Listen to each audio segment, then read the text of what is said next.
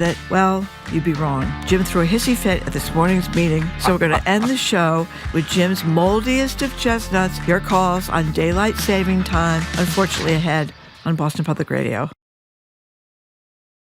Live from NPR News in Washington, I'm Corva Coleman. The U.S. and Israel are continuing to fire at sites in Iran. Iran continues to attack sites in Israel and in surrounding Persian Gulf nations. NPR has confirmed video that shows what appears to be a U.S. missile slamming into a compound in Iran. That's where a girls' school was struck at the start of the war. More than 170 people were killed. NPR's Jeff Brumfield reports President Trump is blaming Iran. The 7-second video was posted by Mehr News, a semi-official Iranian news agency. It shows what experts told NPR is likely a U.S. Tomahawk cruise missile that slams into an Iranian Revolutionary Guard compound. A school that was once part of that compound was also struck, killing around 175 students and staff. Speaking on Air Force One Saturday, President Trump said he believed Iran was behind the school blast. They're very inaccurate, as you know, with their munitions. They have no accuracy whatsoever. It was done by Iran. But NPR's analysis suggests a highly accurate strike hit 7 buildings on the compound, including the school. The Pentagon says the investigation continues. Jeff Brumfield, NPR News. The war in Iran continues to choke off crude oil supplies to the rest of the world. The motoring group AAA says U.S. gas prices have jumped nearly 50 cents to $3.48 per gallon. Clay Siegel is with the Center for Strategic and International Studies. He says all regions lose when crude oil is limited. The world just has like one big pool of oil supply. So if the supply to Asia is cut, then supply from other regions is going to divert there. It's going to flow there because it's going to follow the market clearing prices. And so we'll have less over here, and that's how the market rebalances. He spoke to NPR's Morning Edition. U.S. air travelers are seeing long wait times at airport security checkpoints. The Department of Homeland Security remains partially shut down, affecting the Transportation Security Administration.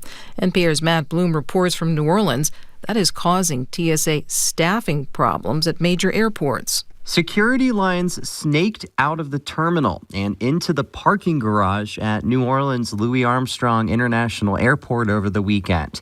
The city's mayor, Helena Moreno, posted a video to social media warning travelers to get to the airport 3 to 4 hours early. We've got really, really long lines at the airport. TSA agents didn't receive a paycheck, so you have a lot of the workforce that has called in sick. Houston, Charlotte, and Atlanta have also warned passengers about a spike in call-outs, as Democrats and the White House remain divided on Department of Homeland Security funding and how to reform its immigration enforcement practices. Matt Bloom, NPR News, New Orleans. You're listening to NPR News. Good morning. With the latest from the GBH Newsroom, I'm Henry Santoro. As we've been hearing, gas prices are shooting up as global supply lines are disrupted by the ongoing war in Iran. Gas stations across Massachusetts currently averaging about $3.30 a gallon. That's up from an average of $2.20 just a week ago.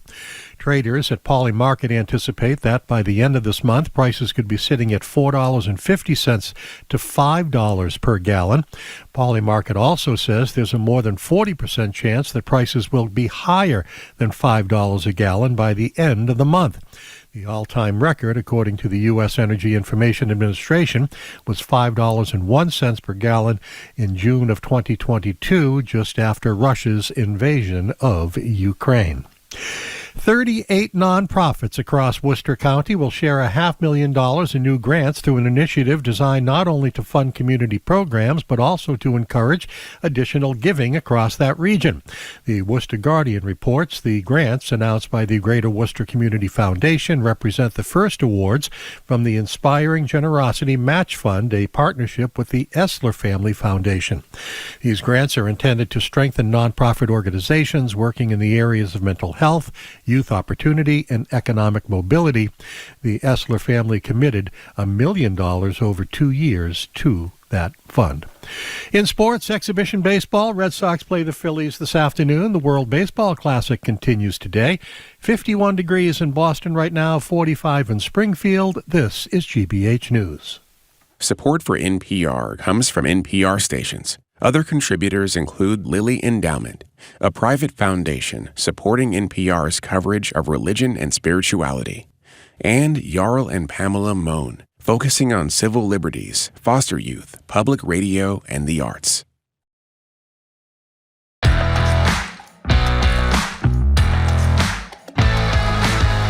You're listening to BPR and GBH and NEPM. Jim Brady and Marjorie Egan. We are streaming at youtube.com/GBH News. We'll be back for the first time in many days at the Boston Public Library tomorrow. We're going to be joined there by the mayor of Boston, Michelle Wu. She'll be with us between noon and 1. Also, the Attorney General of the Commonwealth on March 25th at 11. And Maura Healey, the governor, March 27th at 11. Those two women will be at the library as well. Hello, Jim. Hi there, Marjorie. How are you? Fine, thank you. I'm actually excited to get back there. You know, we start this morning with a check-in on war in the Middle East. Since we were last on air on Friday, as I'm sure you know, Iran has selected the son of Khamenei as his father's successor. Pentagon announced the death of a 7th U.S. service member. Oil prices are exploding. Stock market is crashing. Trump's so-called roaring economy is taking a hit in the first few months of 26. A new reporting seems to indicate we did, in fact, bomb an elementary school in Iran in the first days of war, despite what you just heard on the national news. Trump's totally unsubstantiated denial, saying it was the Iranians themselves, all of which is leading top Democrat Hakeem Jeffries to call for regime change here in the United States. So we're starting today with a check-in about the state of war, the state of the economy, and the complete lack of a plan with Iraq. Trump says, I think the line from the administration over the weekend is short-term pain for long-term gain. And he went on to say, only fools would think differently. So all you fools, give us a buzz. 877-301-8970 is the number. Can I add a few things to that list just to get them out of my system? We mentioned lying, clearly lying about the situation. This is New York Times and NPR that concluded it was United States precision bomb that killed 170 young girls and their staff at that school. Yeah, and the New York Times had all the pictures, and they did an analysis of where the Israelis were attacking at that time when the school was attacked. The region of the country, yeah. Yes, and that's where the Americans were. Okay, that's one. Two, over the weekend, there was a plaque that was required to be posted honoring all the law enforcement people from January 6th. Mike Johnson, the sycophantic, cowardly Speaker of the House, had buried it. Yesterday, it finally went up on the Senate. What time did it go up, Marjorie? 4 o'clock in the morning. 4 o'clock in the ceremony. morning. That is two. Yeah. Three, the dignified transfer, as it's called, the bodies that were returned to the United States of those 6 service members. Donald Trump, if you go online, eviscerated by veterans, including many who support him, for wearing a hat, a baseball hat during this. So how did Fox News deal with that, Marjorie? They didn't use that picture. They used a previous ceremony where bodies were coming, dignified ceremony where he was not wearing a hat. They used it several times. They apologized, but then they kept using it after they apologized. So, you know how people get, remember when one of the stories mentioned how Joe Biden looked at his watch during one of those. And there was a national uproar. National uproar. But maybe, I don't know what Fox's intentions were. Maybe it was a mistake or maybe not. Okay, and final thing that happened over the weekend that is, well, I was going to say it's not related to the war, but the timing of its release is clearly related to the war. The Justice Department finally released the FBI interviews with a 13-year-old girl who accused Donald Trump of horrible sexual assault. Marty and I read every word, and we suggest that you do too. And for those who subscribe to the Carolyn Levitt, Donald Trump, I was totally exonerated school of thought, maybe you should ask yourself the question, why did the FBI interview this young girl, this woman at the time they interviewed her 3 or 4 times if her story was so not credible? It is frightening, and you should read it and draw your own conclusion. You know, there is a very good line from this. I don't know if this is true or not, but he does have a long history of assaulting women. As we know, he was found liable by a federal jury for sexually assaulting E. Jean Carroll. A jury found him liable, and a second jury found him liable for defaming her after he kept insisting that she was a liar. In any case, there's this line where the FBI goes again to interview this woman who was now a woman, but was between 13 and 15 when this sexual assault, she said, happened. And he was by then the president. And according to the interview summary, when she was asked about it again, she said, what's the point of providing the information at this point in her life when there was a strong possibility nothing could be done about it? And, it's a pretty credible argument. That makes a lot of sense to me. You forgot my thing, though, What Jim. is it? Well, I didn't realize this. We know that the president is demolished the East Wing and is going to put up this massive ballroom, which is 3 times the size of the White House or something? Apparently, he's taken down all these pictures all around the White House. Like Barack the portraits. Yeah, Barack Obama put up some abstract paintings, and W. Bush, I guess, put up a lot of scenes of Texas and stuff like that. Well, Donald Trump has at least 9 paintings, posters, and memes, and even a mugshot all around the West Wing and the Oval Office. And he's got mirrors positioned, so if you don't look at the picture dead on, you can look at it. You can look at it in the mirror and see him. And some of them are massive. One of them is... Oh, it's up there right now. The tariff men, they call them. Pictures of Lincoln. That's a good one. Trump and others. And then he's got another one where he has the great Americans, patriots, and it's a picture of Donald Trump in the front with Abraham Lincoln and Ronald Reagan behind him. At least 3 shots of his fist in the air when the assassination attempt. Butler, Pennsylvania. So it's this massive redoing of the White House with all these massive pictures of the president. It's unbelievable. The other thing I realized, then we will get to your calls at 877-301-8970. Lindsey Graham, turns out, senator from South Carolina, went to Israel, met with the leaders there, and basically advised them about how they could move Trump into a position of bombing Iran. And I don't know if you know who Congressperson Pat Ryan, he's from New York. He's a veteran. He was on CNN over the weekend, and he was decrying the behavior of Graham and his favorite person since John McCain died, who was his best friend, Donald Trump, describing them, I think, appropriately as a chicken hawk and a draft dodger making these decisions about men and women going in the battle. I have to say, I don't know if I'm not sure. I think this is correct in terms of my own perception. I never lived through a weekend where I more felt that the destruction that Trump is wreaking on the world and this country is unfixable. I mean, it's just, you see what the economic impact of fallout. It's not just a real problem here. It's even more intense, according to a story in the Washington Post in Europe. The war, it is so clear. You watch SNL with Colin Just doing Hegseth, and it's not even a sarcasm. It's not even. Well, that's who he is. It's exactly this macho roid guy doing whatever the hell it is that he's doing. This war that is going to lead to more U.S. deaths and totally poison our relationships with virtually every single country in the world except Netanyahu's country. It is incredible. You see, the real Hegseth being interviewed last night on 60 Minutes, and we're in control. We have absolute control. Nobody has anything else to say except for us. This is unmatched, and the kind of macho, like, I got to prove how tough we are. That's who he is. And without any kind of ambiguity. I mean, wasn't that the behavior you'd expect from a woman abusing drunk, which is what his history has been? I don't know. Thank goodness I don't know that many women abusing Okay, drunks. 877-301-8970. And this plaque thing. If you're a cop on Capitol Hill and you are required by your agreement to serve, you have to protect these Republicans who didn't have the courage to put up a plaque in the light of day with a ceremony honoring your service on January 6th. I mean, can you imagine? And one of the texters just pointed out that it's not in the place that is most visible. If visible at all to the public, it may be a place where they can't even see it. 4 a.m. Yeah, 4 a.m. 877-301-8970. Nick in Hartford, you're first on BPR. Welcome to the show. Hi.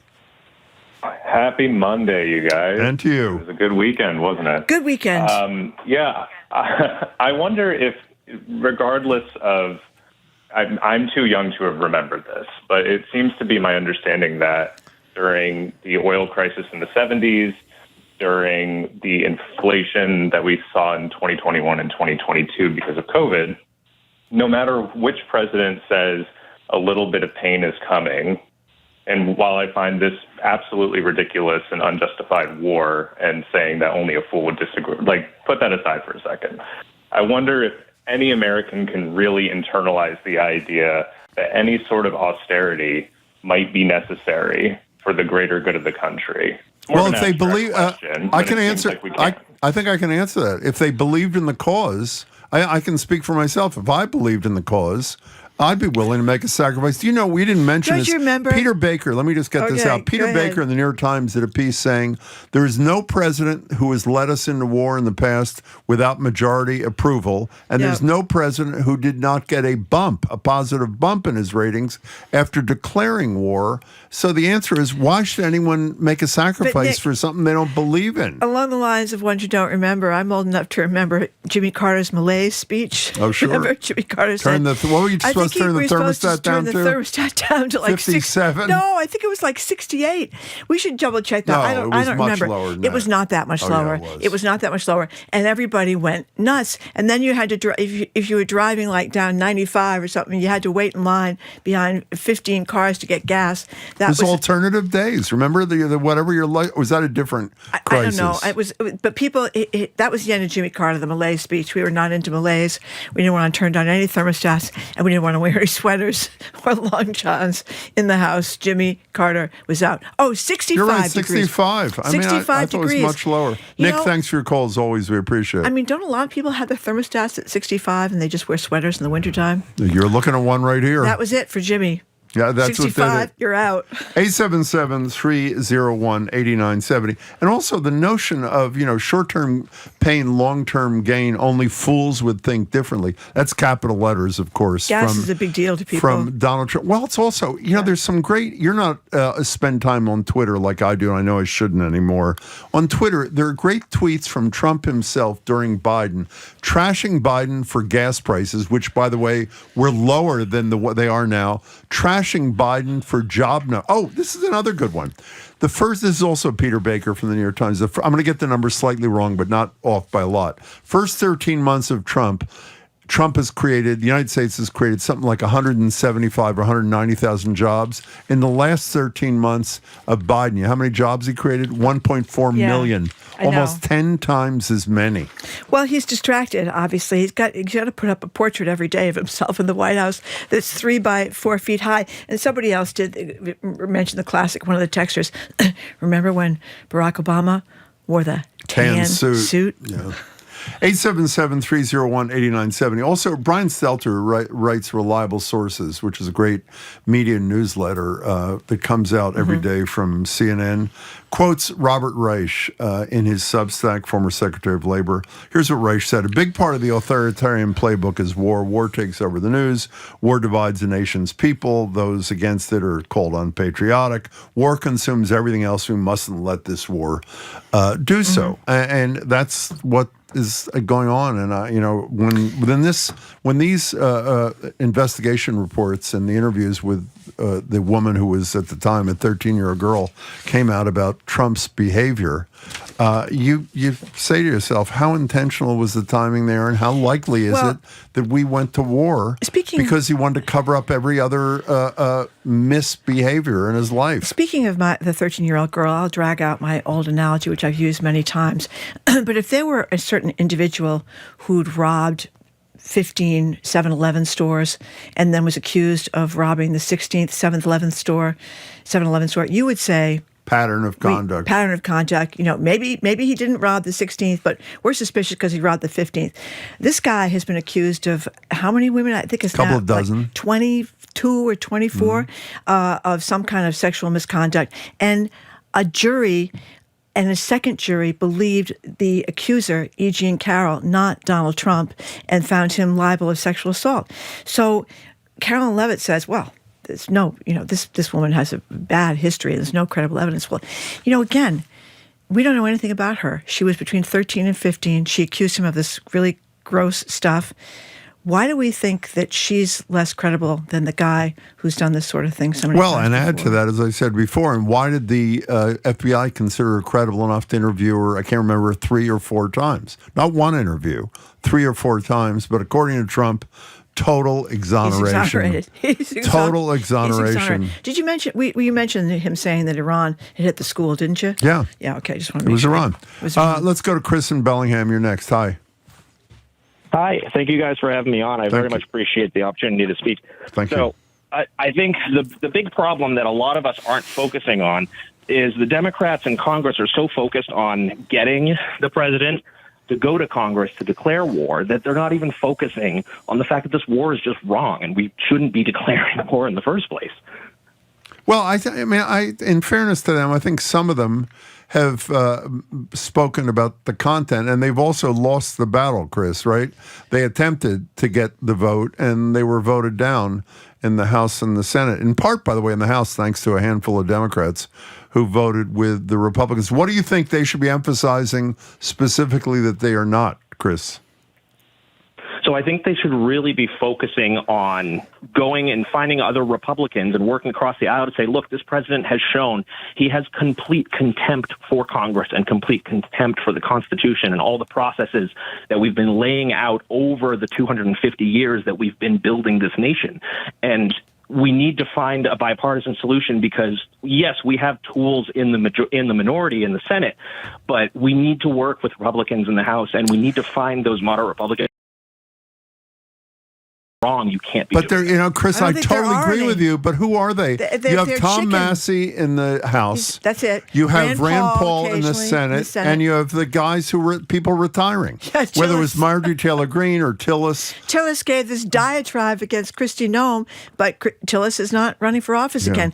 And that but guy, we agree in the abstract. who was the guy Chris, in thank Texas you. with the eye patch? It was a pretty impressive congressman. He lost his primary. I can't think of his name. He was he's serving he lost it in the Just Iraq lost his Afghanistan primary, thing. though, didn't he? No, but he lost his eye. Yeah. He's a veteran who lost his eye fighting for this country, and he lost his primary because he went up against a guy that was he criticized the president a couple of times, and he was gone. It gets back also, Chris. Thanks for your call. If Mike Johnson he has no courage about anything. That's clear. If Mike Johnson, the Speaker of the House, doesn't even have the courage to put up a plaque honoring the law enforcement people for January 6th. I don't know what the plaque says. I'm guessing it doesn't say that, well, maybe it does, that there was the stop an insurrection attempt, but my understanding it's to honor the law enforcement people who were serving that day. If he doesn't have the courage to do that. One of the guys, Harry Dunn, he's a been all over the big guy place, who's run for Congress. He said, I never thought honoring police officers would be this controversial. Good for him. And he was, of course, wrong. And more than 140 officers were injured that day. At least 4 officers later died of suicide. And there was that guy, we remember, Brian Sicknick, who had 2 strokes. He was 42 years old. Died a few days later, right? The day after he confronted the rioters, and he died from the strokes. 877-301-8970.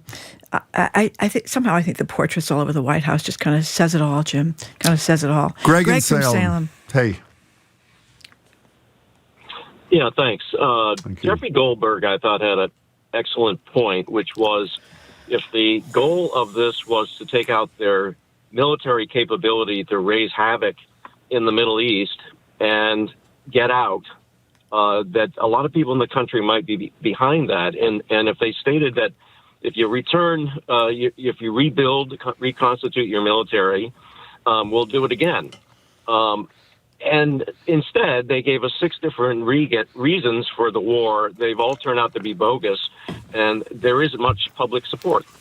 Well, not only have they give us different reasons almost every day, but they contradict each other. I think I got the players right. Trump talk regime change, and was it Rubio or Hegseth said, I think it was Rubio, who said we're not doing this for regime change. And then also, while Trump said, we haven't mentioned this, he said over the weekend, unconditional surrender. Right. He says to the Prime Minister of England, we've already won, we don't need you. And I think, and this doesn't really address your problem, Greg, but I totally agree with you. don't you think that because of the stock market and the gas thing, the already won is going to be the ticket? And later this week, he's going to leave the country in shambles. This Islamic Republic still running the show, sort of analogous to the situation in Venezuela, even though the woman who's in charge now is friendlier to the United States. And he's going to declare victory and continue to say, we achieved every one of our, sort of a mission accomplished 2020. Say, you're listening to BPR on GBH and NEPM. I mean, I think the thing is, we obviously have the capacity to go bomb anybody to smithereens. It's the repercussions of that. It's these oil fields blowing up. It's civilians untoward. We don't know how many are going to be killed. I mean, it's just. It doesn't just end with blowing up disabling their Navy and disabling their air defenses and disabling their ballistic missiles and the constant attempts to disable their nuclear. But you're acting as if this is really his goal. It's not his goal. It's diversion. I am totally with Robert Reich on this. It's diversion. But I think it's also he's power mad. He saw what happened with the military in Venezuela, and I think he thinks, Maybe and there's you're right no one about that, around him that's a normal person to tell him this is wrong, that he'll listen to. That when you hear the so-called Raising Cain and who's in charge of this whole thing, the Joint Chiefs guy, he is much more sober about the situation than certainly Hegseth or Trump is. I think he thinks it. You don't think the special envoy right. to the interplanetary, whatever it is that she's, Kristi Noem, what is it called? The interplanetary services of the I don't know. South America or she's some gone such. Anyway. We have a different Greg now calling from Salem. Hi, Greg. Hello, Greg. Hi there. How are you? This is my second call for you guys. I love your show. Thank you very much. I wanted to talk a little bit about what I'm hoping to see as protests as things get warmer and the snow disappears. A friend of mine often says, I get tired of hearing people complain and not doing anything about it. And I just really think that the warmer weather and snow disappearing here is going to start bubbling up protests across the country. More No Kings rally, more. Well, No Kings is March 28th. March 28th, the big one, March 28th, all over the country. Here in Boston and all over the country. I hope it is huge. It's sort of, but the only thing I'd say, Greg, I hope you're right, and I think you're probably right. The people in Minnesota didn't wait till it got warm. People in Minnesota in below freezing temperatures decided they had to stand up for their neighbors. And one would assume if the American people were as upset as it sounds like you are, and we are, that the cold would not stand in the way. The good news for them is it's both warmer and you know what else it is, Marjorie? Daylight saving time. Are you aware of that? Daylight saving time. We'll be discussing that at 12:30. Oh, God, yourself. Text, everybody's just can't wait to everybody except you. Daylight saving time. Thank you. We are out of time. Thank you very much for the calls and texts. Coming up after this quick break, a group opposing Boston Mayor Wu's plans for White Stadium join us to lay out their case for a fully public option. They say it would cost much less, keep Franklin Park open to all. It, of course, would mean no professional women's soccer team there, which would draw people from all over the state. I'm Marjorie Egan. He's Tim Browdy. You're listening to BPR, GBH, and NAPM, streaming at youtube.com/GBH News.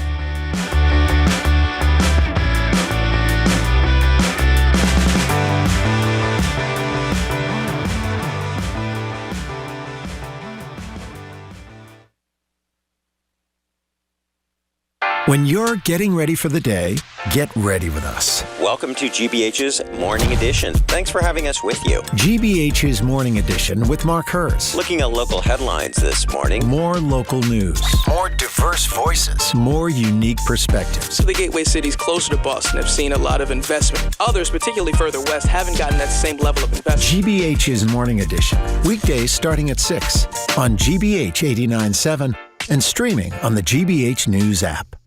Our programs are made possible thanks to you. And the Bach Center's Folk Americana Roots Hall of Fame, presenting its annual induction celebration March 24th at the Bach Center Wang Theater, honoring influential artists with tributes, live performances, and an onstage dinner. FolkAmericanaRootsHallOfFame.org. And the Simmons Leadership Conference, a one-day experience featuring Hoda Kotb, Misty Copeland, and Juliet Funt. Tuesday, March 17th in person in Boston and online. Learn more at inclusiveleadership.com.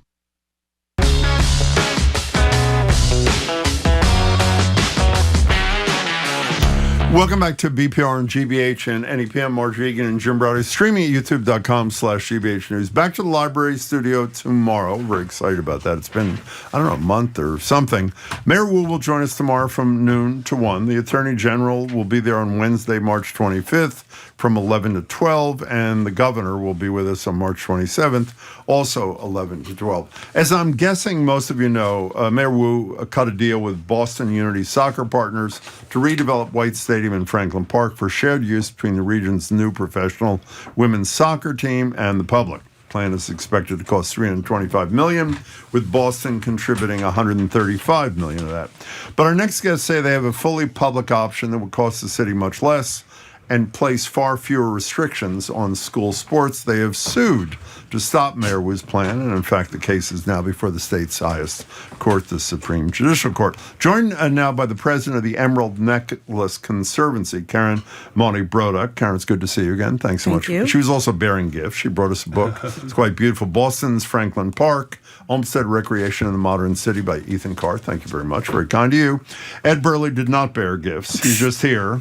Chair of Legal Redress at the Boston, well, I mean, it is what it is, Ed. Boston branch of the NAACP. Ed, it's good to see you again, too. Thanks for being here. Yeah. So, Karen, let's start with you. Not with too much legal stuff which will confuse people, but what's your basic objection to what the mayor wants to do with this soccer stadium and the redo of White Stadium? Everyone wants to improve. Thank you for having me on. Everyone wants to improve the park and improve White Stadium, but the voters of Massachusetts in 1972 talked about how important it was that the legislature and the public health departments and the environmental departments of the state get to review changes to public recreation land, and that has not happened here. It's a big deal. We see the Southwest Corridor. We see what happens when hospitals are put on top of parks or highways on top of parks. These public land protections are really essential to protecting open the Commonwealth. These protections are really vital, and the process of going through the Public Lands Protection Act, which is nerdily called Article 97, allows for alternatives for the public to see options, and that didn't happen here, unfortunately. Ed, do you want to add something to that? Yeah, I think there's a couple questions. One is, can Boston still afford the current plan at a time when we're having to lay off teachers? There's a budget crunch. Can we still afford to spend that much money for a facility that the school sports won't get to use that much? Like the field, the soccer teams and the football teams are not guaranteed to have any field time during the season. And that's really the premise of this whole thing. That's Mayor Wu says otherwise. Money. I think Mayor Wu says otherwise. Does she not? I'll be a little clearer. Yeah. Right now, the football teams may get to use the facility in November. But we believe that it's important that there's scheduling done so they can play at least 2 home games in September. And we also want to see something in writing about the soccer teams, because there's nothing in writing. There's a lot of promises. It's vague, but there's nothing in writing about so we want to see a schedule for the 2027 season for girls and boys soccer as well as football. That sounds pretty reasonable. Yeah. Can I get back to your point about this public? Again, as Marjorie said, we don't want to get lost in the legal weeds. And it's interesting, the lawyers arguing policy. You're arguing the legal thing for a second. My understanding, please correct me if I'm wrong, is 2 Superior Court judges and the Attorney General have already decided it is not public parkland, but rather it is school property. Is that not correct? They've rejected your arguments. Well, I'm sorry, that isn't correct. What's wrong about One it? Superior Court judge ruled that the parcel of land that White Stadium, a portion of which White Stadium sits on, they said that it's school property and decided that it was not subject to the Public Land Protection Act. Okay. When in fact, the last case that was heard before the SJC ruled that school property was protected. But that's not your case. I'm just saying. No, the public land.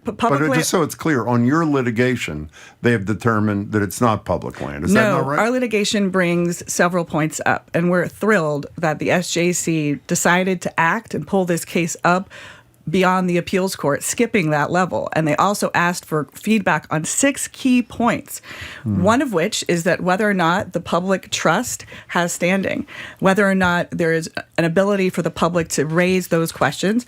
We also, the prior judge did not rule that the park outside of the White Stadium parcel, they did not rule whether or not this was parkland. And the current city's argument is that there will not be impacts beyond the heart of the park, which we believe is not true, based on all of the facts.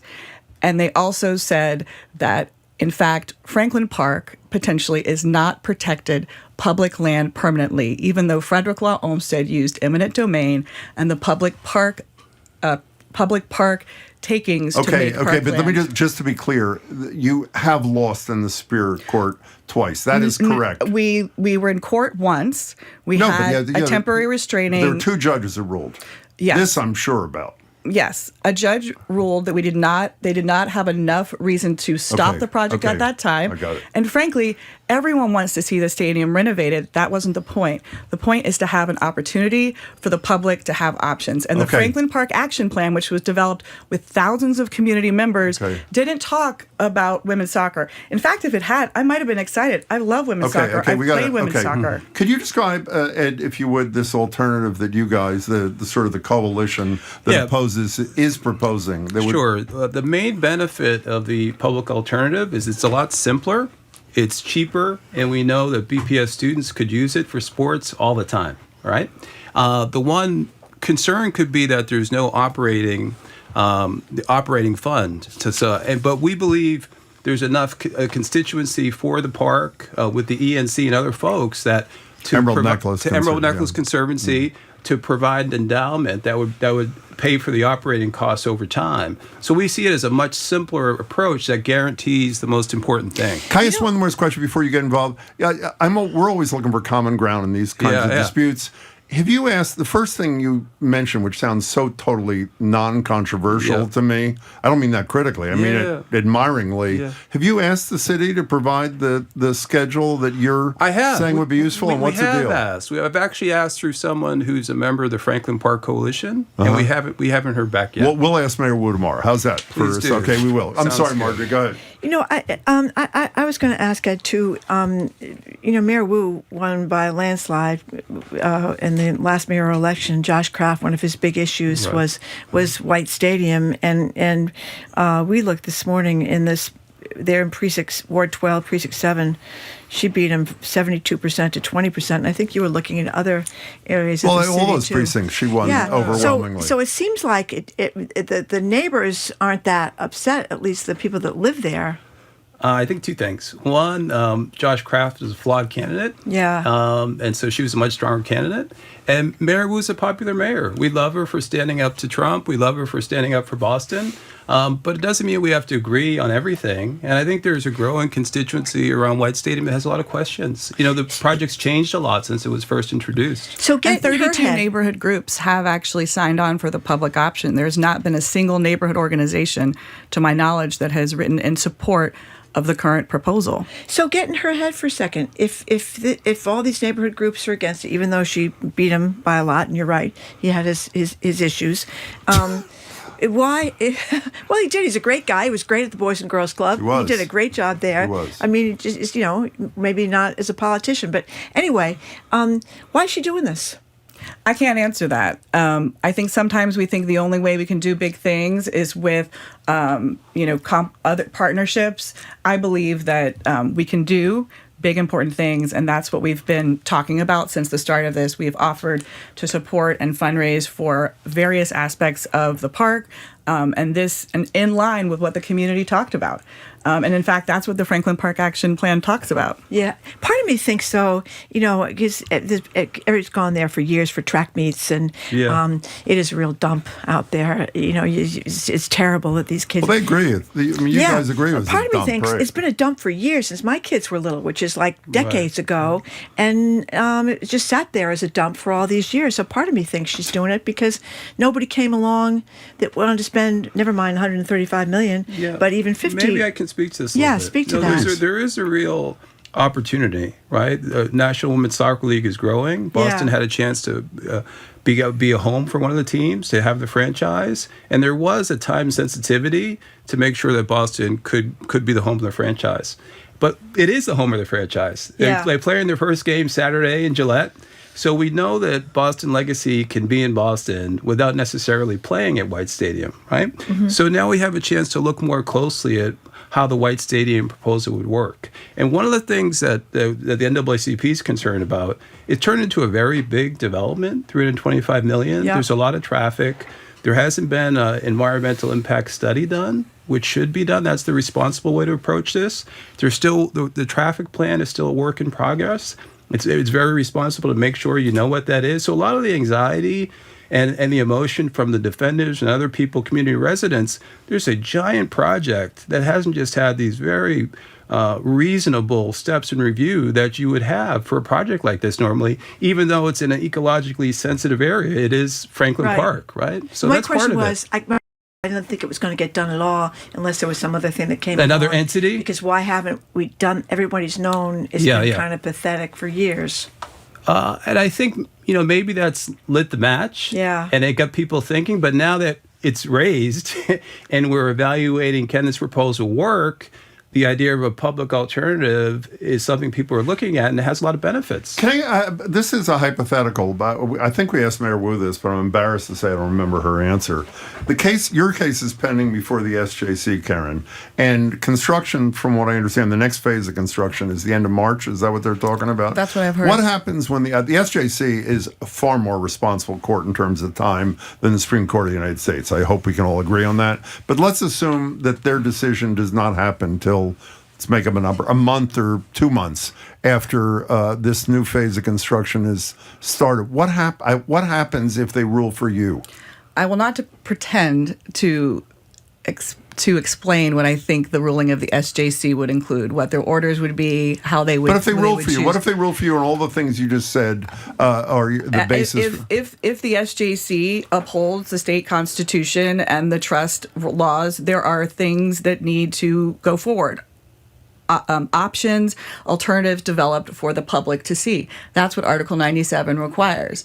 And I would hope that we would all roll up our sleeves and build a field and a track for the kids quickly for the meantime, and then figure out the rest of it. It's very, very important that our public has these facilities, and I think there's a way to do it. And I think a lot of people, now that the costs have gotten to be what they are, and they're seeing the pros and cons, and they're seeing that thousands of community members around the park will have parking restrictions placed on them. These are all things that I don't think the public fully understood when the first idea came up. I think it's wonderful to have professional women's soccer in Boston. They've sold 30,000 seats for Gillette. This is 11,000.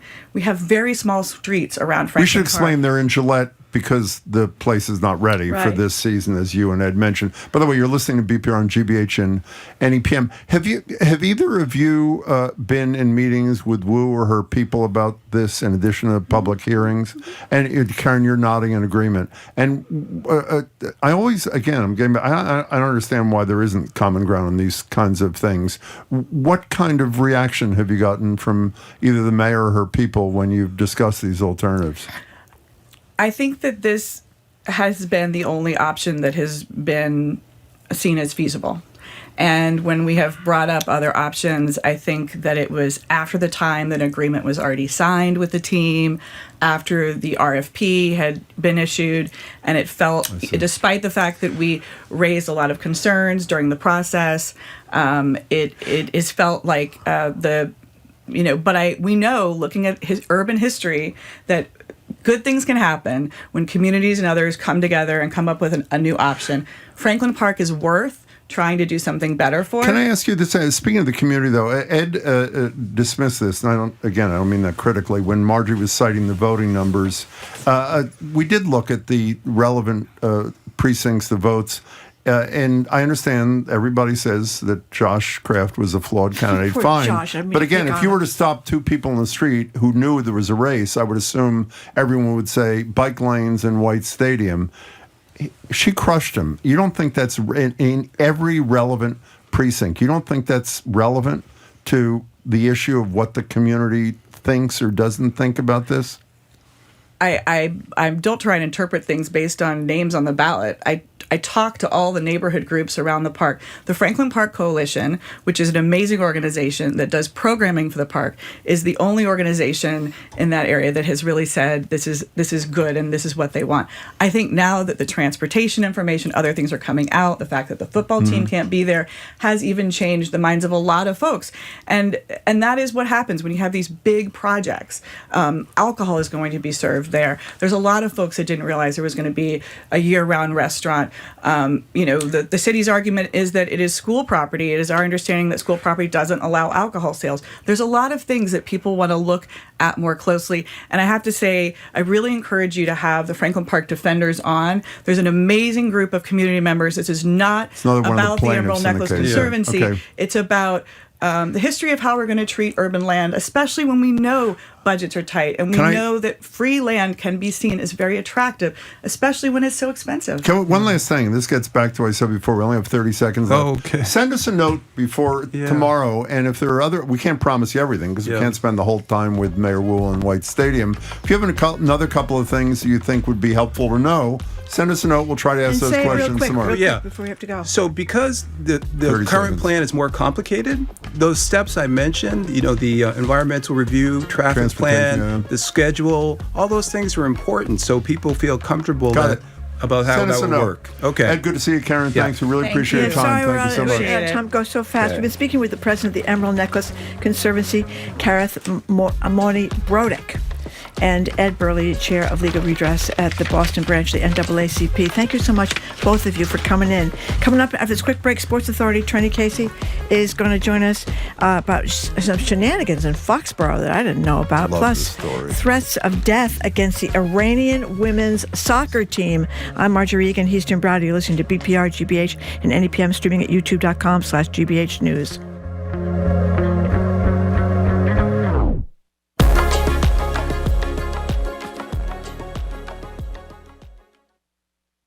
I'm Jared Bowen. Today on The Culture Show, Stereophonic. A rising rock band is chasing the album that could define them and a blockbuster career, if they don't destroy each other first. The Tony Award-winning play drops audiences into a 1970s recording studio where ambition, ego, and exhaustion collide. As the show arrives in Boston, we'll talk with the cast members about living inside this pressure cooker of creativity. That and more on The Culture Show today at 2 on 89.7 GBH. Support for GBH comes from you. And Brightbound. Careers aren't one size fits all, and Brightbound helps students as young as middle school identify their strengths and find careers that fit them just right. Learn more at britebound.org. And the DeMoore McKim School of Business at Northeastern University, where graduate students can build vital business skills through experience. Business Bootcamp Series, April 13th through 17th. northeastern.edu/businessbootcamp.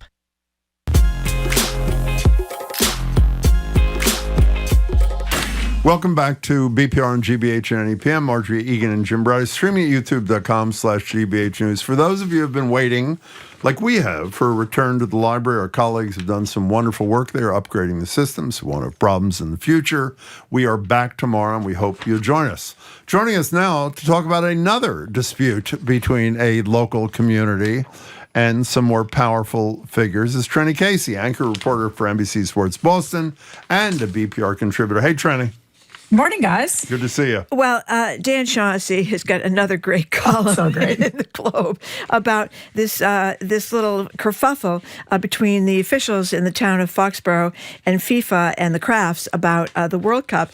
And he reminded us, I didn't even know any of this stuff happened. I guess that the Patriots got rid of Monday Night Football years ago because of drunken fans running all over the field, attacking police officers, death threats, 49 arrests at one game of the Patriots won, or the Jets. That was when they used to call it Schaefer Stadium.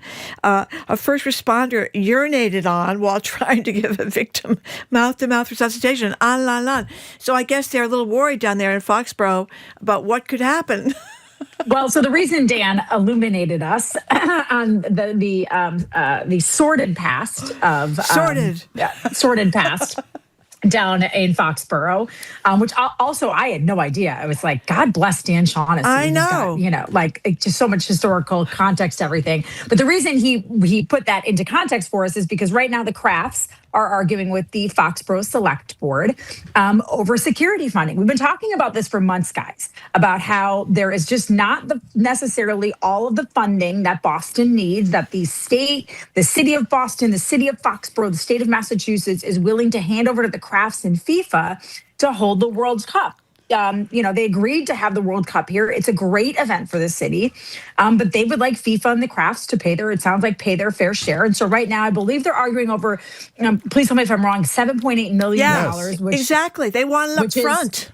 Which is what's remaining or what they need now for obvious security concerns when you're hosting a major event that is on the world stage in a major city on the East Coast in the middle of a war I don't know if it'll still be going on at that time, but there's a lot going on right now, not to use a Taylor Swift line, but there is a lot going on right now. And you can understand why the city of Foxborough wants to make sure that anyone who's coming to Gillette Stadium is safe. And I have been saying this for months, guys. Hey, Robert Kraft, you want to make all this money on the World Cup? Dig into your pockets and pull out the $7.8 million. And I'm mad at myself for not doing this before the show, but I would love to know, for a guy who's worth like $10 billion, $15 billion, whatever he's worth, might even be more than that, what is $7.8 million to him? Like, what is that equivalent in what I would call regular people money? My guess is it's not just a drop in the bucket, but it isn't going to make or break his life or his lifestyle or his finances.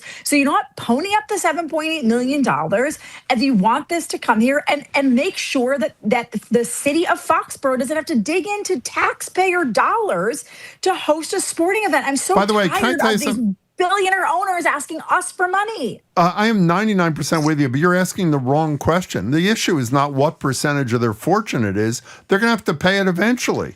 And why ask the people of Foxborough? Exactly. By the way, one of the stories was either Dan's, was $1,100 per resident of Foxborough. Let me tell you why I love this story in addition to what the two of you have said. You called it. One, the Foxborough selectmen. Are they called selectmen? Is that what they are? I think they are. Select people. They're not doing any interviews. Now, some people would say, well, these are aspiring politicians who want a lot of play. All they want to do is protect their people from potentially not getting the money. And you mentioned how much money, the Crafts have. How many billions is the corrupt FIFA going to make? The FIFA Peace Prize giving football, soccer organization. The same organization that has given Saudi Arabia a World Cup in the coming years. Excellent point. I want Foxborough to hang tough. And you stand your ground, I'm Foxborough. with them. Not the kind that they do down in Florida, the kind we do in Massachusetts, which is standing up for what's right. You stand your ground. You make those billionaires pay their fair share. That's right. We don't want any mayhem down there in Foxborough. If the three of us were not as into this as we are, and you could step back and be dispassionate for about 10 seconds, why should anybody have to front the money when it's another organization's event? It's ridiculous. Because they want to push it over. It's like, they're regular people. Chiropractor, that's like me. waitress. Okay, you go first. That's like throwing a party, Jim, and then asking everyone when they walk in the door like it's college again to give you $20 for the booze they're going to drink. If you want to throw a party, then you have to foot the bill for it. That's just being a grown-up, Robert Kraft. You want to have a big party. And also, I keep saying this. Maybe I'm wrong, and there might be an economist out there who can correct me, but I'm fairly certain that the Kraft family is going to benefit financially from having a World Cup at their stadium just on parking fees alone and concessions and all of that. So please don't cry poor to me. Like, I am so sick and tired of billionaires crying poor. I cannot take it anymore. I'm with you, Trenni. You're right, 100%. No, and I really wish these people would come on because they should be. How much they're making? Is it $90 a month or $90 a year? I just know that one's a waitress and one's a chiropractor, one's an insurance salesman. Yeah. I mean, these are regular Jane and Joes down there. I think they make $90 a month. Like that is the other thing, and I know this is a total tangent that people don't understand about like small local government. A good friend of mine is the mayor of a really small town in Washington. Oh, you told us. Yeah.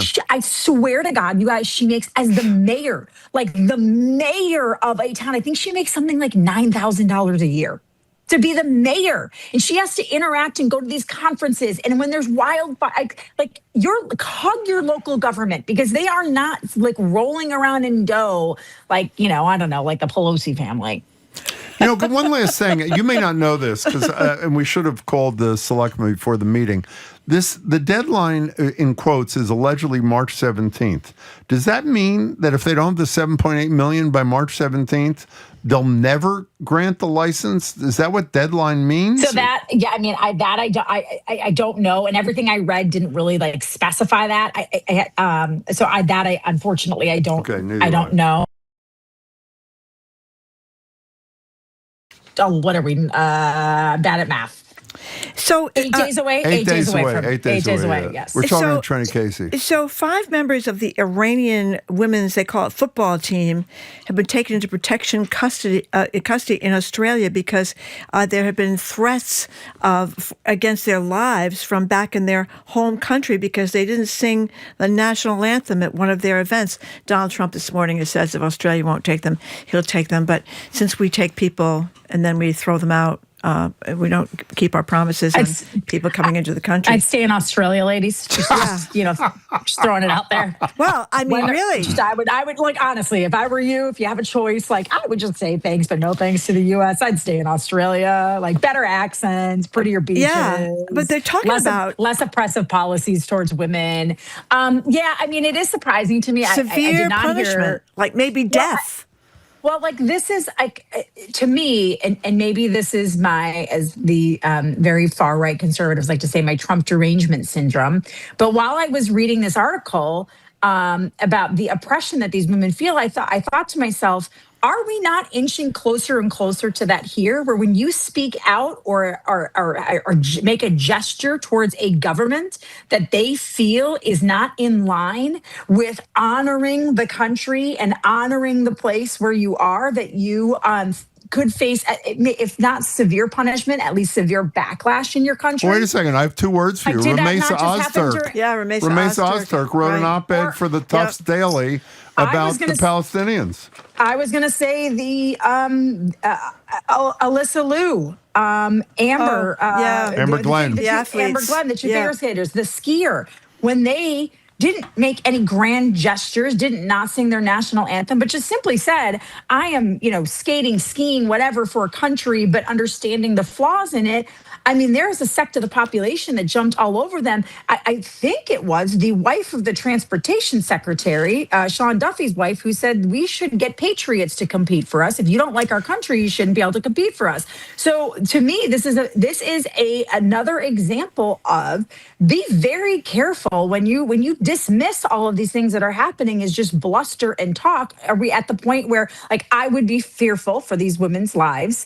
To go back to Iran, it's a much more oppressive and violent society, or has been, towards any dissidents in the society. But like the idea that we're not inching closer and closer and closer to that, if that continues to happen, I think you're just covering your eyes and putting your head in the sand. By the way, you're listening to BPR on GBH and NEPM. Tell the story about the Iraq soccer team that lost in what it was, 2003. 2003, and they got home and they got sent away to prison, these concentration camp type places for 3 weeks, right? And tortured because they lost.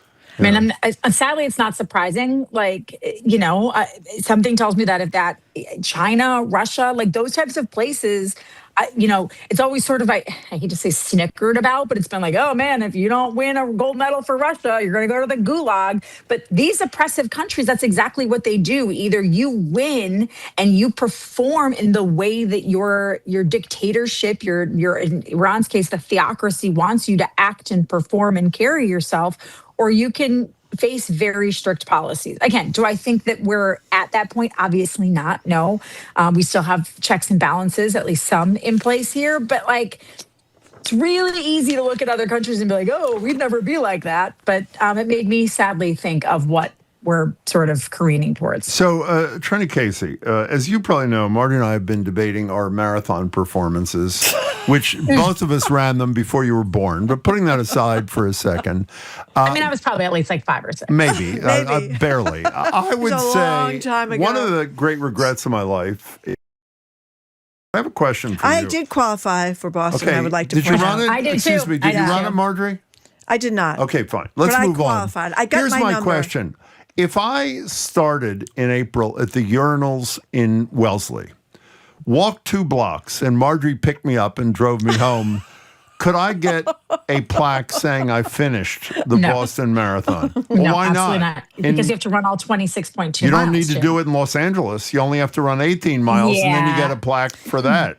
Yeah, what So do we this is- think? I mean, listen, I'm This a is hard no sick. on this. So This is am I. unbelievable. So listen, this, you know what this is? And this is altruism. A money grab disguised as altruism. So apparently the temperatures are supposed to be unseasonably warm for the LA Marathon, which I believe is this coming weekend. High 70s, possibly climbing into the 80s, which can be difficult for runners. So I don't know if you guys remember this, but in 2012, the Boston Marathon, the high on the day of the Boston Marathon was 87 degrees. Yeah. Oh, wow. And so they, for the first time ever in marathon history, they gave runners the option to defer 1 year. They said, you know what, if this looks to you, if you've been training, like I ran that year, I had been training in Wisconsin where it had been unbelievably cold all winter. And then all of a sudden in March, it became like unbearably hot. It was like 80 degrees on St. Patrick's Day. And so my body, but I was in pretty good shape. So I ran it anyway, didn't run it fast, but who cares? Had a great time.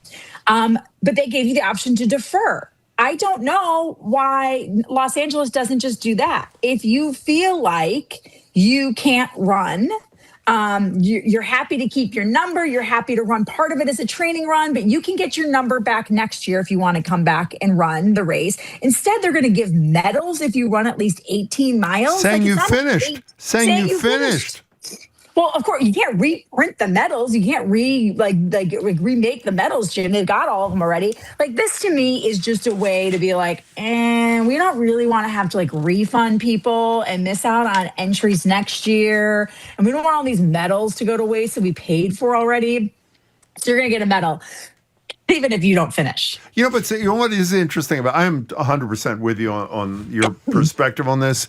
The interesting part of it, though, is that whether the decision is an inappropriate one, which I think we all think it is. You agree it's a bad idea? I think it's a bad idea. The underlying issue that caused it, climate change, making places a lot hotter, is yet another You'll part have to start of the races issue. at 5 o'clock in the morning. Well, some marathons have actually lowered or made them earlier. Or changed the dates. Because of the heat thing, or changes dates. I want to point out several of our clever mathematician texters have sent us money and said that the 7.8 million, money analysis, I should say, 7.8 million is either 0.07 or 0.04 of the 18.3 billion the crafts are worth. Yeah, but again, that's not the issue, because that makes it correct. sound like they're giving away the money. They have to pay it eventually. That's right. The question is, when should they pay it? To Trenni's point that it is a proverbial drop in the bucket, Jim, there it is. It's a mini drop. A mini drop. Yeah, it's good just for pay the it. Like you Foxborough people. can't tell me you don't have that money. Can I say, are you kidding me? We only have a minute left. I cannot believe that I have watched portions of some games from whatever it's called, the World Heated Rivalry? Oh, the World Baseball Classic. Can I tell you, I just want to say this. There has never been a baseball player like Ohtani. I've never seen. It's unbelievable. He hits a grand. Was it the first pitch? Not first pitch. First at bat. Bases loaded. This guy is like, there's Ohtani, maybe Aaron Judge, and everybody else. It is just. Oh, I wouldn't even put Aaron Judge. Well, you're probably right. Aaron Judge is like more up and down. He gets injured all the time. And I know that incredible. He's incredible. And like, I think it gets lost that this guy is doing something that no one has done since Babe Ruth. Like it's not like he goes out and he's like an okay middle reliever who comes in for some mop-up duty. You can use him. He's a starting pitcher I know. in Major League Baseball for the defending World Series champions. And he plays, now I'm forgetting, he's an outfielder, right? Or is he a DH? I'm not sure what He might just be a DH. He's probably just a DH now. And he's playing for Japan, something obviously, in the... Yes. Trenni, it's good to see you. Okay. Go, Bye, guys. Foxborough, Hang go, tough, as hang Dan tough, says. Foxborough. Hang tough, Foxborough. We're with you. Exactly. We are with you 100%. Thank you very much, Trenni. We've been speaking with Trenni Casey, anchor reporter for NBC Sports Boston and a BPR contributor. We say goodbye to those of you listening on NEPM. Thank you so much for tuning in. The Fabulous 413 is great, and it starts at 3 o'clock this afternoon. We're going to keep plodding along here in Boston. Coming up after this quick break, Boston Medical Center's Dr. Katherine, Gergen, Barnett. Measles are on the rise, and fewer pregnant women are taking Tylenol because of RFK Jr., which is not a good sign. I'm Marjorie in Houston, Browdy, BPR, GBH, and NEPM.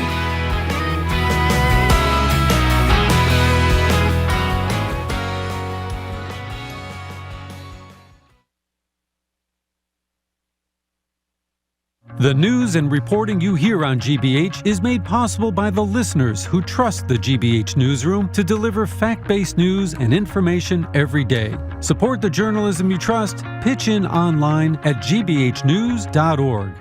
Funding for our programs comes from you. And the Museum of Fine Arts, presenting Framing Nature, Gardens, and Imagination. This new exhibition of beloved and never-before-seen treasures centers gardens across time, place, and cultures. More at mfa.org. And McLean Middleton. For over 100 years, McLean Middleton has been dedicated to serving its clients and its community, offering guidance through the complexities of today's legal system. With locations in Woburn and Boston, McLean.com. You're listening to 89.7 WGBH HD1 Boston. Online at gbhnews.org. GBH News. What matters to you?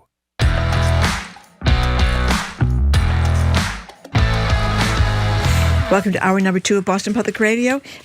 We are broadcasting live on youtube.com/GBH News.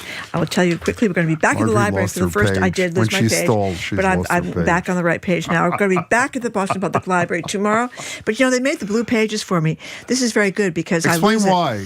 Because the rest of the pages of all our reading material is in white, and if they're not in blue, I lose them and I can't find them. Now that they're in blue.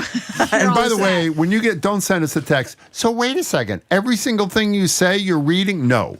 We read the introductions. We read the outros. That's it. Go ahead. Yes, but we have a lot of reading material. Yes, we do. Which I lose as well. Segment's almost over. Things. Go ahead. Anyway. We're joined now in Studio 3 by Dr. Katherine Gergen Barnett, Vice Chair of Primary Care Innovation Transformation at Boston Medical Center, Associate Professor at Boston University Medical Center, and an Aspen Institute Health Innovator. Sorry for stealing your lines, Jim. No, I can now say, hi, Doctor, how are you? Hi, I'm so happy to nice see you both. See you. Great, good to see you. So play the sound first. Oh, the sound. That's right. We're supposed to play the sound. I'm sorry. I'm really discombobulated here. This is sound about the Tylenol situation with President Trump was at a White House press conference in September telling pregnant women not to take it. Don't take Tylenol. Don't give Tylenol to the baby. After the baby's born, every time the baby gets a shot, the baby gets a shot. They say, here, take a cup of Tylenol. I've heard that for years. Take Tylenol. Don't take Tylenol. Don't have your baby take Tylenol. If you're pregnant, don't take Tylenol. Apparently, a lot of pregnant women have listened to that.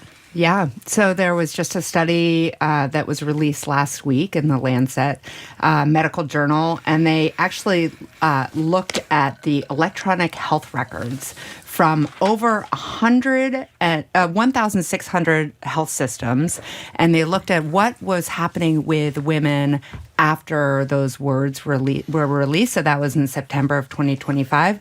We saw that there was a 10% decrease in Tylenol usage in pregnant women. And so the question is how much were the women listening to it? How much were the clinicians listening to that advice? Obviously, words matter. We do know, just for a reminder to the listeners, that There is no clear association between Tylenol use and autism, so that was what the claim was. We do know that women who have fevers for extended periods of time or have high stress, that creates an in utero situation where autism can be more likely. So the question is what is the just because there is like something where women take Tylenol if they're having a fever, people were assuming it was that Tylenol was causing the autism, but it is not. Can I say a couple of... This is huge, and it's not... It's huge in terms of the pregnant women. Yes. It's huge in terms of, for those of you who labor under the misconception that when grossly irresponsible people like Kennedy and Trump give advice to the public, everybody's smart enough not to take it. Not only is... use of Tylenol by pregnant women allegedly down, I shouldn't say, according to this study, down 10%. Leucovorin, is that how you pronounce it? Yeah. Which they propose as an alternative, is up 70%. So, I mean, there seems to be a causal connection, meaning every time they do one of these crackpot, unsubstantiated, unscientific, potentially dangerous things, a lot of people listen. Yeah, absolutely. I mean, I will say the silver lining of that study and what we also see is that the rates of Tylenol use in, judicious rates of Tylenol use in pregnant women have now kind of gone back up to normal rates. So pre-September 2025. So the positive impact of people who are, public health officials, clinicians, trusted health voices do have a role, and I believe kind of righted the ship in this situation. Well, it's also... About 100% I agree. Well, also, they haven't... I agree with that completely, but also Trump and Kennedy haven't reiterated it. Correct. So it's sort of a little bit in the rearview mirror. That's exactly Now, right. by the way, a number of people are texting saying, what's the generic form of Tylenol? Just so we know, it's acetaminophen. Here's the president describing it to you. I said, well, let's see how we say that. Acetaminophen. Yeah. Acetaminophen. That's right. So I would take advice from him. You were so ready for that, Jim. Maybe I was. Maybe I wasn't. We're talking to Dr. Katherine. Okay. By the way, leucovorin, is there any evidence that is a good thing in this case? It is really interesting. So there is a question for some children with severe autism who have very difficult time articulating things. There is some evidence that there may be a folate receptor issue. What does that mean? In which case, so folate is a vitamin B. So we need receptors in our brain. Some of these kids have a receptor that is not working as well. So leucovorin, which is a vitamin B6, actually may be efficacious in those kids. But again, it's thinking about what are targeted therapies. So knowing what we know that autism is a spectrum, and to go out and just recommend it, writ large without any kind of recommendations about what the dose is, who it's good for, things like that, is irresponsible. And what about the measles? Oh, what about the measles? Yeah, so we have... we know that there have been 2 cases in Massachusetts. We have 1 adult and 1 child. The child got exposed out of state, and the adult got exposed internationally. Very good news about, again, living in Massachusetts.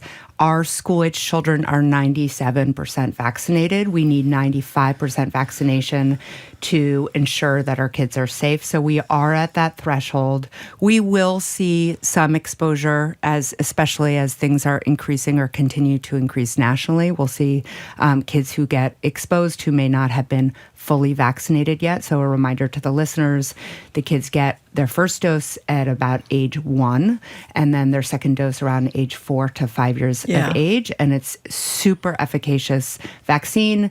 Measles is the most contagious virus there is. So, I didn't know that, it's really. actually extraordinarily contagious. I knew it was contagious. I didn't know it was number one. Yeah. It's funny. I've said this before, but you don't remember that many things when you're a little kid, like 5, 6, and 7.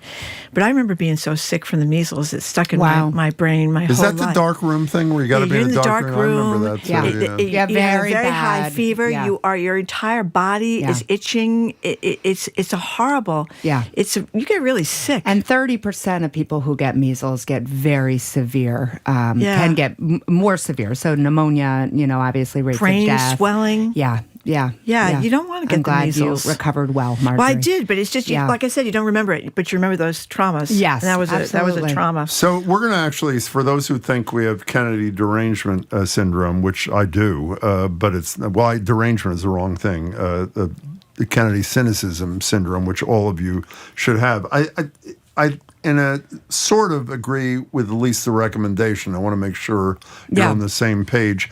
Kennedy is now saying there needs to be much more nutrition education in medical schools. The number of hours seems to me to be pitifully low. The problem with everything that comes from the Trump administration, rather than making a recommendation, he's threatening to cut off federal funds. Either do what I say or else we're going to come nail you. But the underlying recommendation is a good one, right? Yeah, so it came out last week, and actually there's a lot less stick and now just carrot. In terms he's of backed off this? Yeah. Oh, I didn't know. Okay, good. So he's backed off we're going to pull your funds. And now he's come out and he said, there needs to be, obviously medical schools, to your point, in 2019, we saw that most schools have way less than 40 hours of nutrition education over 4 years. That's incredible. I actually got no education in nutrition at Yale.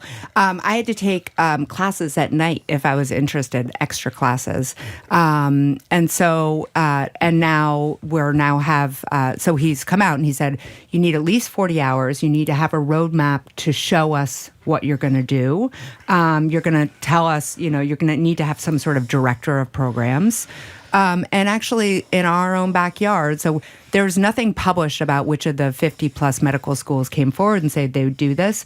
But Tufts came forward and said, we will do this, Tufts Medical School, in part because Tufts is already doing fantastic work on nutrition education. They have a whole master's program in nutrition. Isn't that Corby's deal where he teaches over Corby Comer? Yeah. They're fabulous there. Friedman School of whatever it is. Yeah, exactly. And, what we do know in terms of the evidence for when nutrition works really well in these programs is that it can't be a standalone class. It needs to be really integrated into, so when you're studying cardiac disease, you're thinking about what nutrition, is making things worse or better.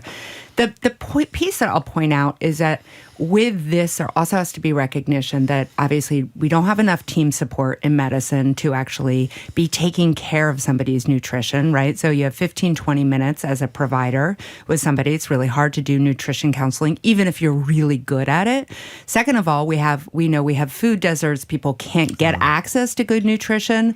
I actually have a piece in the Globe coming out tomorrow. Oh, great. Yeah, that on nutrition. And speaking specifically about David Kessler was the dean of Yale when I was there, and he's really come out with this citizens petition to look at ultra-processed foods, and is actually kind of a strange bedfellow at this point with Kennedy, saying not only do we know the evidence behind ultra-processed foods and all the difficulty with chronic disease that it wreaks on people's lives, but we do not have enough. Kessler's saying we don't have enough regulation for ultra-processed foods. And this goes to the FDA, which I know we'll talk about.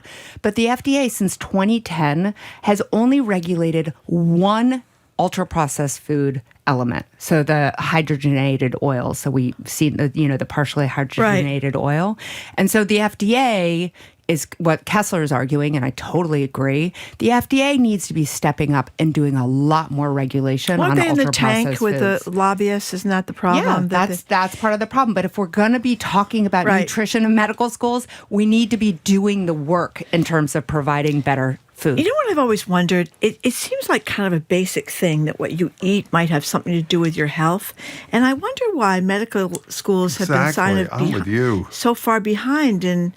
Yeah, do they think it was all genes? You're supposed to say, I'm not a doctor, but that's how you usually begin those things. Yeah. I mean, we could talk about this all day. It really, in terms of thinking about Descartes and the separation of the mind and the body, and I think really therefore becoming. I am. Yeah, exactly. Yeah, and becoming much more like hyper specialized in the way that we think about each organ being on their own volition, right? It's like, and rather than thinking about what are we putting into our bodies and how is it connected to the environment and how is that environment also impacting our health and how do we, ensure that there's less chemicals in our food, and it goes on and on. But absolutely, it's a much less holistic thinking. We're glad that in that regard about the chemicals in the food, they decided it was great to do Roundup after the weed killer that they found is carcinogenic. Yeah. That seems a little counterproductive. Yeah, no, that's true. But coming back to the nutrition very briefly, I'll say I'm thrilled that there is an invitation, but there needs to be a lot more support. So if you mentioned a minute ago that you don't have enough time, primary care person has enough time to do everything they should do with the patient, including nutrition analysis recommendations. If you refer someone to a nutritionist, does that generally get covered by whatever health thing? It does. It does. We are very lucky at Boston Medical Center and Family Medicine that we have nutritionists elbow to elbow you do? right there. That's great. But the other thing that I write about in this piece is also that we have 2 rooftop farms at Boston Medical Center, and we produce thousands of pounds of produce. That's fabulous. It's phenomenal. Do you ever go to Fenway and see Linda Pizzuti Henry's farm? It is fabulous. On the roof. Where are the farms? They're in 2 different parts of the hospital. You should come and take a visit. That is so cool. We could take you on a tour. Is it like a greenhouse kind of deal? Not just greenhouse. It's like a full-on farm. It's so cool. Yeah. That is really cool. And the food goes into our CSA, goes into our hospital food, and our patients have access to it. You don't grow liverwurst there, do you, by any chance? No, I'm just curious. If we did, I would totally save it for you, Jim. We're talking to Dr. Katherine Gergen Barnett. So apparently, ChatGPT Health, which is a separate entity from what the ChatGPT that we're used to, is under triaging, is the term of art.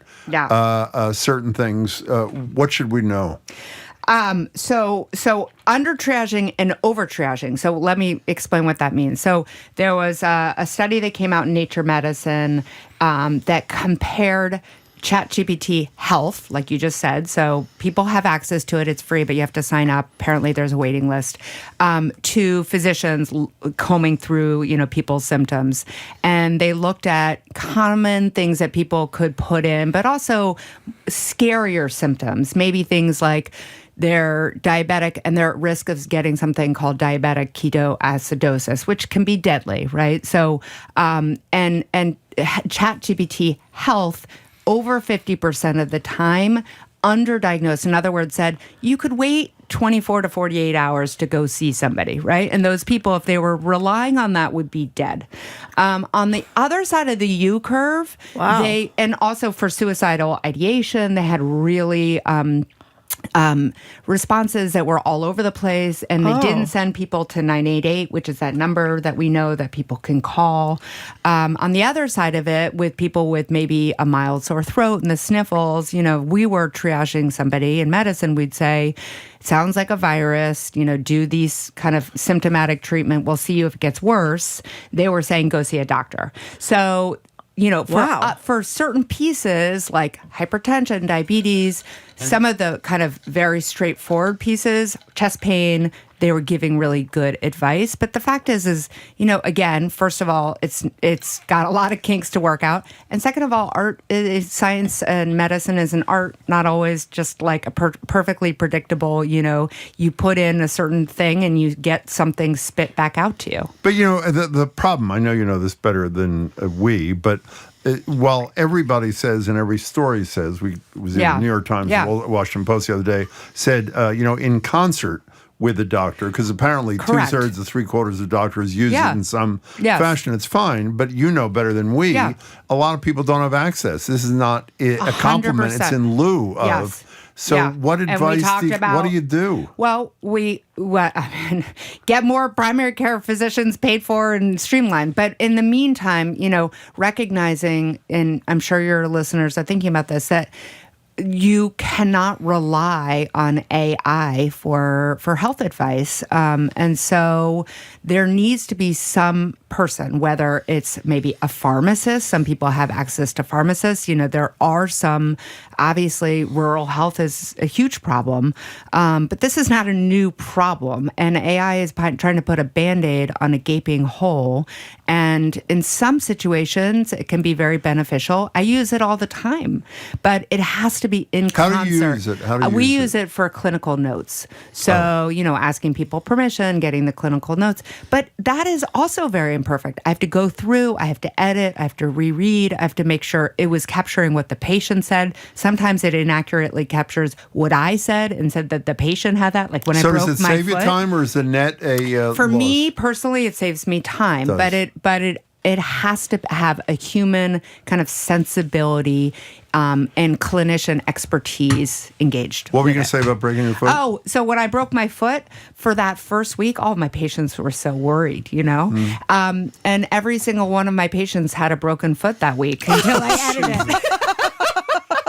Oh, that's great. Yeah. So I had to edit out that it was Is that really true? was just me that had the broken foot. Nobody else had the broken foot. That's true story? That is 100% a true story. Oh, my God. Yeah. But you could see that would be a huge time saver, though, when you're actually interacting with someone. And if it it means comes I out can well. do eye contact, and when they talk about their, knee hurting, I can examine it right away without having to ask them all the questions before I even lay hands on them. You do sort of while you're sitting there and your doctor was on the computer the whole time. Yeah. So this is a really scary story, but these rectal cancer rates are soaring in young people. And you have about a minute and a half to talk about it. Sorry. No, it's okay. So very briefly, we do know that colorectal cancer is actually the number one cancer killer in people less than 50 years of age. I didn't know that till last Number night. one. So how old should people go to get the test? Well, so we used to say people should start getting screened at 50.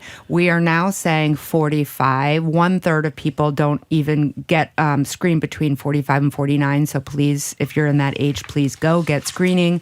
But there are other. So the rectal cancer is what has come out, and there's been a huge increase in rectal cancer. And so part of what we in science are thinking about, especially public health, is there a birth cohort effect? So is there some sort of environmental factor?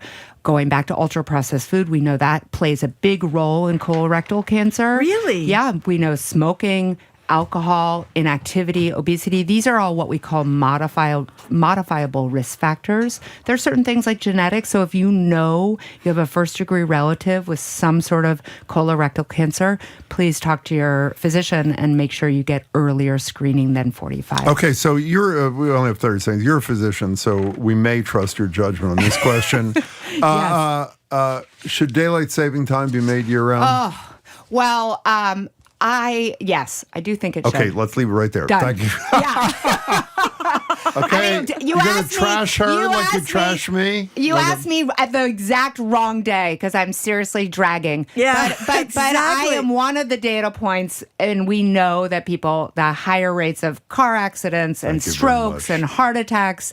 Let's just call it a day. Why don't you stop attack switching. her now? Why don't you attack the doctor? I think our time's over. She's going to attack me at 12:30. We have debated this like 150 times. Yeah, and we're going to keep debating until it happens.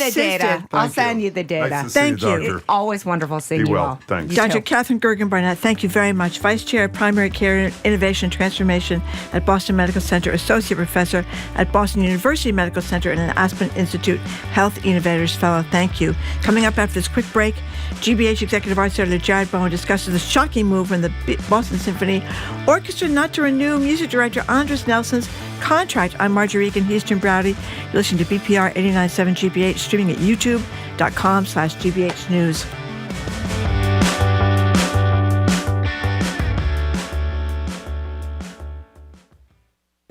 I'm Edgar B. Herwick III. Today on the Curiosity Desk, Health and Human Services Secretary RFK Jr. has made his feelings on Dunkin' Donuts clear. But is there a credible case that syrupy drinks pose a substantial health risk?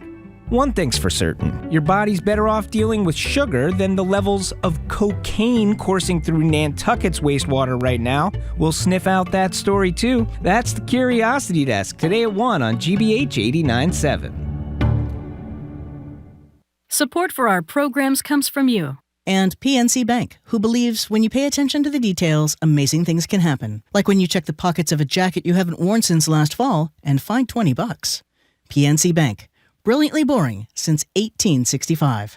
And Safety Insurance, offering auto insurance policies designed to help for when the worst happens.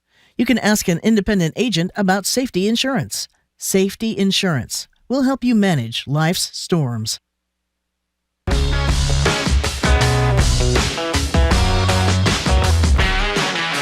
Welcome back to BPR and 89.7 GBH. Marjorie Egan and Jim Browdy. We're streaming youtube.com/GBH News. Joined now by GBH's Executive Arts Editor, host of The Culture Show. Hey there. So, Jared Bowen, I was very upset to hear about what happened with Andres Nelson. I've been stunned by his brilliance at the podium, and we've had him on the show so many times. He's such a great guy. What happened? I don't know. So what you're talking about is the BSO issued a statement on Friday saying that essentially the Board of Trustees and the leadership could not come to a mutually agreed upon decision about the future. I think the exact wording was not aligned on a future vision. And this is after Andres Nelson has led the BSO for 12 years. Everybody's tight-lipped on this one, and nobody really knows. There has been a change in leadership at the Boston Symphony Orchestra. There have been, I noticed over the last probably year or so, that AZ Madonna, writing about Andres Nelson's concerts at the Globe, has mentioned the number of empty seats. People are speculating that he was so focused on his love of European music and European traditions that is that part of the reason it came to the exclusion of more contemporary work. Other people have mentioned that he's taken on a number of appointments around the globe because he's very highly sought after. So did he stretch himself too thin? So I think there is any number of reasons to speculate. I will tell you that I had heard in the community that there was some discord. I didn't know what that meant, and I never heard anything more than that.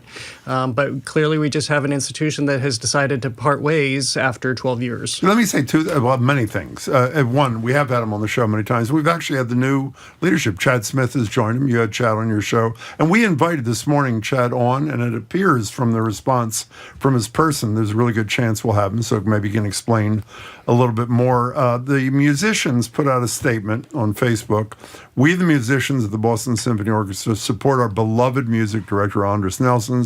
We strongly oppose the decision by the Board of Trustees to end the appointment of Maestro Nelson. The musicians believe in Andres's vision for the future.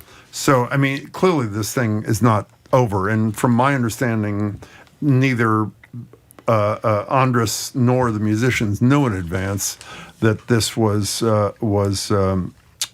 coming. The goal, getting back to the empty seat thing, which I trust you is true if you say it is, well, the goal is to bring more young people in. I don't fall in that category. I've been to one symphony my whole life before we met Andres, and I go fairly regularly now, and it's because of him, frankly, and the brilliance of the musicians.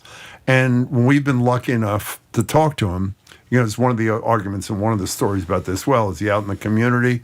I don't think we've ever had an artist, other than maybe his colleague Keith Lockhart, more available to us on a more regular basis. And as I've said many a time, I think he better explains the human condition than almost anybody, in light of the fact that English is not his first. He's just an extraordinary humanitarian artist, and I can't say enough good things about him. But we're really looking forward to talking to Chad Smith to hear what the management's perspective is on this. Well, I think it does make it very complicated that, yes, he's an immensely likable person. He's a very talented person. I don't usually read the comments section of the Boston Globe. I did this time because I had a sense that people would feel so passionately.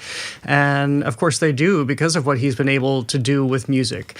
You can also balance that with some pretty bad reviews he's also gotten recently, but that comes over the course of a career. So all of this is very complicated, and sometimes there are artistic splits. We see whether it's media or this type of thing. We should also point out he just won 2 Grammys last month, with the Boston Symphony Orchestra. One last thing. Classical music is a very hard sell for young people. I mean, it is something... Don't go repeating what Timothy Chalamet just said, which was annoying. What did he say? Timothy Chalamet just said that classical music, why would I do classical music or ballet? Because something that's dying and people aren't interested in. It was a totally moronic statement. Well, it was a moronic statement, but there's some truth to the fact that that the symphony is full of people who are very old for the most part. But not everywhere. If you look at opera, because I think that was also part of the Timothy Chalamet comment, there's the Philadelphia Opera Company, by way of example, that is just having resounding success right now with Anthony Roth Costanzo as its artistic leader. So it just takes the right people to shape it and the right people to bring it to a new generation. So I don't think people have been saying that all of these things are going to die. Television will die, radio will die, classical music will die. It doesn't. You just find a new way to it and a new way of presenting it. Let me just repeat what I said before. And we're going to, by that, again, we hope to have Chad Smith here. We hope at some point to speak to some of the musicians, whatever we can do to advance the story and sort of get to the bottom of it. I as a newbie to this thing, I've said it to Marjorie a million times and on the air, among the most thrilling experiences I've had in recent years when you go, are sitting in Symphony Hall with Andres conducting that brilliant orchestra in that beautiful hall. So we should point out he is with Boston until the end of Tanglewood 2027, so there is still 1 year to go. Well, that could be a really interesting thing, too, by the way. We'll talk more. Gerard, is this where you tell us what you're doing? Yes. Oh, you do. Sorry. What are you doing this afternoon? So who doesn't love Johnny Carson? I love Johnny Carson, even though I didn't really grow up watching him. Oh, my gosh. But subsequently came to him. There's Mark Malkoff is a huge Johnny Carson fan, young guy who has basically interviewed hundreds of people, from people who worked with Johnny Carson to people who are on his show, to really understand The Tonight Show. So we'll have him on the show. Fabulous. Stereophonic is the Tony Award-winning Broadway show. It's coming to Boston. We're going to talk to two of its stars. And then Pedro Alonzo shares tales of his recent trip through Mexico. I know, I love it. He gives me all these places I can desperately want to go to. I think I met his wife when I was getting new tires on my car at the gas station. She was fabulous. Lane, she was great. So brilliant. Met her in the arts too. Was that? Oh no, it was a tire experience. It was not an interpersonal experience. One of my. What? Well, I just want to be careful. Okay, Jared. In any case, Jared, it's great to see you. Very much. Do you think we should have daylight saving time year round? Yes, thank you. Okay, let's go.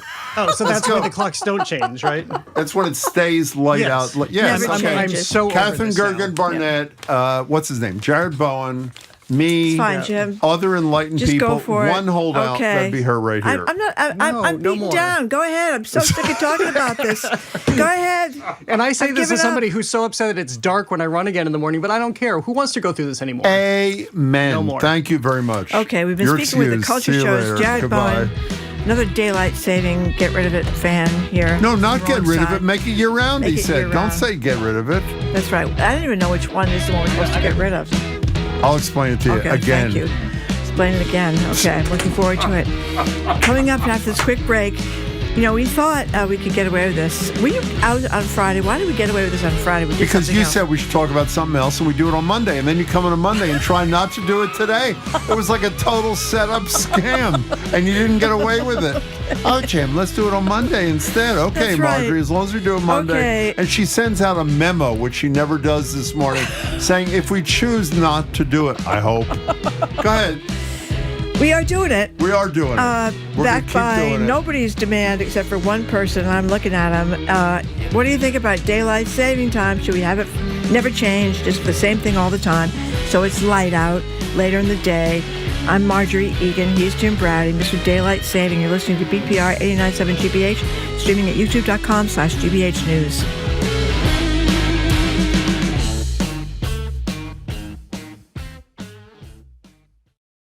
This year, we're getting to know each of the 26 gateway cities in Massachusetts. We're calling it 26 and 26. I'm Megan Smith. If you're in Malden, Quincy, Salem, Peabody, or Haverhill, I want to hear from you. What issues matter most? What concerns do you have? And what are you proud of in your neighborhood? Visit gbhnews.org/gateway cities and fill out our questionnaire. That's gbhnews.org/gateway cities. Our programs are made possible thanks to you. And Babson College. where students can learn to lead with impact and become a driving force for change. Babson's graduate virtual open house is on March 18th. Registration at babson.edu/gradopenhouse. And Boston Ballet, Presenting the Dream, a program pairing Frederick Ashton's Shakespeare-inspired ballet and a dynamic world premiere by emerging choreographer Michael Stromae. Opens March 19th. Tickets at bostonballet.org.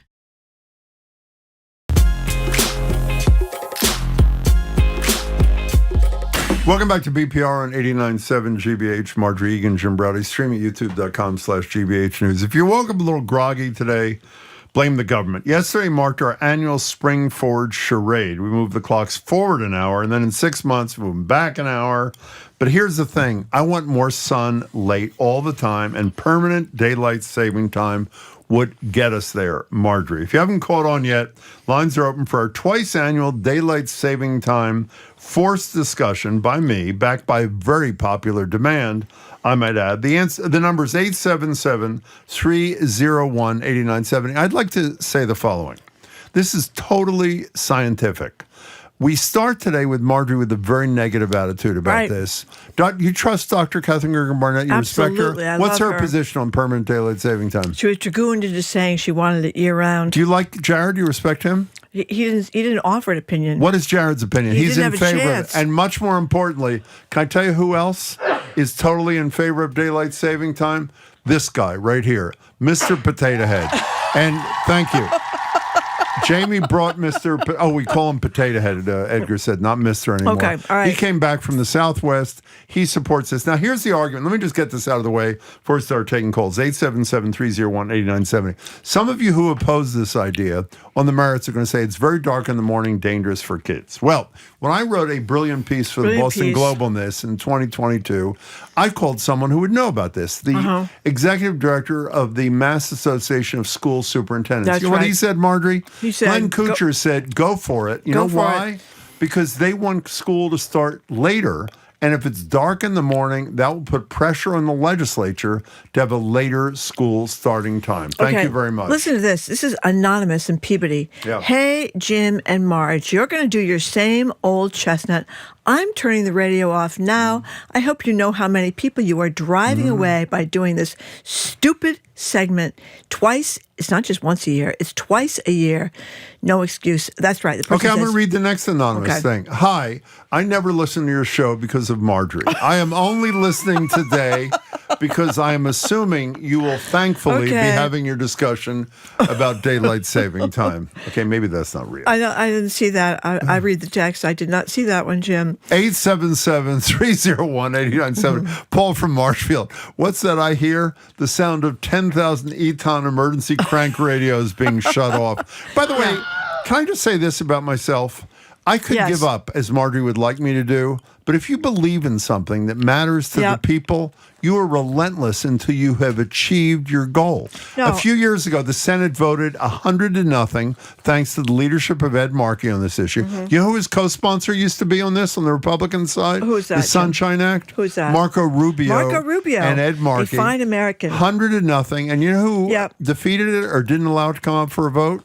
A woman we otherwise deeply respect, Nancy Pelosi. Well, there you go. Exactly. I tell you, Jim gets fixated on these things. I'm Thank to the you. point where I really don't care. I just don't want to talk about it anymore. Well, we are talking but about you it. get fixated on these things. I mean, you have these ridiculous ideas about certain things. Like what? I don't know if people know this. We've stopped talking about this because it was so ridiculous. What is it? You want people to wear helmets in cars. Everybody. I did. We're going to do that next week. It's on the calendar for next in week. cars. I mean, who's going to wear a helmet in a car? Jim talked about this for like the first 10 years you're on the radio. Before that, it was helmets on toboggans. You had a big helmet thing going for a long time. Then you wanted to take away everybody's like large sodas. You want to get rid of all that. That so is they also couldn't have correct. couldn't have a large soda. What's wrong with any of those campaigns? You want to run everybody's life, Jim, and you've got stuck on this daylight saving thing, and you're just sort of Stuck. Yeah, let me ask you, so before we get to the calls, did you enjoy the fact that instead of the sun going down, which it did at the beginning of winter, or whenever it was, at 4:10 in the afternoon, that the sun was out till well after 6 o'clock last night? I was happy. Were you happy about that? I absolutely You know why was. that happened? Because it was daylight saving time no Sunday. S. We know that. Okay. That's right. And you'll have to correct everybody all the time about Well, you know the S why? on daylight Because saving. savings is wrong. That's why I correct people, Marjorie. Like you. I tell you, if you put that extra S on, chop off your head. Well, I didn't say chop off your head, but it's wrong. And I don't believe in allowing people to drown in mistakes. Okay, Let's go. control Let's issue start going the on calls. here, some would say. Okay. And by the way, we are going to keep doing this every 6 months until we win. So maybe you want to call your legislator and say, doesn't matter what the states do. The Department of Transportation, the federal government has to approve this for this to happen. So Right. Why don't you ask people society issue how they feel about helmets in the passenger seat, Jim? Well, I will do that. Why don't we do it tomorrow? Okay. Jackie and Haverhill, you're first. Thank you very much for calling. Hi, Jackie. Oh, my gosh, I'm first. Yes, you are. The thrill of a lifetime. For us, too. What's up? Well, I'm on all sides on this. The whole thing drives me crazy, and it's almost pointless because no matter what the clock says, there is still the same amount of daylight in a day, whatever day it is. That's in a the great year. point. And whether it's in the morning or the evening, you're always going to have more darkness than you want. Well, yeah, but that's a reality. So if you have a choice, would you prefer it to be I don't light know. when you get out of work? I don't know. Well, I think the answer is yes, Jackie, Well, I'm and I think you retired, do so know. it doesn't matter. You do. You do. But I don't have a dog in this fight. You don't have a dog? You should get a dog Most then, people- and then you can walk it in the People daylight don't at have night. a dog in this fight.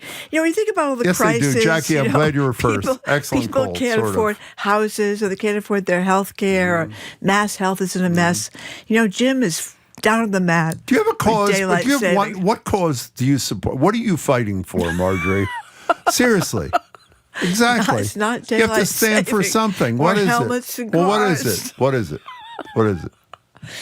I have no values, Jim. No, I didn't say you have no values. You need a cause to keep you going. And I think this is a really good one. And I am going to keep going. Okay. So, okay. Listen to this. Yeah. And I'm going to say, this horse has been dragged out of the barn and beaten to a pulp. Exactly. I'm hoping at the very least this segment is on tape so you can leave her.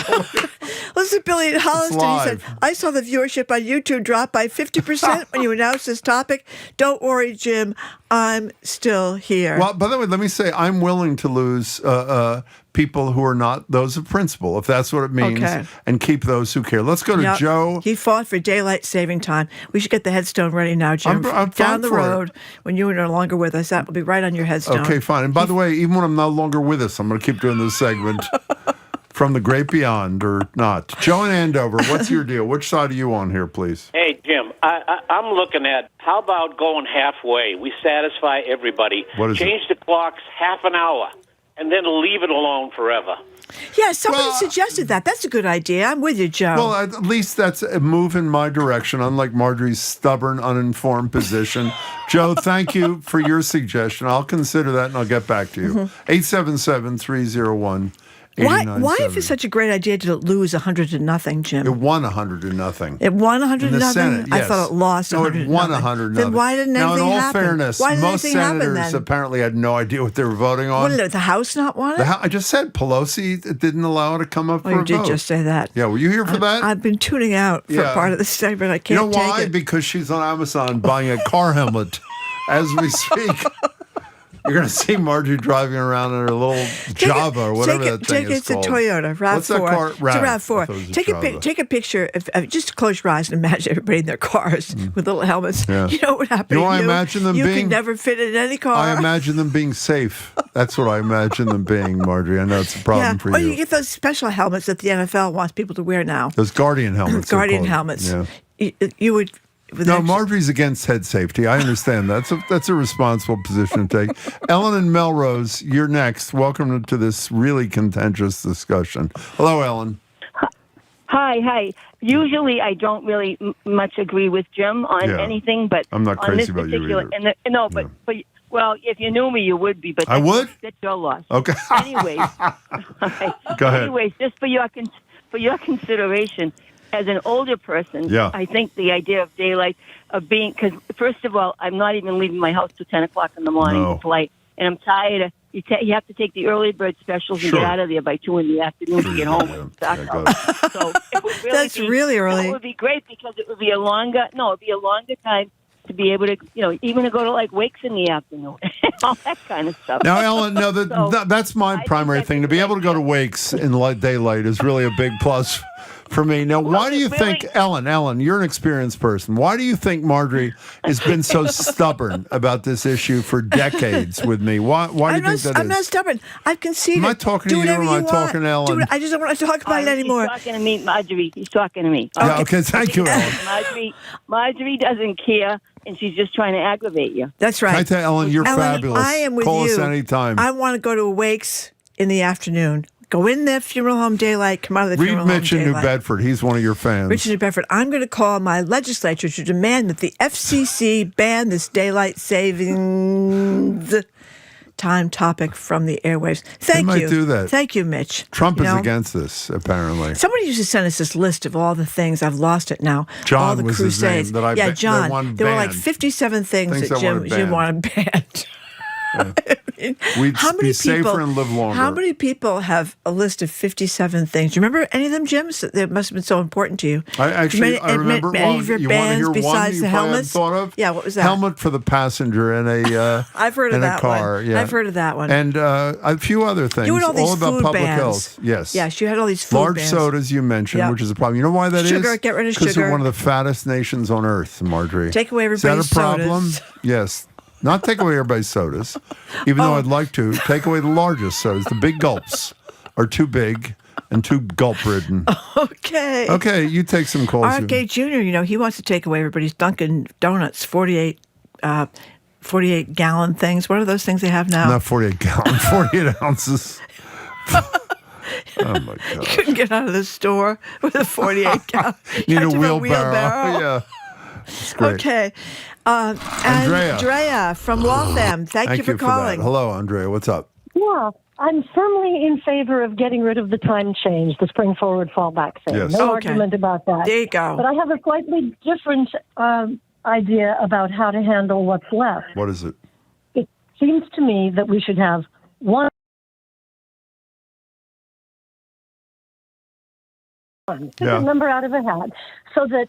You know how it's prime time begins at 6 o'clock in the Pacific and 9 o'clock here, whatever that is. Earlier, 8 o'clock here. But go ahead, So if your local school wants to make sure that your kids aren't out there in the dark, you set your time frame for whatever it is. Call it X p.m. or X a.m. Mm-hmm. And that's your town. You're fine. The town over can start an hour later, an hour earlier. Who cares? Just the way in some schools you have kids eating lunch at 10 a.m. and other kids eating lunch at 1 a.m. because they're staggering the lunch breaks. I don't see any reason why we can't, as I said, pick GMT as a good example. Have it be that your time starts for your business. Maybe your business has a time in Boston and a time in Los Angeles. And I think it would be much easier. Well, thank you for your contribution, Andrea. Now, Marjorie is reluctant to say, I also have a solution for the young kids going to school in the dark. Okay. What was this? The little miners' hats. They'd all go out in the morning with little miners' hats provided by their local governments. On their forehead. Why is that funny, Marjorie? What's wrong with that? Then they don't have to worry about the darkness. Yeah. It's like one of those light things. Donna from Holbrook, Jim, says she looked forward all weekend to the discussion today of daylight saving time. Good. A lot of people do. She's with you on your big Anonymous big texter crusade. says, who cares about this? Mr. Potato Head is so attractive. Can we talk about that, please? Oh, Again, hold him up. Here Hold it him up. is. There's Potato Head. This is Mr. Potato Head. Jamie brought it as a gift for me back from wherever the hell he was. Jim thought that there was no such thing as a Mr. Potato Head. No, I didn't say that. Yes, you did. You saw people use regular potatoes. Because that's what I used as a kid. I did not use a plastic potato head, as we discussed on Friday. Poor Jim. Friday. When played with rocks. You had no toys. You didn't have a Mr. Potato Head. You just had a rotten potato. I had a potato and sticky stuff to put in it with points on the end. But that's not what we're talking about. We're talking about, by the way, while Marjorie is ridiculing this because it's making her happy, This would improve the quality of life. First of all, this one thing we agree on. You agree shifting back and forth is bad for your health and bad for your psyche. You agree, right? It's bad, yep. Okay, so the question is, what should be permanent? Should permanent be, what are you laughing about? No, Ms. Texter wants to know why you're so grumpy today. This is supposedly your favorite holiday of the year. It is what was yesterday, actually. I was not grumpy yesterday. I'm grumpy today because I've talked to you about it. That's why. Okay. Yeah, and you had to get up much earlier this morning than you did usually. What? Right? Well, because you lost an hour. You lost an hour. Yeah, but most people lost an hour on Sunday. And you know what you can do? You still feel what like the radical response that is? Sleep in for an hour, and then you don't lose an hour's sleep. Well, that you can't sleep in if you have to be work at a certain time. On Sunday, how many take people? Your kids. What percentage of your audience Jim, is working on it's not just Sunday? one day. It's today. Yeah. Didn't you notice there was a difference getting up today? No. If you normally get up at 5 or 6 or 7, it was dark out. Can I tell you, this is the exact same routine. Brush my teeth, put my helmet on, got in my car, drove to work, took my helmet off, put it in the seat next to me, and came into the building. About toboggans for a long time. Toboggans are dangerous. They go really fast. Helmets on toboggans. And there shouldn't be people wearing helmets on toboggans. You're against that too. You go head first on a toboggan. You wear that? Do you know that or not? I just think. Okay, good. I just think you have to leave some people alone. No, you don't. No, you don't, Marjorie. And let them make their own decisions. No, you don't, actually. Okay. Frank and Revere, welcome to the show. We're really glad you called, I think. Hi. Hi, how you doing? I think fine. Hello. Listen, what I wanted to say was, you notice when they set the clocks ahead, we get 3 hours of daylight, but that has nothing to do with the clocks. It has more to do with the Earth itself and the way it shifts. That's why we get warmer weather, and that's why we get that 3 hours of daylight. Huh. So this thing that they're doing is just like just for the hell of it. Not for anything else. Well, that advances. Yeah, we got it, Frank. I think Thank that's you. a very good point. What was his that's point a very good exactly? Point. Well, it has to do with the orbit of the Earth. I mean, it's light now, until 6? But in June, it's going to be light until 8 something. You don't like that at all, do you? No, I do. I love it. But that's got nothing to do with changing the time. Yes, of it the does. clock. It's an extra hour. Of course it is. Well, it's an extra hour. That's right, Jim. But if we didn't do it, it would still be getting dark now at 5. But by June, it would be getting dark not until 7 How or did you 7:15. feel in the dead of winter when you left the building at 4 o'clock, assuming you stayed that long, and it was pitch black? Did you like that? I could barely walk to the car. I was Okay, so a upset about YouTube it. poll. Apparently, we have a YouTube poll. 89% of people do not remember Mr. Potato Head having pants, meaning Jamie got me a phony. Because this one, can I show this again? I've never seen a potato head with pants. Do you see this right I'm here? not seeing this either. has pants. Usually it goes right from his chin to his shoes. Yeah, to his shoes. I know. I think that's a. I went to high school with someone who had exactly. He didn't have a mustache, but short of that, right to his shoes. Okay. Beverly in West Hi, Beverly. Roxbury. Hello there. Yeah, you have a minute. Hi. This isn't what I called about, but when I was a child, Mr. Potato Head was, you just had parts that you put in a real potato. Excuse me. Could you repeat that, please? Repeat that, please, Beverly. In olden days, you just got parts that you stuck on a real potato. Thank you. That's two of us. All right. Quickly, what are you calling about? Two of you. There also have been, I believe, 2 times when once during World War II and once in the 70s or something, where they actually did try daylight savings time all year round, and everyone hated it. Hated it. Can I tell you? I spoke to most of those people. They all regret the bad feeling they had about daylight saving time. Beverly, thank you much for your call. So far, 2 people have sat in the seat: Dr. Katherine Gergen Barnett. And who's the other guy? Jared Bowen. Yep. Now we have Edgar B. Herrick III.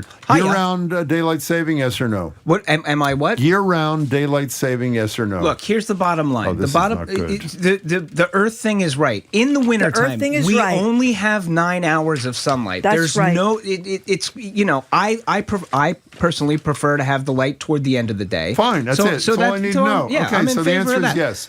Every single person who sat in that chair today has said yes. You must have tackled this on the curiosity desk, but but I hope you haven't tackled it 150 times. That's my problem. Can I ask you one last question? Yeah. Does Mr. Potato, Mr. Potato, I know it's Potato, it's not Mr. Jamie brought one back with pants. They generally don't have pants. No, they don't have pants. Okay, It's fine. Apparently, pantsless. they introduced the plastic version of Mr. Potato Head in 1964. Where did Jamie get that potato What? head? So kids weren't South sticking Wales, somewhere in the themselves South with Wales. sharp Does not look objects real. like Okay. little Jimmy was. What are you doing on your show? Our show today is really pretty much all about white powder, both sugar and cocaine, and really, I guess, the place where they converge these days, which is RFK Jr., right? That's a good one. I like that. Yeah, Thank you. he is the sugar man, isn't Yeah, he? so we're And not, he's the other one, obviously too, off sugar. toilet seats. Yeah, that's right. So we'll look at both those things. Oh, excellent. Wow. Yeah, you should say to yourself, if you ever did snort cocaine off a toilet seat, I Yeah. don't think you'd announce it on national I television. don't think you would. Kind of keep that one I to don't yourself. think you would. I guess it depends on how many worms got into your brain. I wouldn't admit that either. That Or was the a night you whale. don't want to remember. That was a bad one. Okay. Okay. Thank 1 you very o'clock, much. Edgar's here. Yeah. Thank you. You're welcome. For suffering through another discussion. No one suffered. of There seemed daylight to be a saving lot of time. joy, A lot of people were actually, about taking a it. nap, they said, Jim. Okay, Come up fine. with this 24/7 way of our podcast. Keep up with us. Our TikTok page at Boston Public Radio. Tomorrow, we are back at the Boston Public Library. We're going to speak with CNN's John King, Boston Globe business columnist Shirley Young, and the mayor of Boston, Michelle Wu. She'll be with us from noon to 1. We want to thank our crew. Excuse me, anonymous texter. Jim, show the world where you stand. In the fall, don't change your clock. Marjorie can handle 11 till noon. I like your spirit. We'll Thank think about you. that. Go ahead. Our crew, Zoe Matthews, Nicole Garcia, Hannah Loss, Maddie Geyer on our YouTube stream. Our engineer is John the Claw Parker. Bill Francis was with the team today, too. I'm not sure what he was doing. He was doing something. He's back there doing something. Yeah. Our executive Changing the producer- clocks. Go ahead. That's right. Our executive producer is Jay Bologna. Stay tuned for the Curiosity Desk, starting immediately after us at 89.7 GBH. And the Culture Show with Gerard Bowen starts at 2 o'clock. I'm Marjorie Egan. I'm Potato Head. See you tomorrow. There is a little bit of a resemblance going on there. Wouldn't you say, Edgar? But they're both wearing pants. Yeah, well, one of us is. Thank anyway. God. Thank God they're both wearing pants. You don't know that. See you later. We'll see you tomorrow at the library. Bye. Bye.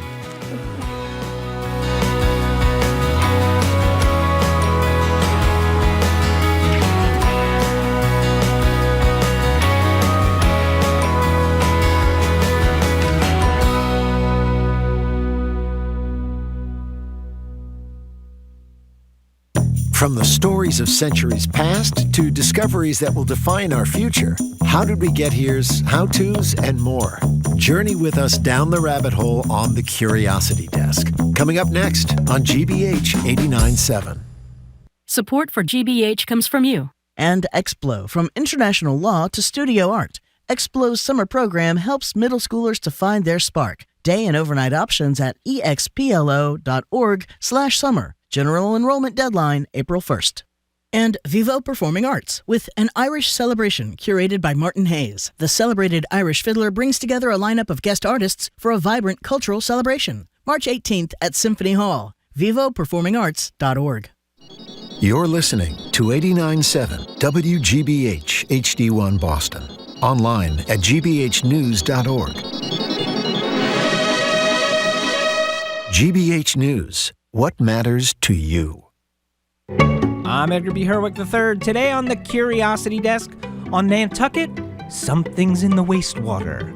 Sewage treatment teams out on the Gray Lady are finding levels of cocaine that have been as much as 3 times the national average. We'll get the latest from 2 local reporters and 1 Sonny Corleone. There's a lot of money in that white powder. Then the past and present are in full dialogue over at Boston's Museum of African American History. Ever wondered what it'd be like to actually speak with someone like Frederick Douglass? Today, with the help of AI, you can. Sort of. And yes, he is multilingual.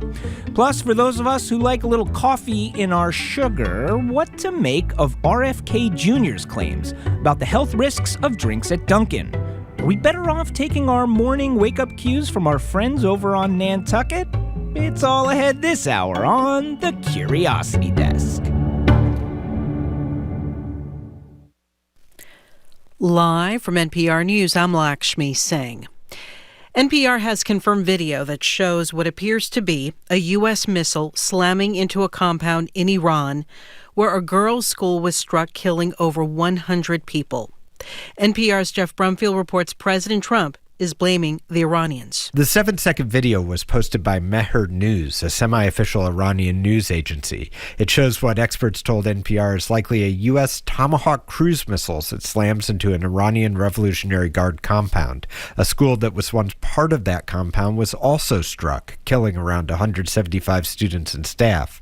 Speaking on Air Force One Saturday, President Trump said he believed Iran was behind the school blast. They're very inaccurate, as you know, with their munitions. They have no accuracy whatsoever. It was done by Iran. But NPR's analysis suggests a highly accurate strike hit 7 buildings on the compound, including the school. The Pentagon says the investigation continues. Confirms the 7th U.S. service member killed in action in the Middle East is 26-year-old Sergeant Benjamin N. Pennington. In a statement today, the Defense Department says Pennington died yesterday from wounds he sustained during an Iranian attack on a U.S. base in Saudi Arabia on the first day of the U.S. and Israeli bombings of Iran. The Army says the Kentucky native was assigned to the 1st Space Brigade. He will be posthumously promoted to Staff Sergeant. The remains of 6 Americans killed in the Middle East were flown home over the weekend. The war in Iran's created a major bottleneck in the Strait of Hormuz. NPR's Jackie Northam has more. There are roughly 120 cargo ships in limbo at ports in the Gulf region. And not surprisingly, shipping companies are not accepting new bookings because, we've got all this fresh food and the other things sitting there, and they have no idea, the companies, how long the conflict's going to last. NPR's Jackie Northam reporting. U.S. air travelers could see long wait times at security checkpoints this week. NPR's Joel Rose reports passengers waited for hours at several major airports over the weekend. Security lines snaked out of the terminal and into the parking garage at Louis Armstrong International Airport in New Orleans. At Houston's Hobby Airport, passengers waited 3 hours or more at security checkpoints on Sunday. Austin Cuellar was trying to get home to Chicago. We were going to try to look at getting earlier flights, but we can't even get up to ask them at this point. The Department of Homeland Security blamed the long lines on the partial government shutdown. Workers at the TSA, the Transportation Security Administration, have been working without pay for more than 3 weeks after lawmakers and the White House failed to agree on changes to how immigration officers operate. Joel Rose, NPR News, Washington. The Dow Jones Industrial Average is down 341 points, or roughly 0.75%. It's NPR News. Good afternoon. With the latest from the GBH Newsroom, I'm Henry Santoro. Despite the U.S. Department of Justice's antitrust settlement with Live Nation and Ticketmaster, Massachusetts Attorney General Andrea Joy Campbell has released a statement saying that her office will continue its lawsuit against Live Nation, which owns Ticketmaster. Campbell says, as Attorney General, her job is to uphold the law and protect Massachusetts residents from companies that rig the market against consumers. And that's why she'll continue to pursue litigation against Live Nation and hold it accountable for its illegal behavior. Live Nation owns or controls more than 265 concert venues in North America, including the House of Blues in Boston, MGM Music Hall in the Fenway, Leader Bank Pavilion in the Seaport, and the Xfinity Center in Mansfield. And researchers at Worcester Polytechnic Institute say they've come up with a new method using artificial intelligence and brain scans to help predict Alzheimer's disease. The Worcester Guardian reports that the researchers say it comes with nearly 93% accuracy, something that they say could improve early diagnoses and lead to more personalized treatment strategies.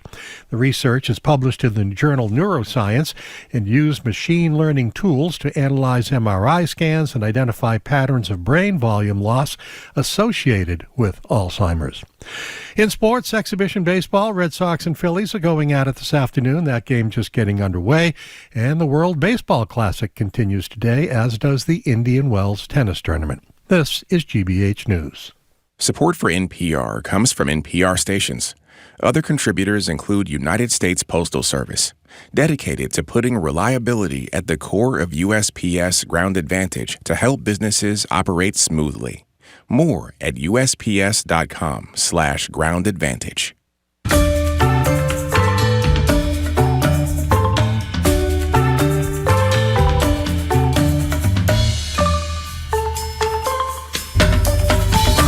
listening to the Curiosity Desk on GBH. I'm Edgar B. Herwick III. We're streaming live at youtube.com/GBH News.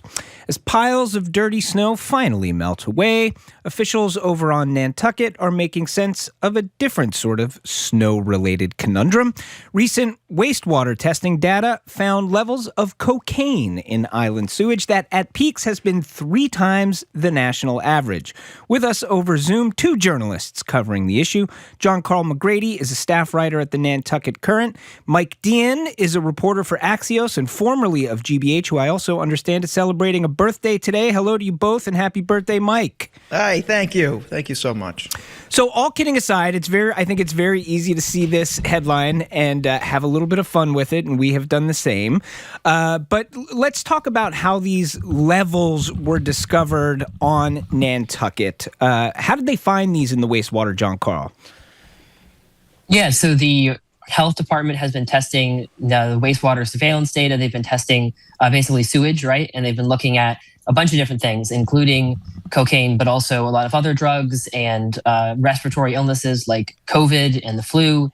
And they released that data, and it showed some really high levels of cocaine after the first few months. And this is, my understanding is that there have been a couple of spikes, sort of high spikes in the cocaine levels in the wastewater, but also just in general, it's trending much higher, in addition to those spikes. Is that right, Mike? Am I reading these charts correctly? Yeah, it's well above what the national average for most of the stuff should be. They found the peak in October of something like 3,000 nanograms of cocaine per liter of wastewater, and so that basically breaks down to nearly triple the U.S. average of what's found in your typical flush, so to speak. The thing is, though, like the fentanyl and meth and like opioid ratings are below average. So it's not like there's an abundance of all the drugs. It's just cocaine for some reason. Yeah, and there is a little bit, there's a little bit of a mystery here because, like, on the one hand, as I was saying, it's very easy to go like, oh, on Nantucket, the levels of cocaine in the wastewater are high, but of course. However, there's I don't know if conflicting data is the word, but there are other things that you might expect to happen if what is happening is that there is a lot of cocaine use. That would include cocaine in the wastewater, but also would include other things in the wastewater, and also would include, at the very least, anecdotal evidence from the police department about what they're seeing just in general behavior on the island. But that does not seem to be the case, JohnCarl. Yeah, that's mostly true. We did have the largest cocaine bust in the island's history last May, and I think that's a notable data point. But the police are telling us that on the ground, they're not seeing these spikes reflected in what they're seeing when they go out and make arrests.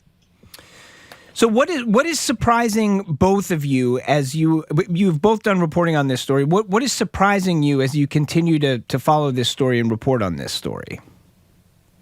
I definitely have seen, like you said, the guffawing some people just because of course there is, but it's kind of reflection on what it's like in a resort community these days, and really the refrain I think that a lot of people take away from this and other stories is cocaine back in a big way, like as a party drug, like, among the affluent.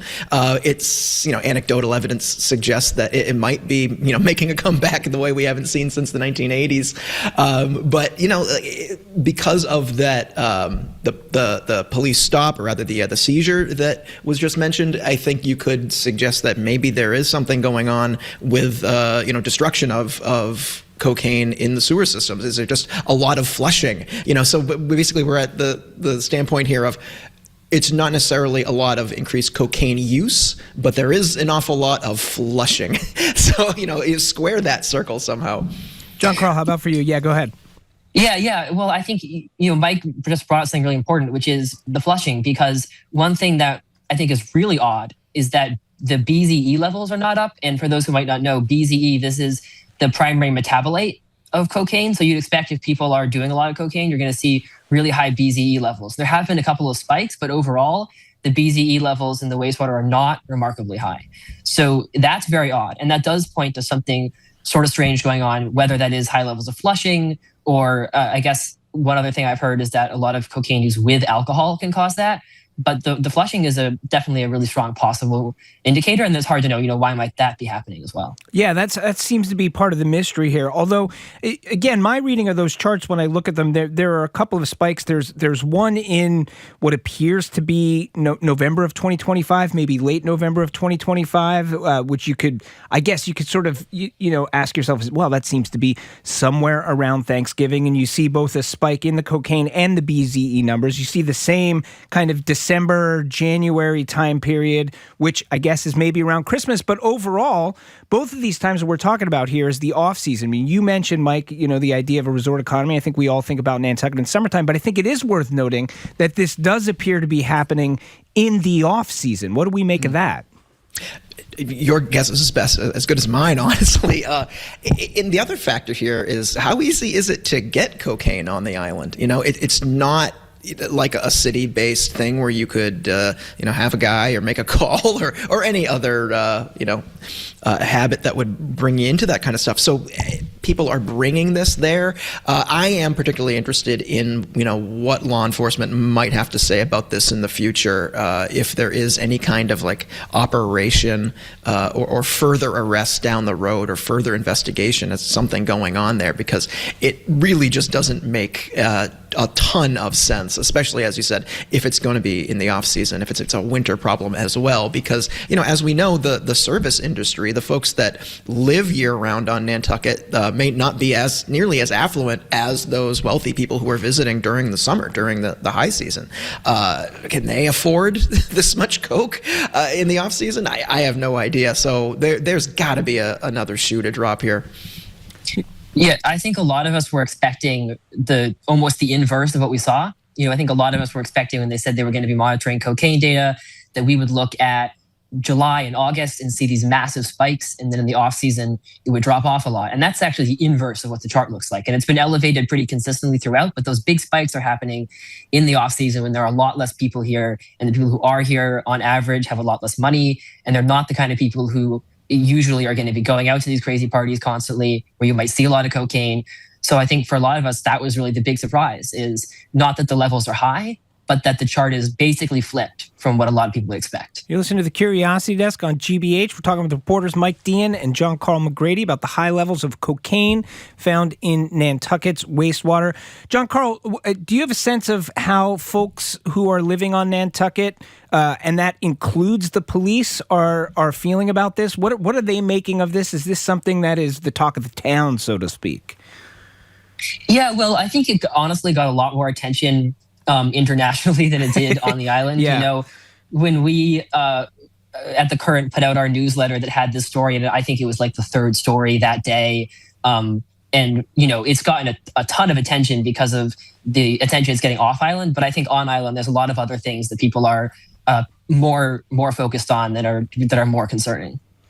YouTube comment here says, interestingly, cocaine is legal for certain surgeries, which includes expensive plastic surgery operations. So maybe they're using it for that? ? Mike, what do you make of that theory? I don't know. I mean, is that the kind of thing where maybe you're getting overprescribed and flushing the rest? How does that even prescribed? In what format? Now I want to do a whole segment on that, because that sounds like a fascinating story in and of itself.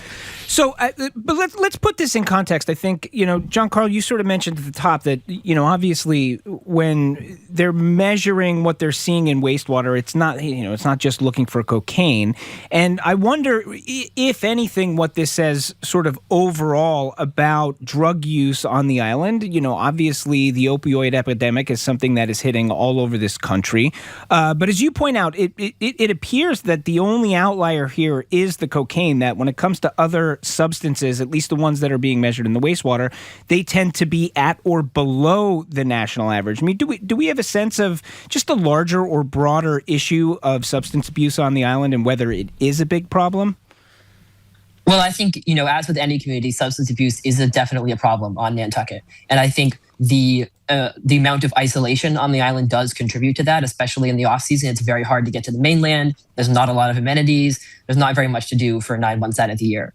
And I think, as long as I've been on the island and I grew up there, I've been there my whole life, the talking point has always been about alcohol, right? And alcohol abuse on the island. And that's something I think a lot of our leaders are very keyed into. So I definitely do think, as with any community, there is a substance abuse problem.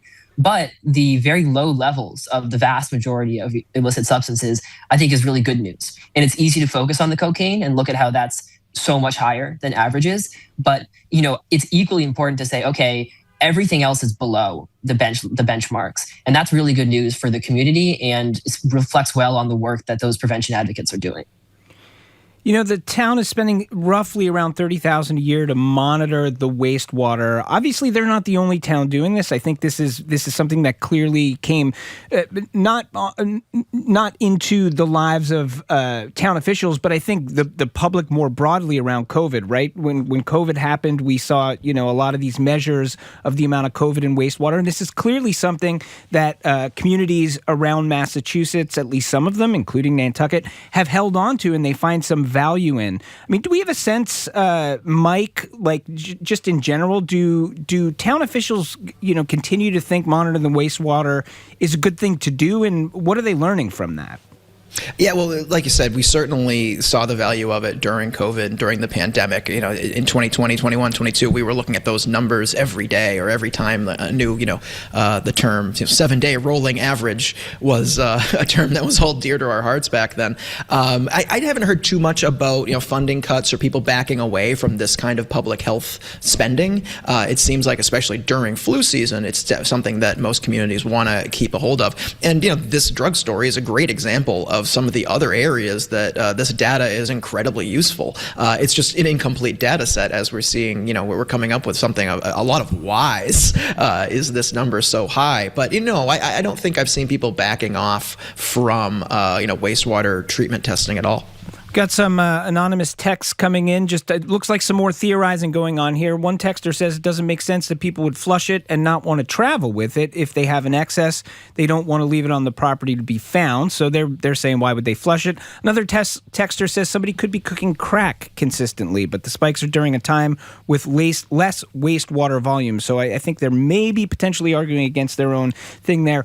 When it comes to, it's again, it can be sort of fun from a distance to theorize about why we're seeing this, but it as I point out, JohnCarl, it is something that has been seen consistently for a period of time now. So where do town officials go from here? Where does law enforcement go from here? What do they do moving forward? Yeah, it's a good question. I mean, so far we haven't really heard of any plans of what people are planning to do about this. We spoke to the police and they just said that they weren't really seeing it. Hopefully this is going to spark some sort of a reaction, but at this point we don't really know what that is. And in general, do we assume that this data is correct, which is to say, is anybody asking the question about whether or not this may be a false positive for some reason, or is it pretty clear that the levels are elevated and it is cocaine that is causing it one way or another?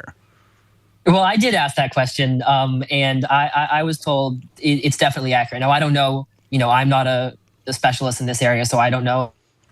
I did ask, and I was told that the numbers are almost certainly going to be accurate.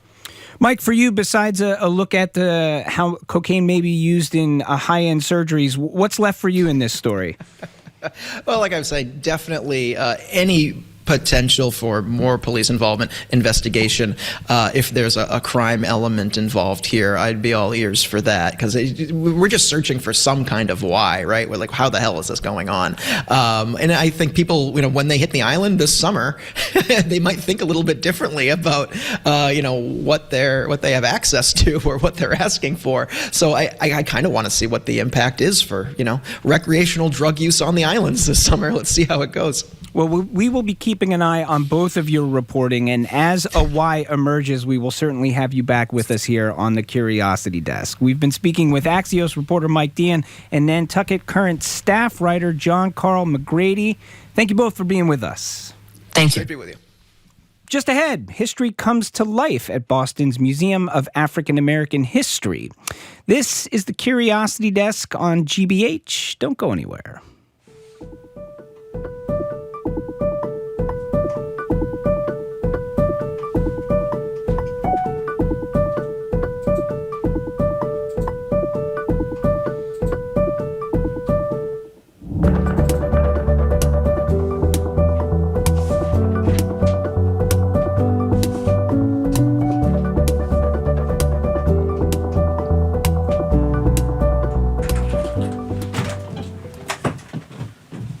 I'm Jared Bowen. Today on The Culture Show, Stereophonic. A rising rock band is chasing the album that could define them and a blockbuster career if they don't destroy each other first. The Tony Award-winning play drops audiences into a 1970s recording studio where ambition, ego, and exhaustion collide.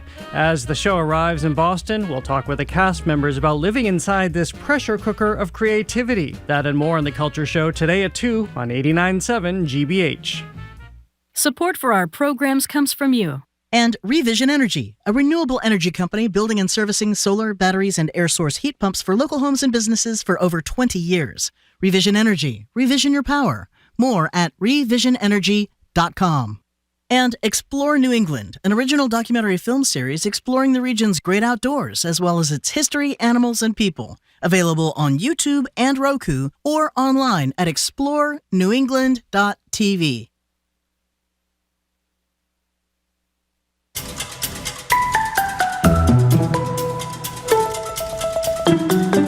You're listening to the Curiosity Desk on GBH. I'm Edgar B. Herwick III. We are streaming live at youtube.com/GBH News.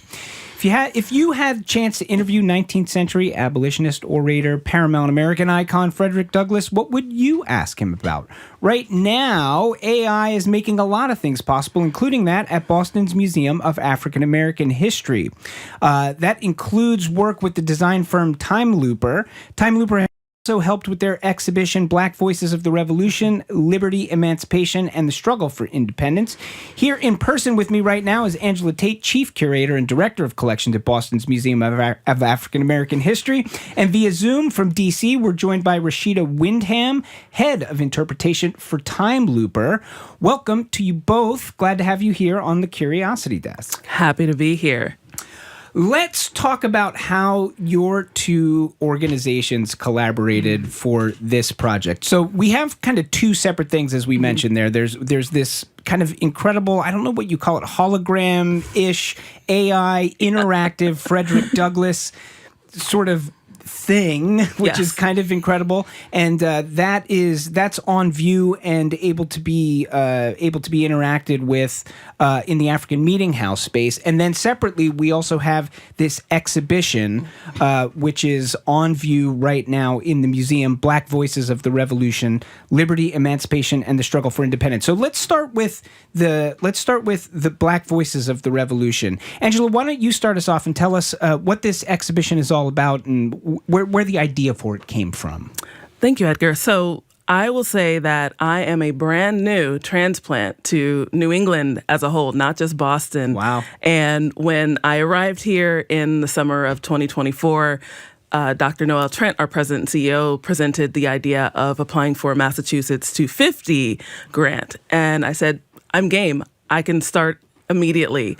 And as I'm doing research, I'm also uncovering so many stories as well as significant sites of the American Revolution that have a Black history, such as where Paul Revere stopped and overheard the British, or what happened in Faneuil Hall, or the Liberty Tree being the site of where the attributed artist to Phillis Wheatley's Book of Poetry was said to be sold into slavery and disappeared in the historical record. And so I thought this is a chance to kind of reframe and reshape how we think about the American Revolutionary period through the Black lens. And as you started to sort of, as that idea began to materialize in your head and you started to put some parameters around how you were going to tell this story, how did you start to determine how to sort all of this and present it, not just through a Black lens, but also a particular exhibition? So luckily, the Museum of African American History at Boston and Nantucket, can't forget Nantucket, has two historic sites related to this time period. The Nantucket site was built by the Boston family in 1774, and then the African Meeting House was built in 1806 by the Black residents on the northern slope of Beacon Hill. And so we had a unique context. We could tell this through the people who actually lived in this area, in this era. And we also collaborated with University of Massachusetts, Boston, and their African-American Archaeology Lab with Dr. Nitra Lee, because we have a significant and extensive collection of archaeological artifacts. And so using this, we got to tell this very unique, very site-specific story about Boston and Nantucket. How did Timelooper get involved? So Dr. Noelle Trent, as I said, our president and CEO, had a long-standing relationship with Timelooper. And when she approached the idea of bringing AI and technology into this exhibition, I was game, but also a little wary because what is AI?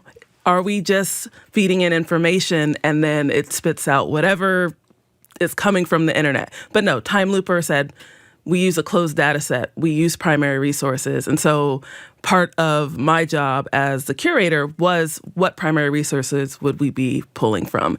And so Timelooper was an amazing collaborator, not only with design, but also going back and forth with what are we actually interpreting and how are we interpreting this? I'm going to turn to Rahsheeda Windham, who is with Timelooper.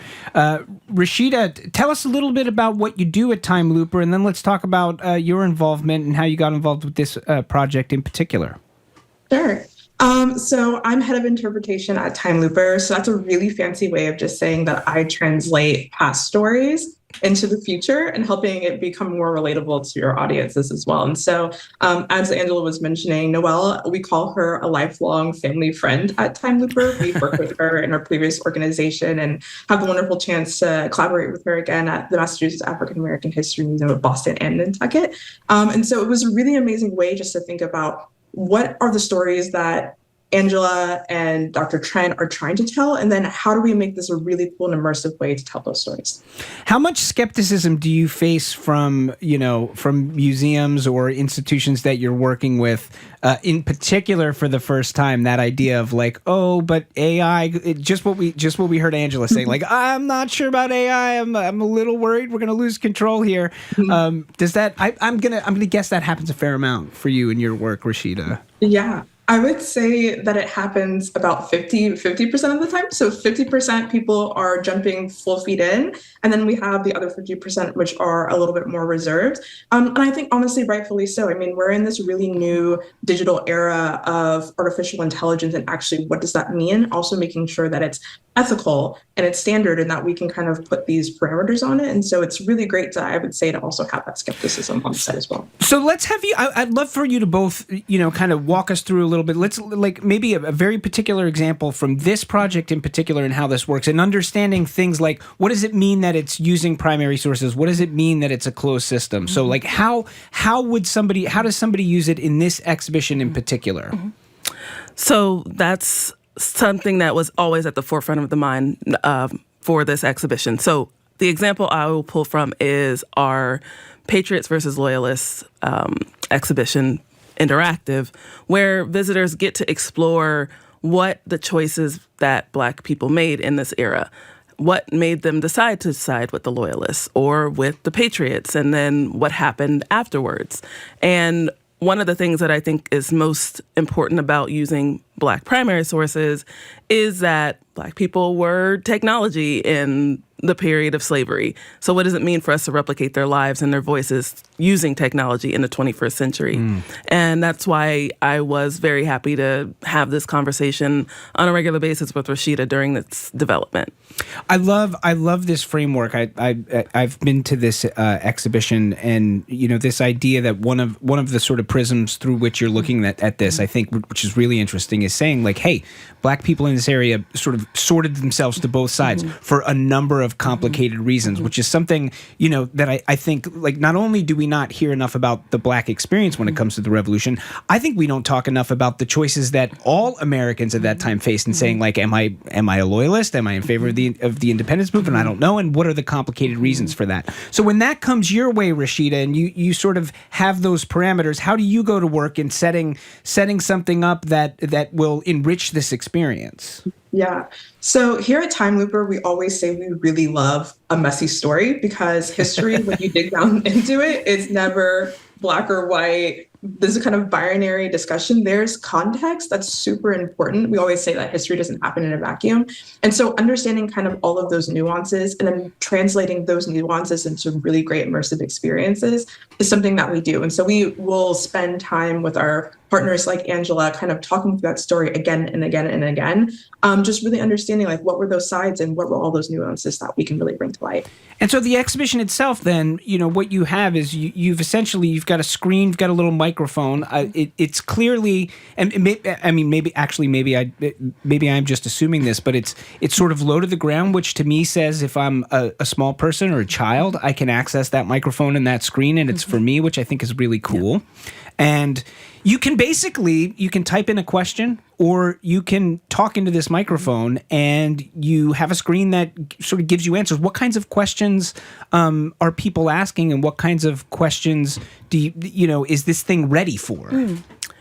People are rightfully skeptic of AI, even with its use. And so that's why it's great that we have preloaded questions to have the ability for people to kind of ease their way into this experience. And a lot of these questions have just been, what is this? What is happening? What are Black people during this time period even thinking about at this time?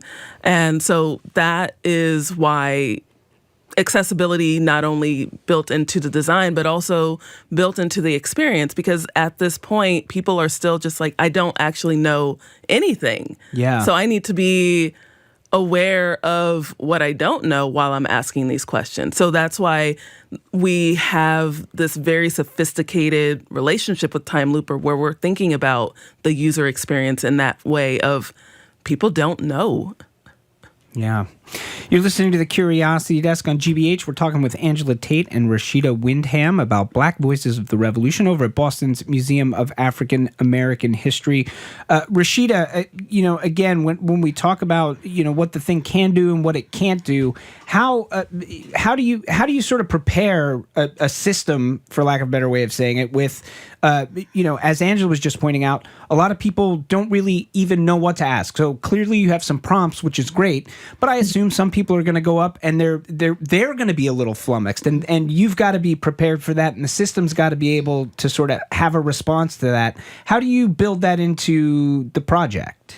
Yeah. That's a really great question. So when we're thinking about it here at Timelooper, is that we have the really great advantage of having a full, what we call visitor experience department that essentially is thinking through all of those questions. So it's the same mindset that you think of when you're going to Disney and how there's trash cans within a certain amount of feet, because it makes it more easy to access trash. Or as you're moving through, you want to have a cool space to be able to put your bag and all those kind of things. And so we have a specific department thinking about all of those different ideas of people using it, and who's your visitor and why are they coming here and what do they actually want to see.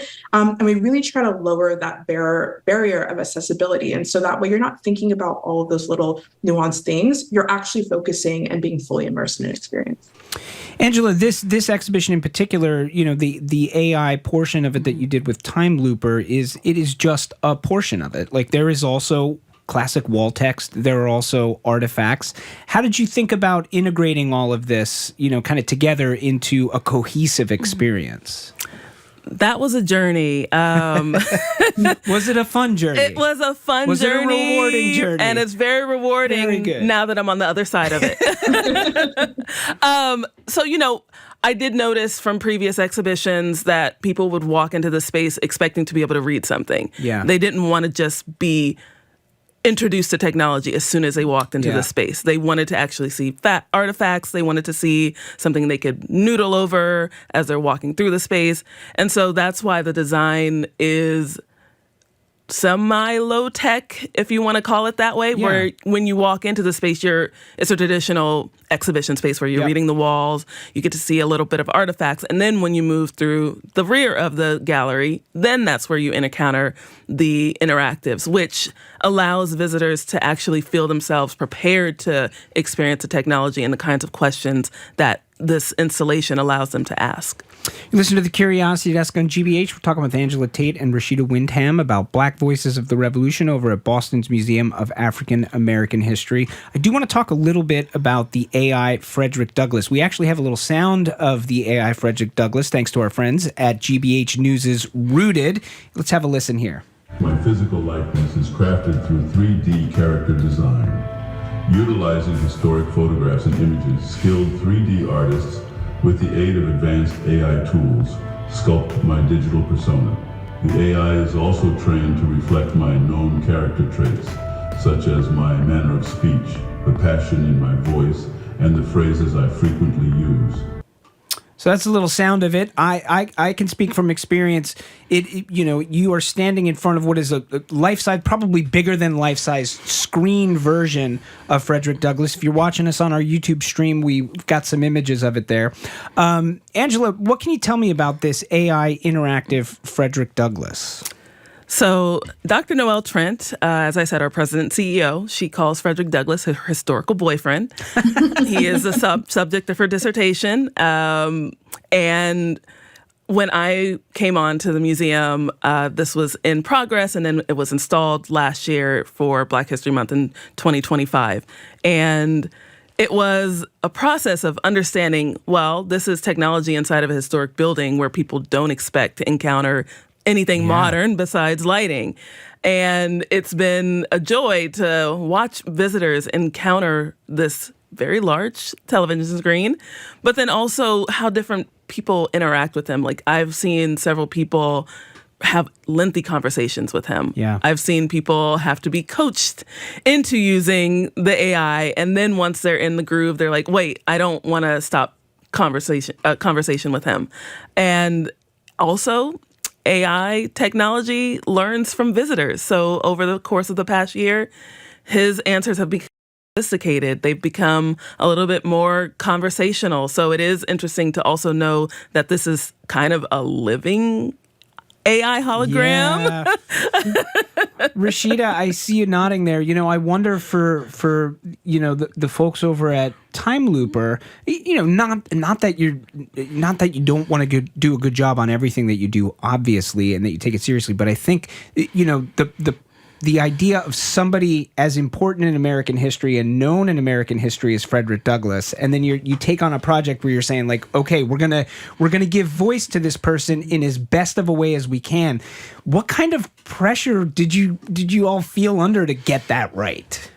Yeah, there was immense pressure. I mean, as you said, this is one of the most well-known historical figures. He's one of the most photographed. We have the most autobiographies of a specific person. And so there was extreme meticulous detail in crafting everything. And so when we're talking about his voice, it was combing through literally records of the Library of Congress to try to find an article of what he potentially sounded like. What were his mannerisms in his speech? Where there was all these kind of nuances. What were his clothing down to historical periods? It can go on and on and on. And so it was a lot of pressure, but also a lot of fun to create it. We did it with a lot of care. So we're very proud.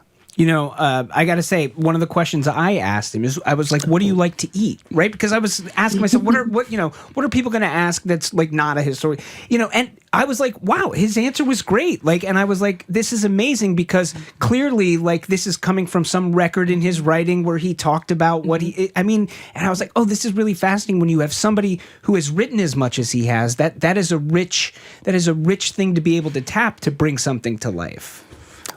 Yes, and that's also why I think the use of AI in Black history museums is so interesting, because there is a lot of written documentation, even though there certain people in certain periods did not leave a lot of written documentation, but there's a lot that has not been surfaced in a lot of spaces. And so this is an opportunity for us to introduce these voices, literally.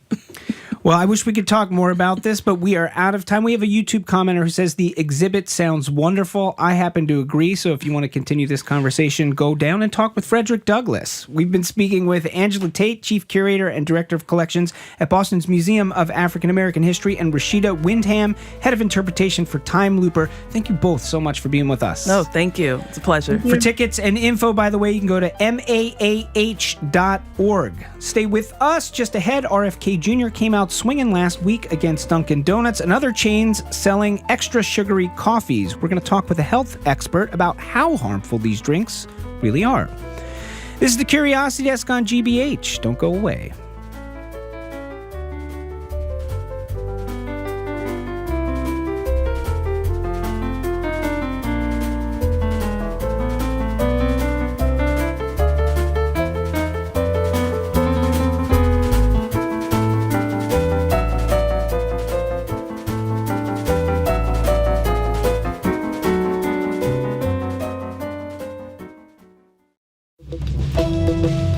I'm Arun Roth. Today on GBH's All Things Considered, Boston leaders report good news on the city's high school graduation rate. Beacon Hill lawmakers take up Governor Healey's new budget plan, and the push for free childcare spreads beyond New York City. We'll look at how states and cities are funding it. Those stories and all the day's news starting at 4 on GBH 89.7.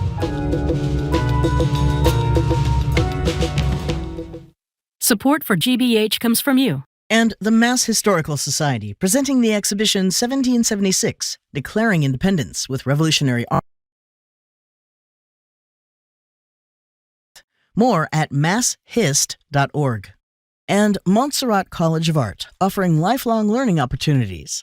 Programs include a BFA degree completion program, art classes, workshops, and professional development. More at montserrat.edu.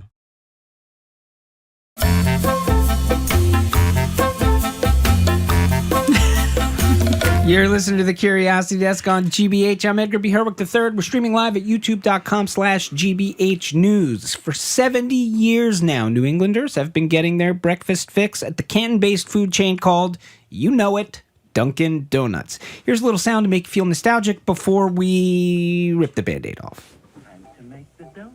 Dunkin' Donuts are always fresh. I made the donuts. We make them at least twice every day. Time to make the donuts. Now, by now, you probably have heard that Dunkin' Donuts landed in the crosshairs of one Robert F. Kennedy Jr., the Health and Human Services Secretary, had this to say at a rally in Austin, Texas last week. We're going to ask Dunkin' Donuts and Starbucks, show us the safety data that show that it's okay for a teenage girl to drink an iced coffee with 115 grams of sugar in it. I don't think they're going to be able to do it. That comment and the backlash to it from Dunkin' diehards, including Governor Healey, had us wondering, we all know that sugar isn't good for us, but dangerous?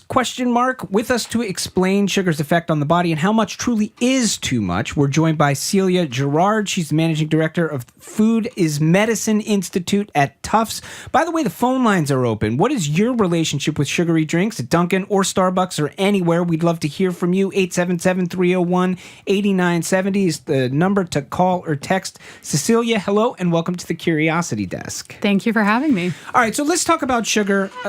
As I just said, I think we all know that too much sugar is not good for us. I think that there are plenty of people out there for some time now here who have said America has a sugar problem. Let me ask you broadly, how much sugar is too much sugar? Right. Well, to answer your question, the signal we're looking for usually comes from the dietary guidelines, which is something that's put out by the federal government, the USDA. And so the recent guidelines have said, when we're looking at sugar and added sugars specifically, we're looking at 10 grams of added sugar as a good barometer of what's healthy. Let's talk about added sugar versus not added sugar. I know it sounds pretty obvious. I think added sugar is sugar that we have added to something that did not naturally occur with it. But how does it differ from a natural sugar?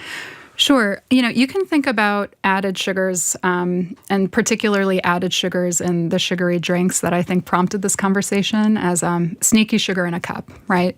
So when we're eating sugar that naturally occurs in food, there's usually there's protein involved, there's fiber, you're chewing the food, you have that relationship to the food.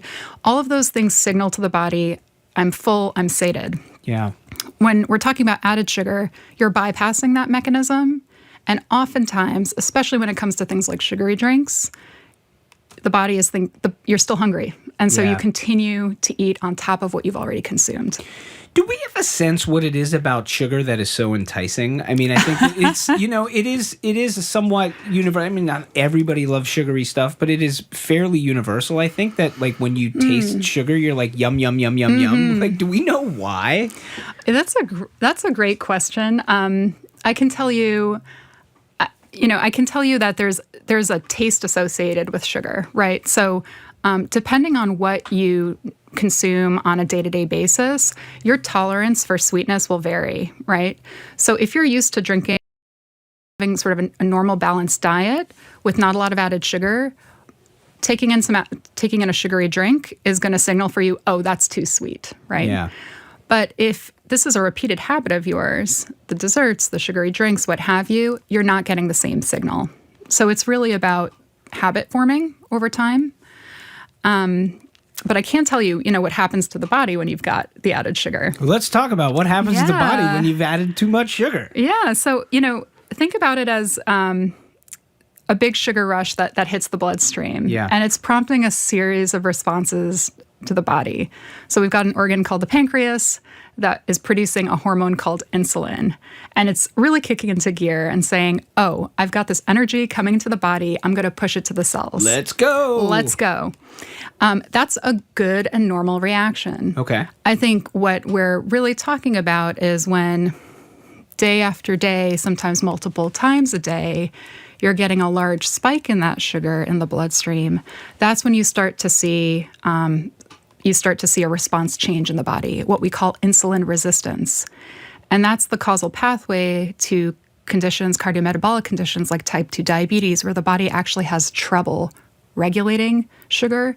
And that can lead to some dangerous consequences if you're not, otherwise on medication or managing your health more carefully. You listen to the Curiosity Desk on GBH. We're chatting with Cecilia Gerard of the Food is Medicine Institute at Tufts about the health panic over sugary coffee drinks. Yeah. What do you make of this particular dust up in RFK's comments here? I mean, listen, there are plenty of people out there who are critical of him and his approach in the position that he's been in.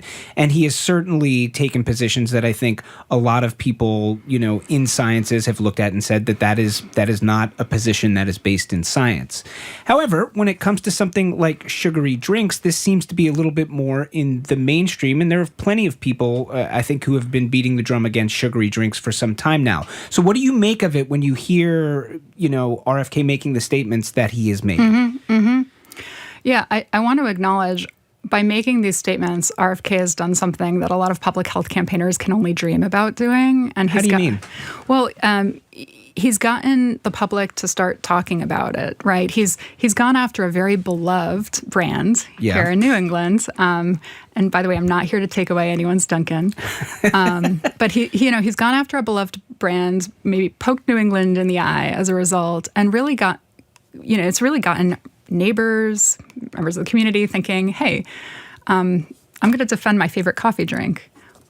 But at the same time, it's opening the door to conversation. And I think that's something that's very important. That's why we're talking today.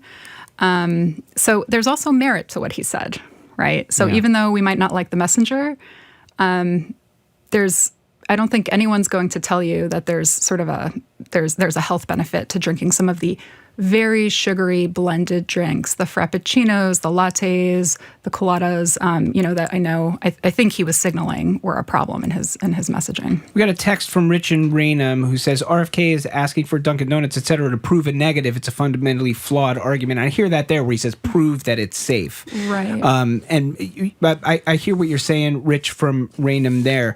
But when we talk, but I do want to talk about that word safe because safe is such a loaded word, and he throws out a number there, which was I think 115 grams is what he said. Right. But and whether 115 is the right word or not, if you're watching on our YouTube channel, we've got some bags here of sugar, and this is approximate, but this is some of the amounts of sugar, if we sort of thought about it, that are going to be in some of the Dunkin' drinks. So this is 51 grams of sugar here, which is in a butter pecan vanilla drink. Mm-hmm. Right here, we've got, this is 24 grams of sugar for a small vanilla latte, not nearly as much. But here, this is a 24-ounce frozen hazelnut coffee, 142 grams of sugar here. I also don't want to get into a thing where you sort of say, like, yes, there are some drinks at this outlet that have lots of sugar. There are places that sell all kinds of things, some with tons of sugar, some with not as much sugar. Mm-hmm. So I want to try to find a productive way to talk about safety around this space, which is to say, like, a single serving of way too much sugar once, is that potentially dangerous? Is that not really that dangerous? We're talking about long-term use. What are we talking about here? Right. The occasional caramel latte, or my daughter's favorite, the vanilla bean frap with the caramel drizzle, right? Yeah. That's not dangerous. We're not talking about going out for a treat, right? What we're really asking is for people to, reframe their thinking. Think about it more like dessert in a cup. It's not, you can build a ritual around it. You can continue to enjoy those drinks.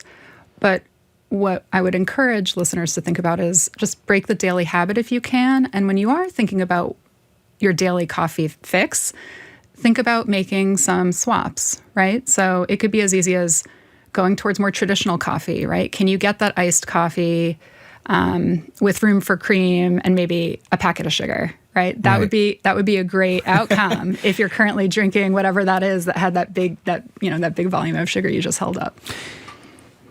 Would you say America has a sugar problem? Do you think, like, on the whole, broadly speaking? I think there is so much hidden sugar in what we eat and we tend to, what you're really speaking about is our dietary patterns. So as Americans, we tend to eat more of the foods or overconsume the foods that don't do much for us. That do have a health benefit. And added sugar is in that category of foods that aren't doing much for us. And it's in the processed foods. I'll add, just to be complete, processed meats, salty snacks, refined starches, which break down into sugar in the body, right, from white bread or pastas. So when you ask, is there a sugar problem, I think you have to look at it on the balance and think about what are the patterns of what we consume. Where can we do a little bit more to consume the types of foods that we do know have nutrition? The fruits and vegetables, the nuts, seeds, legumes, the unsweetened fermented dairy, like plain yogurt, seafood, right? Those are the things we know are going to have a health benefit. So when you're starting to think about, well, what can I do for myself on a daily basis? Trying to shift your own pattern of eating with a little bit more of those kinds of foods and a little bit less of the other kinds of foods would be a good outcome. Yeah. So when we talk about good outcomes, what are ways we could begin? What are ways? How would you suggest we begin to, if we agree that there is a problem, right? How are some ways we can begin to address this problem? Right. So, and this is what I study at the Food as Medicine Institute. This is what the team I work with looks at. We work researchers, students, program designers. We're thinking about how do we start to make it easy, make the healthy choice the right choice? So I think for individuals, especially because we started from the point of sugar-sweetened beverages, make some of those healthy swaps. Opt for the seltzer, the water, the milk, which has nutrition, for kids especially, because he pointed out kids, right? Milk instead of the frap. Start doing that. Add beans and legumes to the plate at dinner. Just look for ways that you can start adding nutrition to what you do every day. But we know that there are barriers to doing that on the whole, right? What are some of those barriers? What are some of those common barriers? Yeah, some of the common barriers. I mean, the top one is cost. Healthier food options tend to cost more.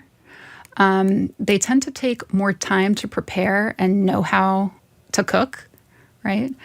And there's also, when you're talking about folks that might, be used to fast foods or highly processed foods, there's an acquired taste. Those foods might not taste as good as the foods you're used to eating. Yeah, sure. Right? Sure. And so a lot of what we're thinking about and a lot of the food as medicine programs that we work on are designed to address this, right? We're talking about lowering the cost barriers with things like produce prescriptions. So imagine you were to go to the doctor, you got an unfavorable A1C test result back, and your doctor's saying, oh, you should really cut out the soda. Your blood sugar is getting high. We're imagining a world where in the future, there's also a conversation of, okay, cut out the soda, but also here are some resources for what you should be eating, right? Yeah. So people always want to go and kind of get that advice from the doctor.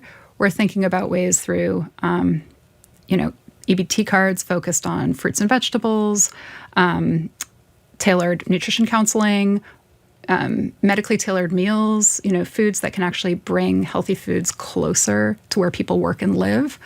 Those are all ways that we can begin to make it a little bit easier to access nutrition. I think for the general public, it's really about educating yourself as a starting point. Jay from Framingham asks, is having one of these coffees like a small vanilla latte, which is about this much sugar, a day, how harmful are these things in moderation? Yeah, I think it's all about moderation. What I would suggest is looking towards, continue to have that latte.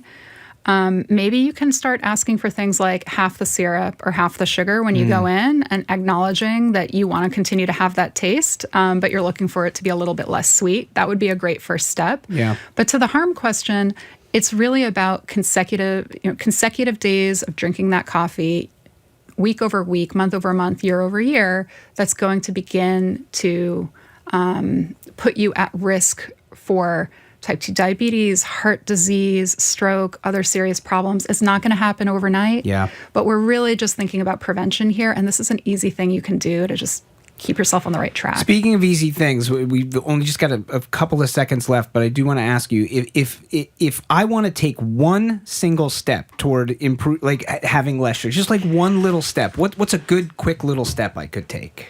I mean, go get yourself go drink a regular coffee. Regular coffee. I think this is a good suggestion. Yes. We've been speaking with Cecilia Gerard, Managing Director of the Food is Medicine Institute at Tufts, about sugary drinks and an effort from U.S. Health and Human Services to regulate popular coffee change. Cecilia, thank you so much for your time. Thank you for having me. Jared, do you have a sweet tooth? Less of a sweet tooth. Yeah. Joyce and I were talking about this on the Culture Show Friday along with Callie, but Joyce and I do the same thing. Stopped putting sugar in coffee a long time ago. Now I can't really deal with it. Yeah, that's the funny thing about it, right? Yeah. When you really stop doing it, then when you have something that's super sugary, you're like, oh my gosh, that's so sweet. What happened here?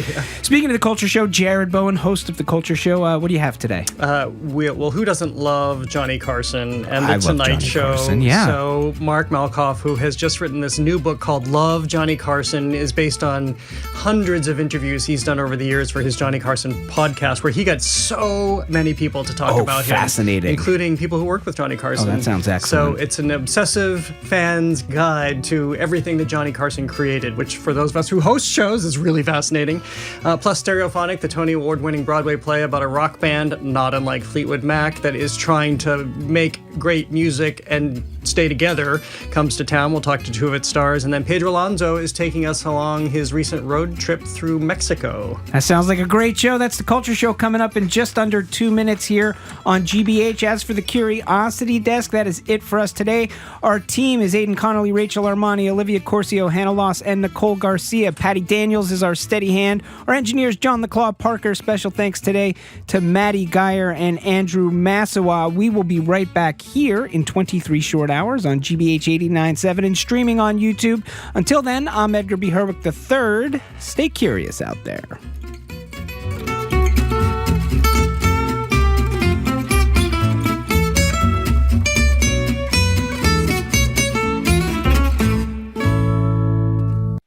What's trending?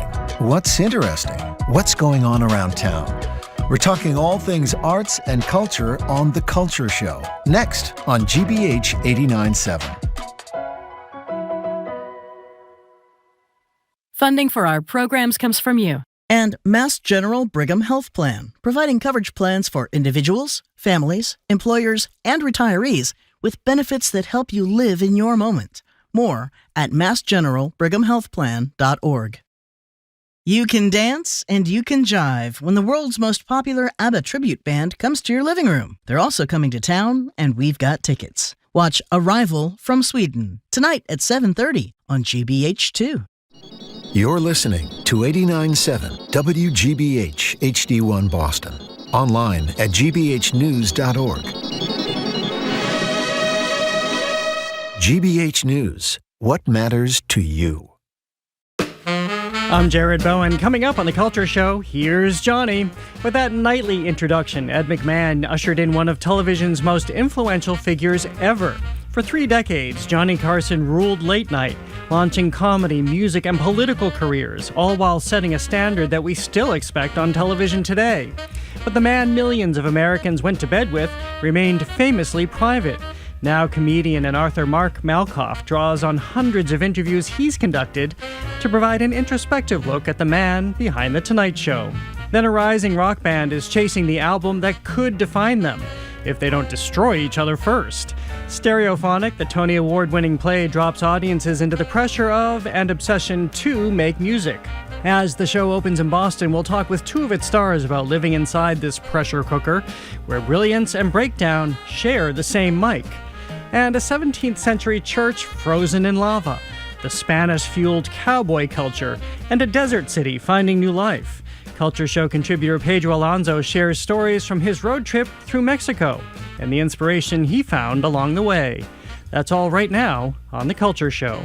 The Culture Show is made possible in part by a generous contribution from the Fiducia Fund, proud to support this station's arts and culture programming. I'm Jared Bowen. This is The Culture Show, live on 89.7 and streaming on the GBH News YouTube channel.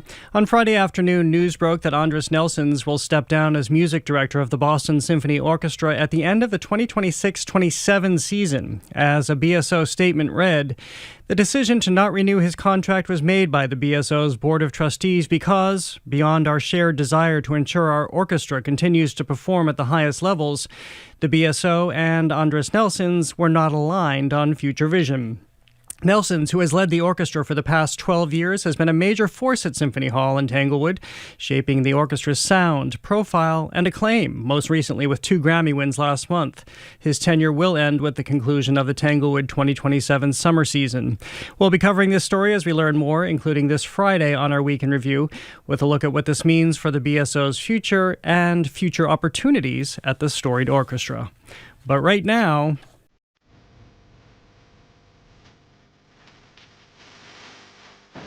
Johnny Carson grew up in Nebraska performing magic tricks and getting his start on local radio. By the time he left The Tonight Show in 1992, he had spent 3 decades cultivating how Americans experienced late night, turning a loose television format into a nightly ritual of monologue, sketch, and conversation that every host since has inherited.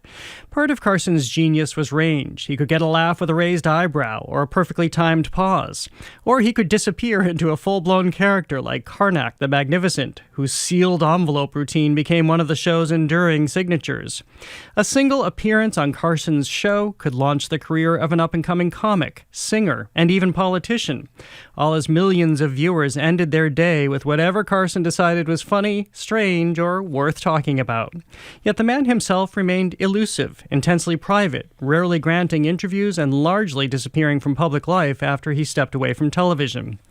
Now comedian and author Mark Malkoff has written Love, Johnny Carson, one obsessive fan's journey to find the genius behind the legend, drawing on hundreds of his own interviews with comedians, writers, and people who worked on The Tonight Show. Mark Malkoff, welcome to The Culture Show. It's great to have you here. Jared, thanks for having me. Well, this book is so fascinating. I, like you, am a huge Johnny Carson fan. I think for both of us, we missed the lives span of it because of our ages, but he lives on. He lives on in the DNA of all the late night hosts today. Of course, we can call him up whenever we want to online or the specials that he would curate himself. How did he stick and imprint himself on you as he has? I mean, he was a guy that for 30 years dominated popular culture. And I remember as a kid, my dad letting me stay up late, and it was this party. And it was this man, Johnny Carson, that was so much fun and witty. He would talk to kids. He'd be with animals. He'd be with comedians. It was my introduction to show business. And I remember even asking my dad all these questions about what went on behind the scenes. And strangely enough, those stories did not exist. And I just, with my own curiosity, set out to just get my questions answered. I just did not know at the time when I started my Carson podcast for 8 years that people all around the country, millions of people, missed Johnny as much as me. And they came along with me from the ride and they wanted their questions answered as well. Well, I think it's so interesting what you've done. As you say, you spent years interviewing hundreds of people on your podcast all about Johnny Carson. And I've always been struck by this, how much we didn't know about the man, as much as we saw what he presented to us on the show. What did you find and why people were so eager to open up to you? I think people really wanted to set the record straight. I would talk to comedians. People like George Lopez said, Mark, after the show, Johnny came to my dressing room and gave me suggestions on how to punch up material. Comedians would say this all the time. Johnny did not want credit. It was one thing after another dispelling a myth, which I believe, which is that this man is cold and aloof, no friends. He would make fun of that moniker on the show, and the people would tell me that really were good friends with him, that close to him. They said, no, Mark, he is almost the same Johnny Carson on and off camera, a little less gregarious, but that was consistent, and that was the biggest breakthrough. Well, what strikes me is, we'll get rid of that echo in just a moment. What strikes me is how intense Johnny Carson was, in all the best ways, because he cared so much about what he was doing and how he and others crafted the show. How would you describe his method for building what became The Tonight Show that we're still talking about and still loving?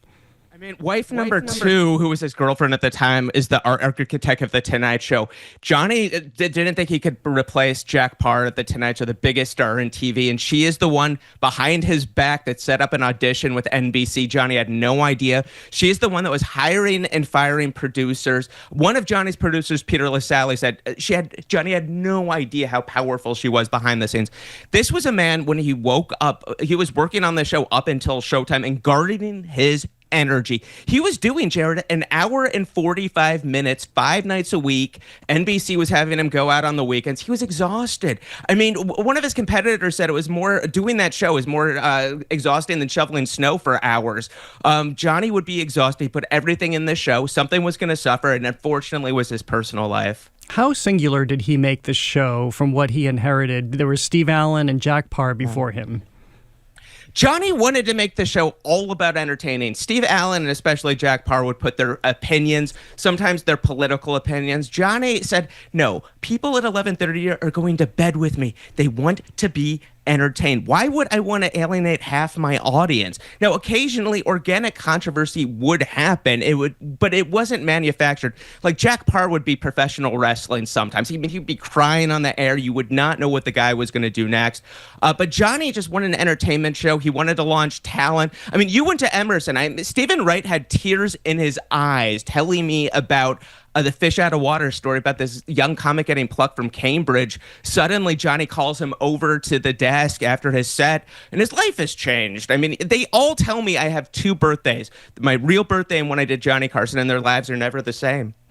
Well, let's walk through this, because we've always understood that lore, and it is truth, of course, that lore about getting your shot, especially if you're a stand-up comedian, you get your shot to go on The Tonight Show, and then do you get invited to the desk? You sometimes could go back on the show a couple of times and not get invited over to sit on the couch, or the panel, be part of the panel as they called it. How did that work from people being out on the ground, the scouts being out on the ground, to be in Cambridge, Massachusetts, or to be in the clubs in New York, to see somebody who might make it to the studio, whether it was the early days in New York or, of course, later in Burbank? Sure. So only 15 people, to my knowledge, ever got called over to the couch in 30 years. It was very, very rare. But someone like Ellen DeGeneres, Drew Carey, Rodney Dangerfield, such powerhouses, Johnny would call them over. But he had a couple comedy bookers, one most famous, Jim McCauley, who was, when he got the gig, his number one goal was to get David Letterman on. And Letterman had been turned down 3 times. And his management said,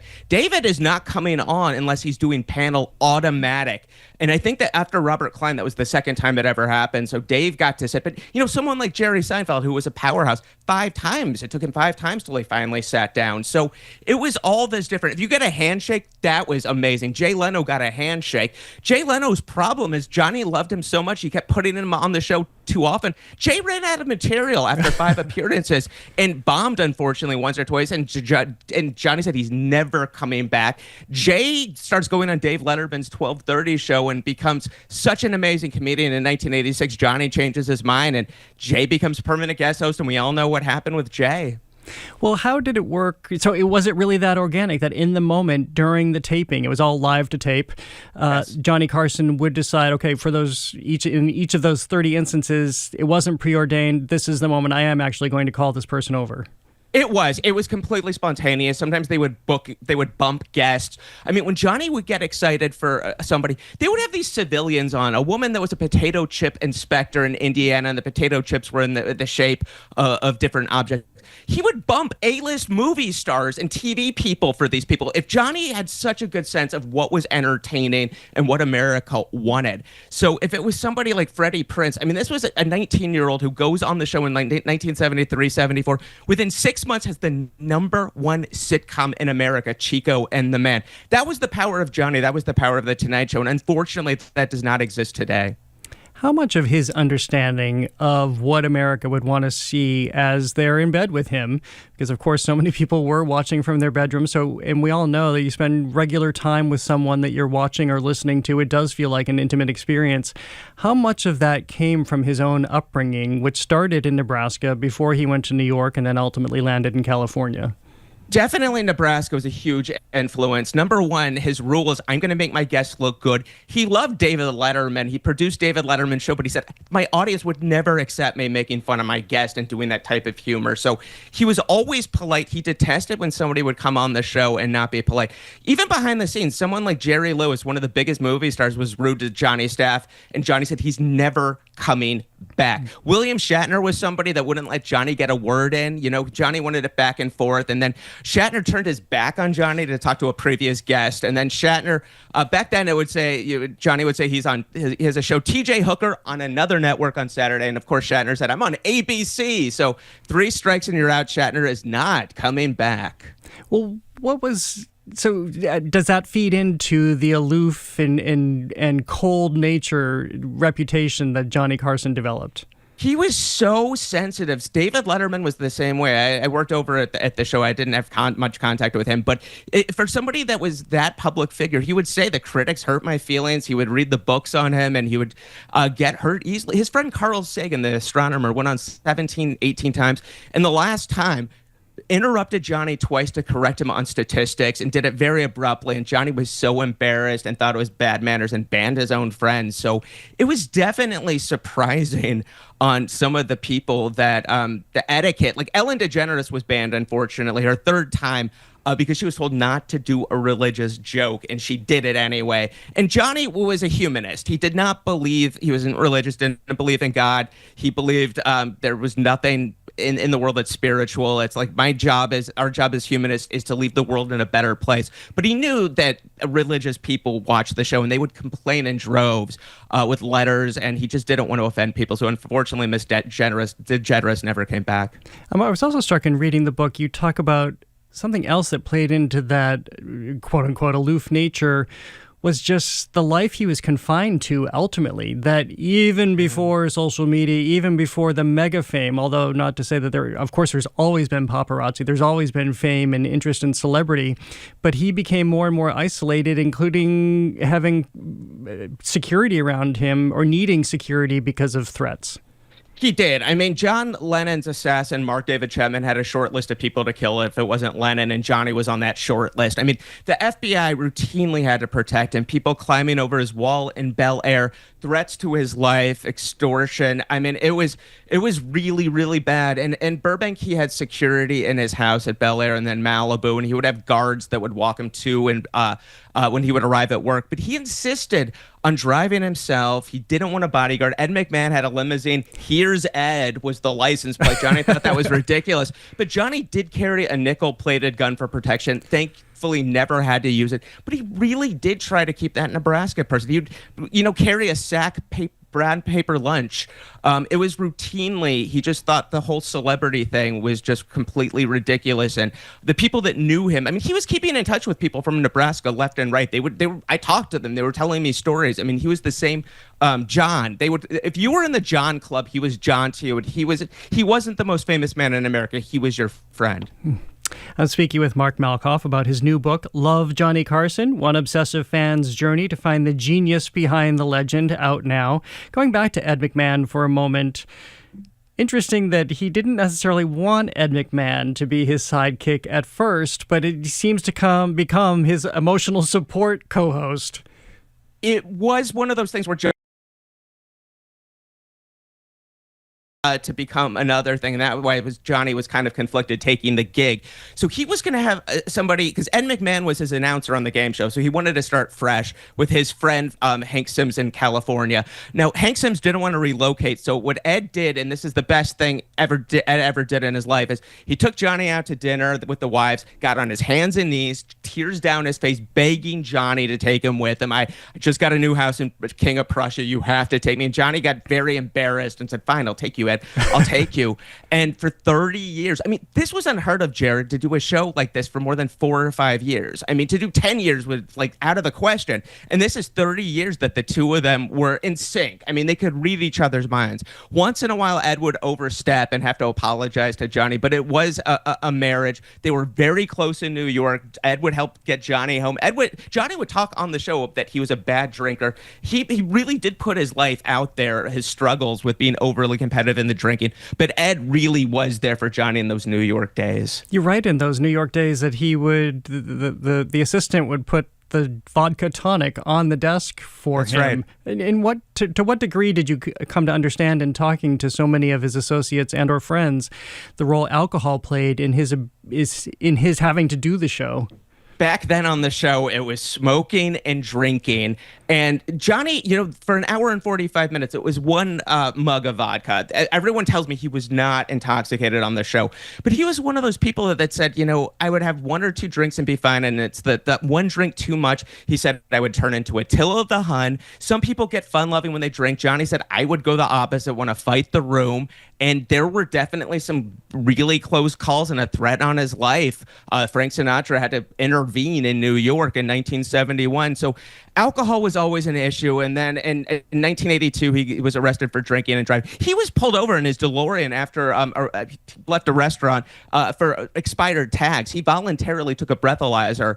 And Robert Shapiro of OJ fame defended him, and I think he pleaded no contest. But Johnny, 3 months prior, had done a PSA on The Tonight Show. You don't want to drink and drive on the holidays. Oof. It's the holiday season. So 3 months later, he enters his monologue and with a actor policeman, and basically says, you are never going to see me do this again. And he never did. And that really was a wake-up call for him. Let's talk about a few of the famous guests. Well, sure. They were all famous, of course. Yeah. But what happened with Joan Rivers? What's the arc of that for people who maybe haven't heard this? The rap is she really offended him by taking her own late night show, but saw that she didn't have a choice because that was her one opportunity for advancement. It started as a love fest. 1965, Joan Rivers, almost overnight is heralded the next Carol Burnett, Walter Winchell, all the columnists are in love. Johnny has her back in like 10 days. In 1982 or 83, it makes her the permanent guest host, which had never been done. You had everybody from Arnold Palmer to Kirk Douglas guest hosting The Tonight Show. It was no rhyme and reason who was guest hosting The Tonight Show. Comedians, Lauren Green from Bonanza, Joe Namath. So Joan Rivers is the permanent guest host of The Tonight Show, breaks Frank Sinatra's attendance record in residency in either Vegas or Atlantic City. Her career was on fire. She and her husband had their lawyer go to Fox, which was this fledgling network. And I talked to Barry Diller here in New York, and any interest in Joan doing a late night show, definitely. She signs a deal, and Barry Diller told me that he told Joan, you have an obligation to tell Johnny. Barry Diller was in a poker game with Johnny for years. They were very close friends. So it was Chevy Chase, Steve Martin, Carl Reiner, Neil Simon, and Barry Diller. And Diller said, you need to tell him. Joan wanted to be a good wife. Her husband was going to be the producer of the show, Edgar Rosenberg, and said, you cannot tell Johnny. They're going to be unforeseen circumstances. Her own friend said, Johnny's going to be furious. You need to tell him. Don't blindside him. And that weekend leading up to a press conference with her revealing Fox, Johnny found out that there were rumors that tried to call her all weekend with his producer, Fred DeCorda. Joan would not take the calls. Brandon Tartikoff, the head of NBC, called Johnny and said, Johnny, I'm so sorry to tell you this. Joan is going to be opposite you on Fox. And Johnny, one person told me, Johnny, there were tears. He could not believe that she would not. Everyone else told him, sat down, Johnny, I have an opportunity. And he said, oh, you have to take it. You have my blessing. Their shows would inevitably fail, and then they'd be right back with Johnny on the show. And that's how it worked. And Johnny was just blindsided. And then she tried to take Peter LaSalle, and she admits this. Johnny's producer offered double the salary, something like that. Every talent coordinator on Johnny's staff got a call, offered double their salary to go with Joan. None of them did. And she lasted 10 months, unfortunately, until Barry Diller removed her husband as producer. She said, if that happens, I quit. She thought Diller was bluffing, and he wasn't. 2 months later, unfortunately, Edgar Rosenberg, Joan's husband, takes his life, and Joan finds out she's in millions and millions of dollars in debt. Johnny never talked to her again. He was heartbroken, and I think Joan and Johnny never got over it. Joan was so resilient and built back up her life. Comedy icon, amazing success story, but I don't think either of them got over it. Well, we can't leave on that note, because on the other end of the spectrum, you have Bette Midler. And people may remember that final show where she serenaded Johnny. It's so indelible. I think it's one of the best moments of television, of American television ever. But she is somebody who had been with Johnny Carson from the very beginning of her career, thanks to Johnny Carson. What was their relationship? It was like 1970. She was considered so outrageous, and Johnny put her on and loved her. Put her as her opening act in Las Vegas at the Sahara, and the audiences were just like, they could not get her. It was like she, in front of these people, their jaws dropped, and Johnny knew she was going to be a big star. It just took a little bit of putting her on. And there was definitely a love fest between them and this mutual respect. And he knew that he wanted her to be the final guest on The Tonight Show. He said in his 30 years, nothing more magical had ever happened. And with her, him and Robin Williams, on that last show with guest, and her singing to Johnny, and Johnny, is holding back tears, and goes home after that show and is so wound up. He watches the East Coast feed, which is early from Atlanta. He's in Malibu, and he cannot sleep. He's up since he has his final show the next day, 3:30 a.m. He is so wired because of that Bette Midler's performance. Robin Williams calls him that morning crying, so moved on how that show went, and just thanking Johnny. And Bette has to this day has never seen the tape. She said, it was one of the most beautiful things, maybe the best thing that I've ever done, and it was so magical. I don't want to ruin it by watching it, not living it up in my mind. But she won an Emmy for it, and Johnny still talked about it in retirement as the best show they ever had to do. And he didn't want to do the final show because it's how do you top this? Yeah, I should say that was the final show with guests. Of course, there was one more. Well, final question for you is what kept Johnny Carson going? As you say, it was just tremendous work to be doing all those shows. As you point out, it's 4,500 shows, 25,000 guests over 30 years. Why did he not walk away sooner? As most people, we just saw Kelly Clarkson is leaving after a few years. No aspersions. It's such a grind. But what kept him going? Yeah, Dick Cavett said it's the most punishing grind in TV. People would say, I don't know how you do this. Johnny just loved it. I mean, the people that knew Johnny said it was far happiest when he was on air.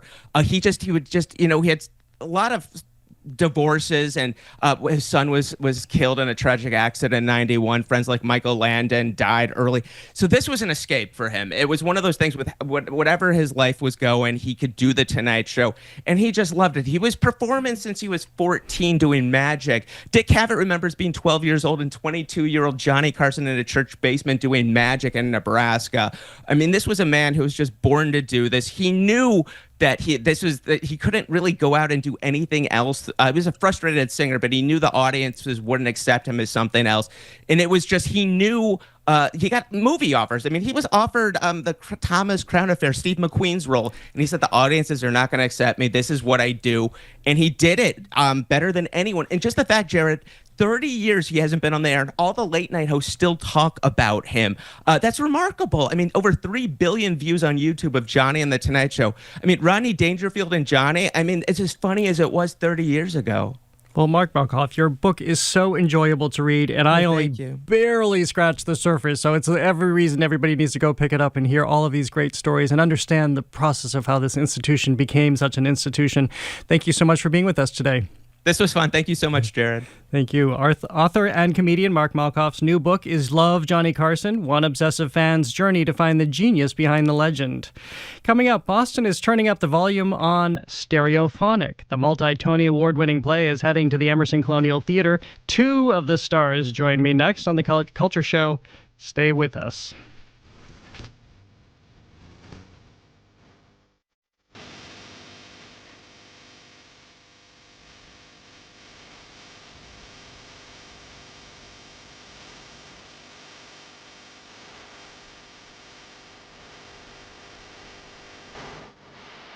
The Culture Show is made possible in part by a generous contribution from the Fiducia Fund, proud to support this station's arts and culture programming.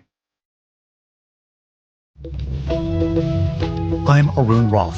Today on GBH's All Things Considered, Boston leaders report good news on the city's high school graduation rate. Beacon Hill lawmakers take up Governor Healey's new budget plan, and the push for free childcare spreads beyond New York City. We'll look at how states and cities are funding it. Those stories and all the day's news starting at 4 on GBH 89.7. Funding for our programs comes from you. And Boston Ballet, presenting Winter Experience, featuring the return of Crystal Pite's celebrated This Season's Canon and Yorma Ello's timeless Le Sacre du Printemps, now through March 15th at Citizens Opera House. Tickets at bostonballet.org. And Cambridge School of Culinary Arts in Porter Square, offering teen and adult recreational cooking and baking workshops, series, and cooking couples classes for culinary enthusiasts. CambridgeCulinary.com. And PNC Bank, who believes when you pay attention to the details, amazing things can happen. Like when you check the pockets of a jacket you haven't worn since last fall and find $20. PNC Bank, brilliantly boring since 1865. Find that Friday feeling early at GBH Music's Jazz Night, featuring mandolin player Ian Corey and cellist Katherine Bent. Thursday at 5:30 at the Boston Public Library. Get a free ticket at wgbh.org/events.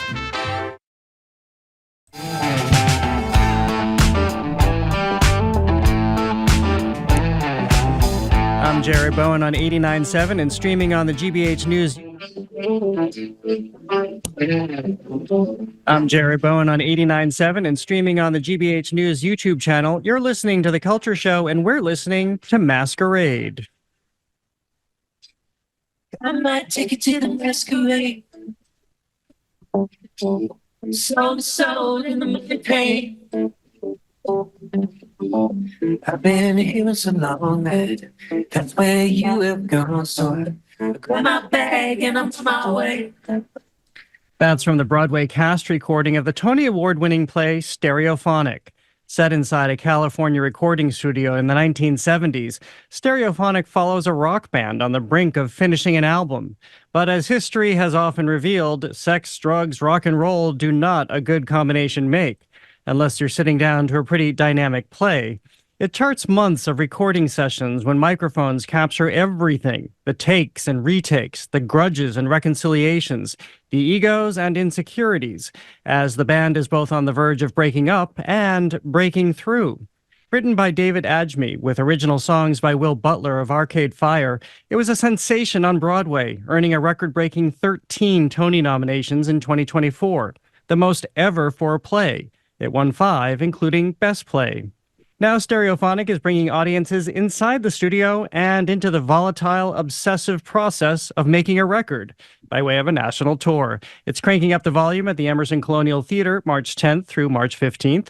Joining me to talk about it all is actor Jack Barrett, who plays Grover, the lead engineer, a working pro in a room suffocated by ambition. I'm also joined by actor Stephen Lee Johnson, who plays Charlie, the assistant engineer, the guy in the middle, taking orders, putting out fires, and who is privy to everything the band definitely doesn't want on the record. Jack Barrett, Stephen Lee Johnson, welcome to The Culture Show. It's great to have you both here. Glad to be here. Great to be here. Thanks for having us. Well, I'm delighted to have you. I saw this show in New York.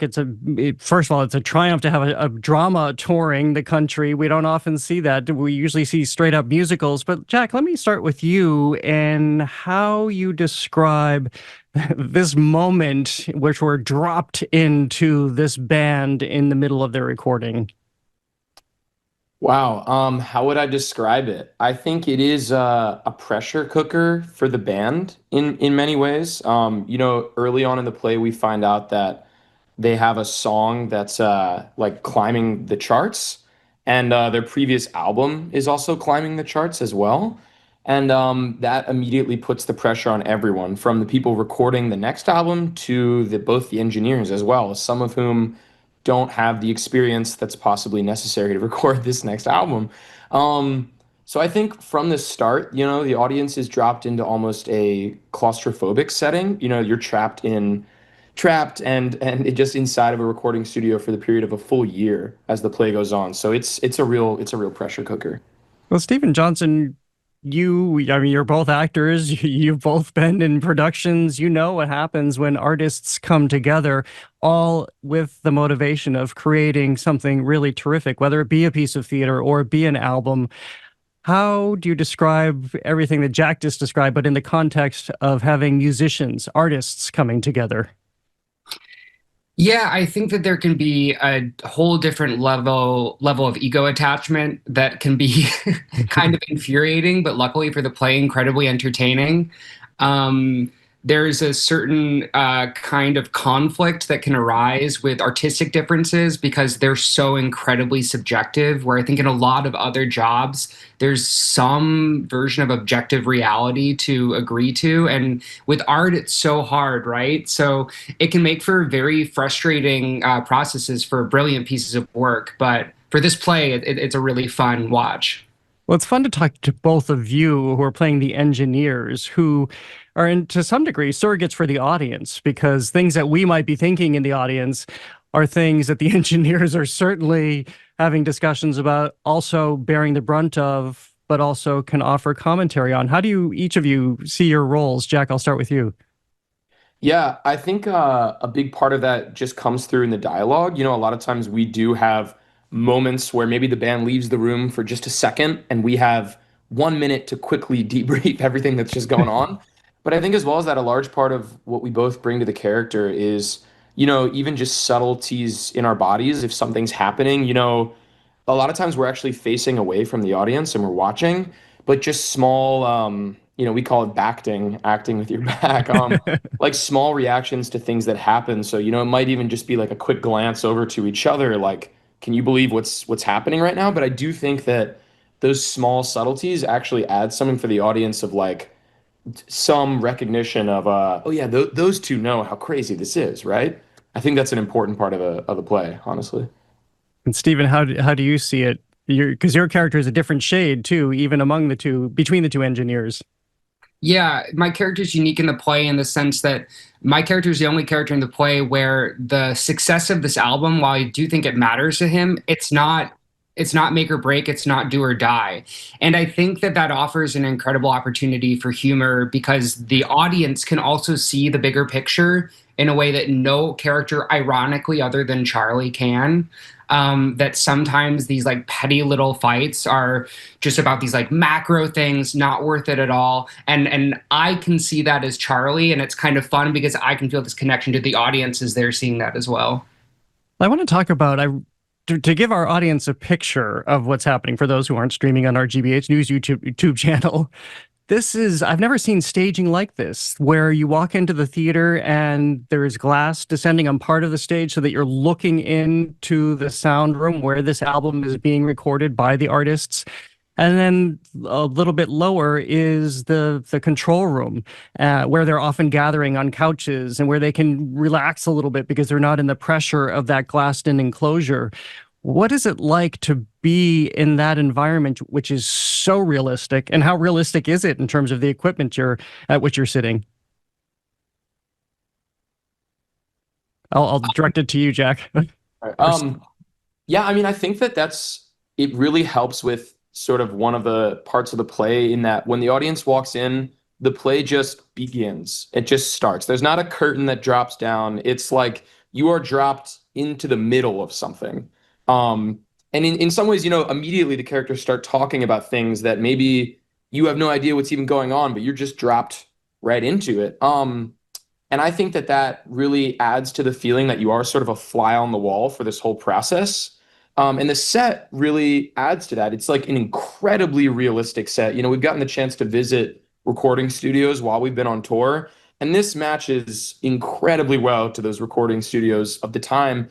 To the point, even the pillows, each one was specifically approved. There's lots of drugs and things surrounding the studio. There's tape boxes. There's period accurate Playboys and magazines. I mean, everything is like to a T, exactly how it was. Well, and Stephen, how is it for you? I've had so many actors over the years tell me that things change for them, whether it be a set or a costume, helps them define their character to a greater degree?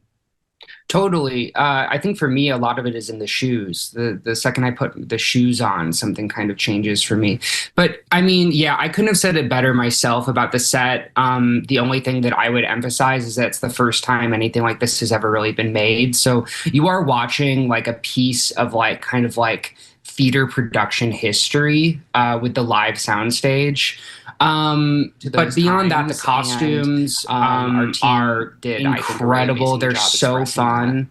And it does help, especially because it takes place in the 70s. There's, as many of our audience members will remember, there's a very specific vibe to those times. And back to something you just said, these our live team recordings. did, I think, a really amazing job expressing what that. We are experiencing, speaking with actors Jack Barrett and Stephen Lee Johnson, both starring in the Tony Award-winning play Stereophonic. No, absolutely Its not. national tour comes to the Emerson Colonial Theatre March.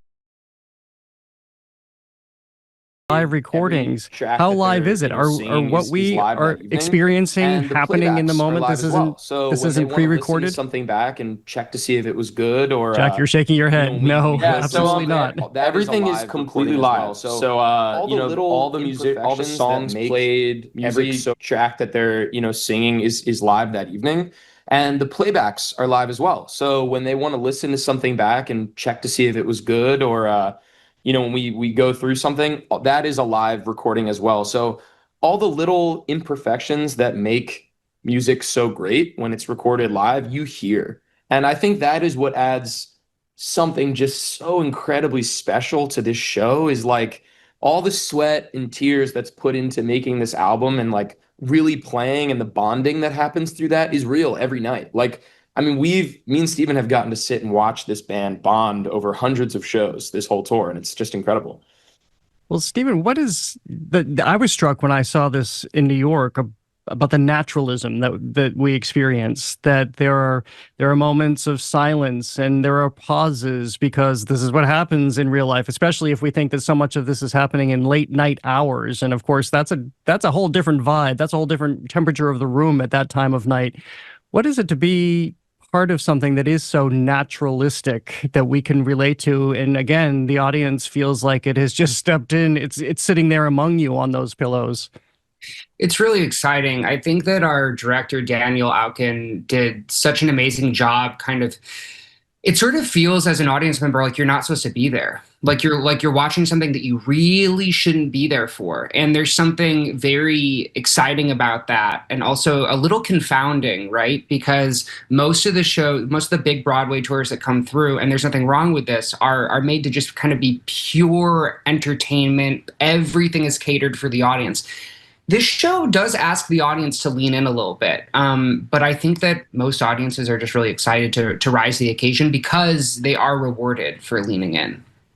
What about the 1970s vibe here? I know that some of our audience will listen to this and think, this sounds awfully familiar. This sounds like Fleetwood Mac, and those comparisons have been made just to give people a sense of what happens to a band. But this is a very particular time, the 70s, where bands like this were huge, drugs were big, personalities were emerging out of them. How do you look at it in that regard? Straight down to the shoes, as you said, Stephen, where this is such an interesting period piece as well. Yeah, I mean, I think that David Adjemi did an amazing job drawing from a lot of different influences of the time. And then he took his own liberties to make the band its own too. And I think that what's really going to be fun for the audience is they're going to be able to find different flavors from different musicians that they love from that time period, different fashion that they love from that time period. Yet they're still getting an original story. They're still going to be able to make forge this new bond with this new imagined band of the time. And I think that's why it's exciting, right? Because instead of walking in with some preconceived notion about what your favorite songs are going to be, who you're rooting for, who you're not rooting for, you make those decisions yourself. And then and a lot of people pick up the vinyl on their way out after the show.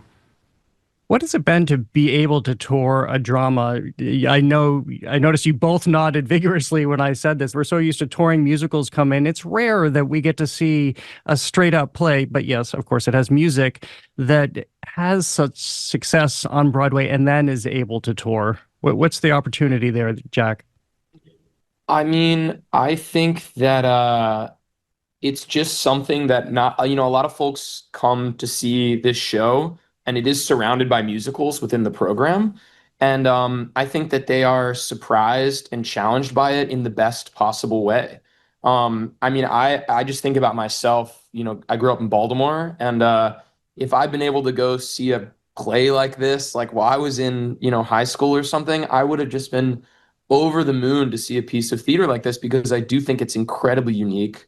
The songs are amazing, and just, you know, I just don't know when this will happen again, honestly. I think it's a pretty special opportunity. Well, Stephen, you have had this experience. You've been in the two now, To Kill a Mockingbird as well, the two successful dramas that have been touring.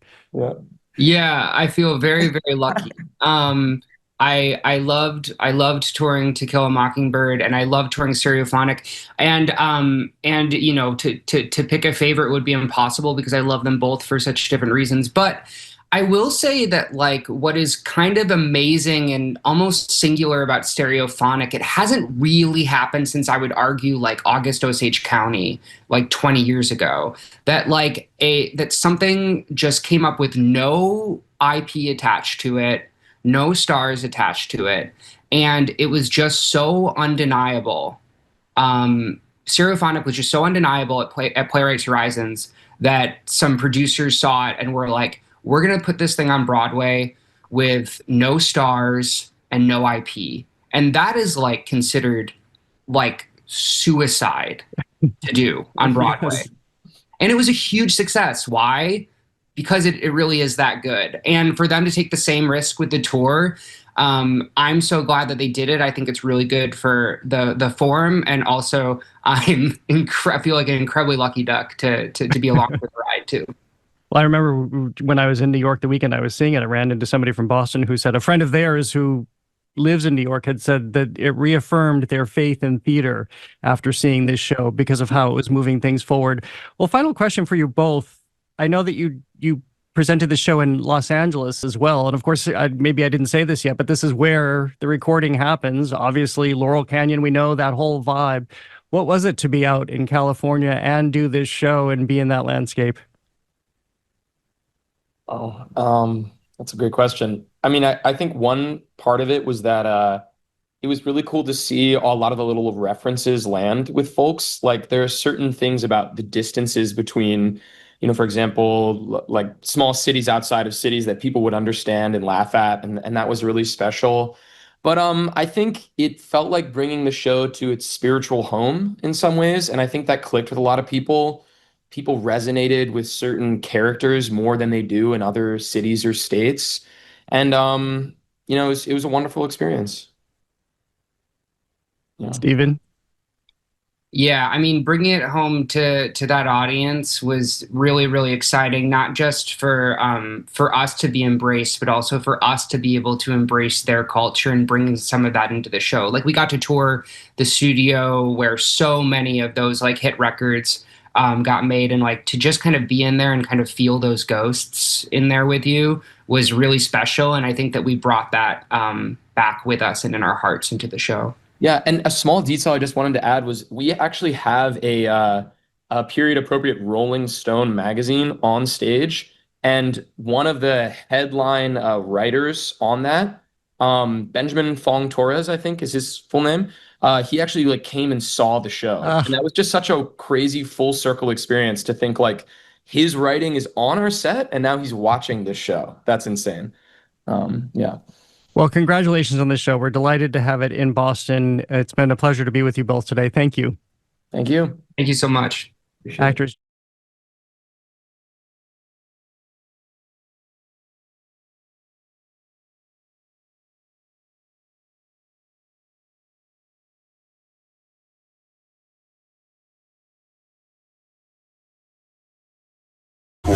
These are global issues, and to understand them, you need a global perspective.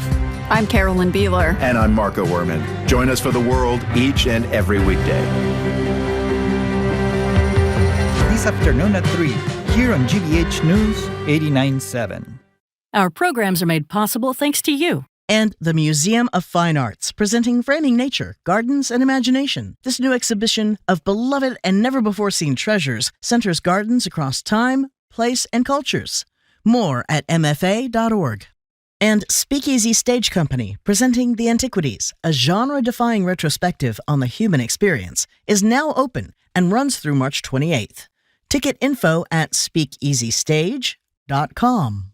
And Explo, from international law to studio art. Explo's summer program helps middle schoolers to find their spark. Day and overnight options at explo.org/summer. General enrollment deadline, April 1st.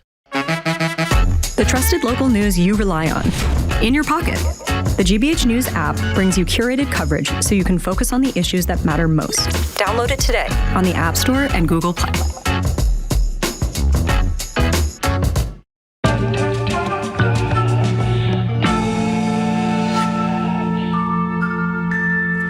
I'm Gerard Bowen. This is The Culture Show, live on 89.7 and streaming on the GBH News YouTube channel. It's time for our recurring feature, AI Actual Intelligence, where we tap into the most interesting thinkers in our region. Their insights and observations are totally original and algorithm-free. Today, we're joined by Culture Show contributor Pedro Alonzo with dispatches from a recent road trip through Mexico. Welcome back. Great to see you. Great to be here. Another boondoggle of yours, getting to trot around the globe. I'm always so envious of your travels, and you have such cool things to talk about today. I'm back refreshed and inspired, exhausted, but mentally, inspired. Well, you have seen just a whole array of things. So let's start talking about something I find fascinating, a relatively brand new volcano. Yes, the Paricutin. So when I was a child, my father used to torture us with a tongue twister, Parangaricutirimícuaro. And I thought that was the name of the volcano. And I learned on this trip that it's actually, Parangaricutirimícuaro is a tongue twister. The volcano is called the Paricutin. Not that difficult to say. Yeah. It's in Michoacán. And I was in Mexico for Maco, the art fair. We stopped in Guadalajara first, and the artist Julien Charrier said, "Hey, do you want to come visit a volcano with me?" Now, Julien's visited volcanoes all over the world. He collects samples to make these photolithographs, these images of the volcanoes. And I thought, sure, of course, I want to go. And he said, "Okay, so we'll do the volcano on one day, and then we'll spend the night somewhere, and then the next day we'll go see the monarch butterflies before going to Mexico City."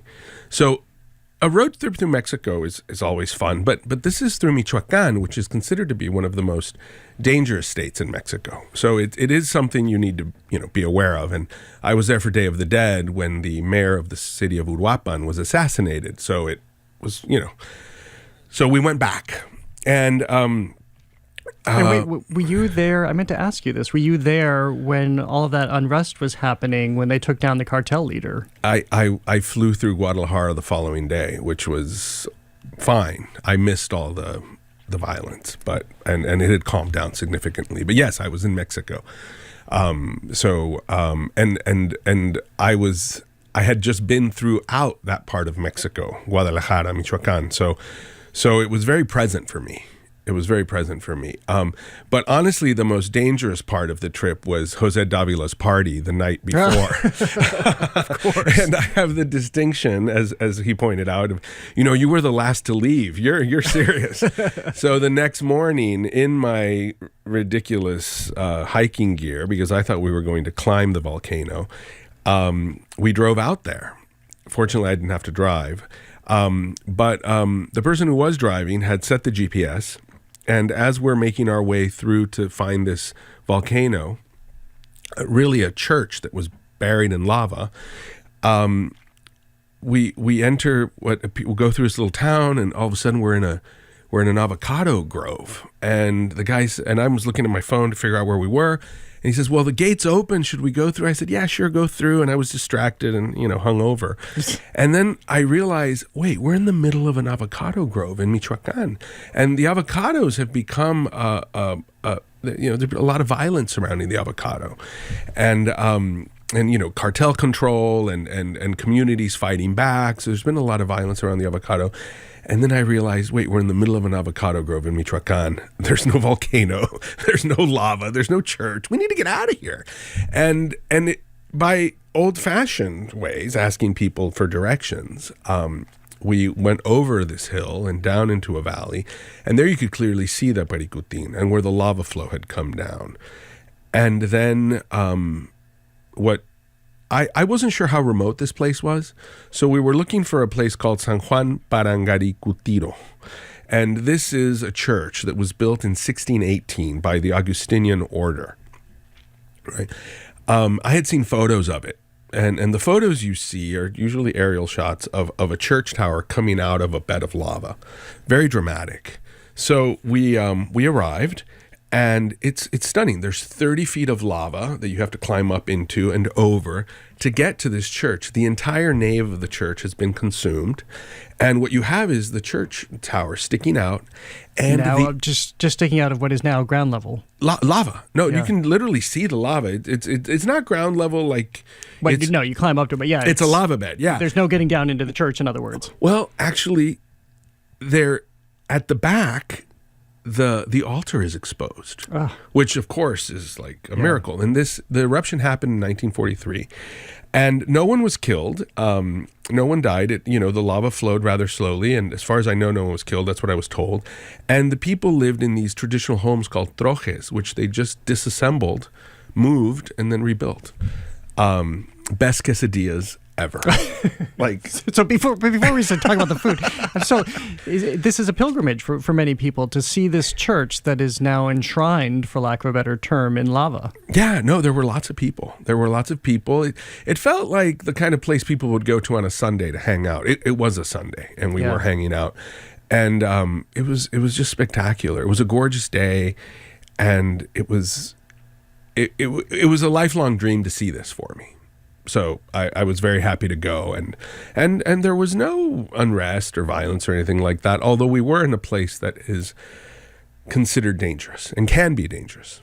But you were more concerned with food that day. Yes. And you found really good food. Oh my God, the quesadillas, the little old lady with the blue corn, amazing blue corn. Ironically, it's impossible to find avocados there because they're all for sale. Oh, right. To be shipped up here for our guacamole for the Super Bowl. Right. So it was fascinating. It was fascinating. Well, even more fascinating, if that's even possible after seeing this church embedded in lava, is to see where the monarch butterflies go. Yes, the forest. So we went to a sanctuary called El Rosario, which was the following day. And it's not a horrible hike. It's the path is well taken care of, but you hike up into a mountain and you look for the butterflies, right? And these are all the butterflies that are leaving the U.S. and Canada. Yes. This is where they go. And they come down. It's like a giant funnel. If you look at the Americas, it kind of is like an inverted triangle, inverted pyramid coming down. And this is where they gather. There are 5 or 6 sanctuaries in different parts of Mexico. Several of them are public. This is one of them, El Rosario. This is probably the most popular, apparently the most dramatic. That's why we decided to go there. And so there, if it's a cold day, meaning a day without sun, they gather together in a cluster and they keep each other warm next to each other. But if it's a warm day and the sun hits them, they start to fly around. And we had a bit of both. We didn't have a ton of flight, but we did have some. And, of course, a butterfly landed on Julia Charrier's hand, which... It didn't happen to you? No, it didn't happen to me or anyone else for that matter. It sensed the alcohol from a couple nights prior. Like, I'm not going near that dude. Oh my God. Well, it landed on his hand and it was amazing. And, but the thing is that I talked to a friend from that region who used to go as a child, and she said that, 30, 40 years ago, you would see millions of them everywhere. We didn't see millions. The population has been decimated to it's down to like 80% of its previous levels. And a lot of it is due to, part of it is due to the trees being cut down in Mexico, but a much more impactful harm has been the fact that there aren't enough sanctuaries, enough places for them to eat the milkweed, and habitat loss in the United States primarily. So there's not enough places for them to land and eat and rest, and that what they eat, they need the milkweed, And that has caused a decimation in their numbers. It strikes me as I was thinking, by the way, if people are just tuning in, I'm speaking with Pedro Alonzo, Culture Show contributor and independent curator. I was thinking about your travels, and especially in this regard, how awesome, in the truest sense of the word, it is to see these very disparate acts of nature, whether it be a volcano and then this mass of monarch butterflies. It's amazing. It's amazing. And it's also, and even I have to say, an avocado grove. It was so silent and beautiful, and the avocados, the trees, kind of their branches are very they kind of spin around in a funny way, right? They're not straight or as straight as other trees, and so it's just this beautiful sight, and the mountains were gorgeous. No, it was we all kept saying, "Wow, what a beautiful state!" Michoacán is unbelievable. And then, this hits close to home for me because I love horse riding. You hit cowboy culture in Mexico, which people don't realize, like many things, predates our American concepts of the cowboy. Yes. So I was in the state of Sonora, which is a desertic state. So I was all over Mexico. I was gone for 5 weeks. And Michoacán is in the central southern part of the state, of the country. Sonora is in the north. It's the border with Arizona. Very arid. And I went to visit friends, and they took me out to this place called Salón Obregón, which was this crazy cowboy bar with a live band playing and funny like lights. So sometimes it was red and green and blue. And then everyone would dance around. And I didn't understand what they were dancing kind of in the round, where people would all dance following each other in a circle. And it was because apparently there used to be a fountain in the middle of the dance hall. So they would dance around it, and fascinating. And you drink caguamas.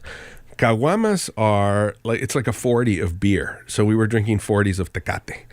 It was a theme. Did you not come back, or could you not come back? No. Which is it, Pedro? Oh my gosh, it was well, it's part of it. It's part of the fun. Yeah. It's part of the fun. Especially for cowboy guy. Somehow we are out of time already. We're going to have to save the rest of this for next time. But what I meant by we don't understand it, the American cowboy didn't necessarily surface because it was a Spanish who came here with horses, the horse culture, and then that came to Mexico. So that was well underway, dancing in circles. Pedro having himself a ball in Mexico long before we were knowing cowboy culture here in the United States. I don't know how we ran out of time already. I guess I talked too long about Johnny Carson at the top of the show. Oh my God. Too many good things to talk about today, but we will continue this next time, I promise. Wonderful. It's great to see you. Now I have lost my script. Here it is. Culture Show contributor Pedro Alonzo is an independent curator. He joins us every month. Thank you for listening to another edition of The Culture Show. You can tune in tomorrow for Tony Award-winning composer and writer Shana Taub, the creative force behind the new musical Suffs, which is heading to the Emerson Colonial Theatre by way of Broadway in Boston. We'll also joined by the Quatrista and Bad Bunny collaborator Fabiola Mendez. The Culture Show crew is Max Chow-Gillette, Kate Dellis, and Chelsea Mers. Our engineer is Bill Piattatelli. Our intern is Anna Hu. Bill Francis and Cullen Cockrell produced our YouTube live stream. I'm Gerard Bowen. Have a great day. The Culture Show is made possible in part by a generous contribution from the Fiducia Fund, proud to support this station's arts and culture programming.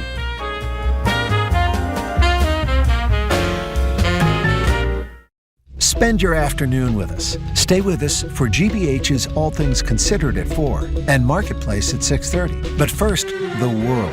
A global view of today's headlines from the World Newsroom. Right here on GBH 89.7. Support for our programs comes from you. And Rockland Trust Bank, helping foster healthy relationships with money by providing education and resources to the community, one neighborhood at a time.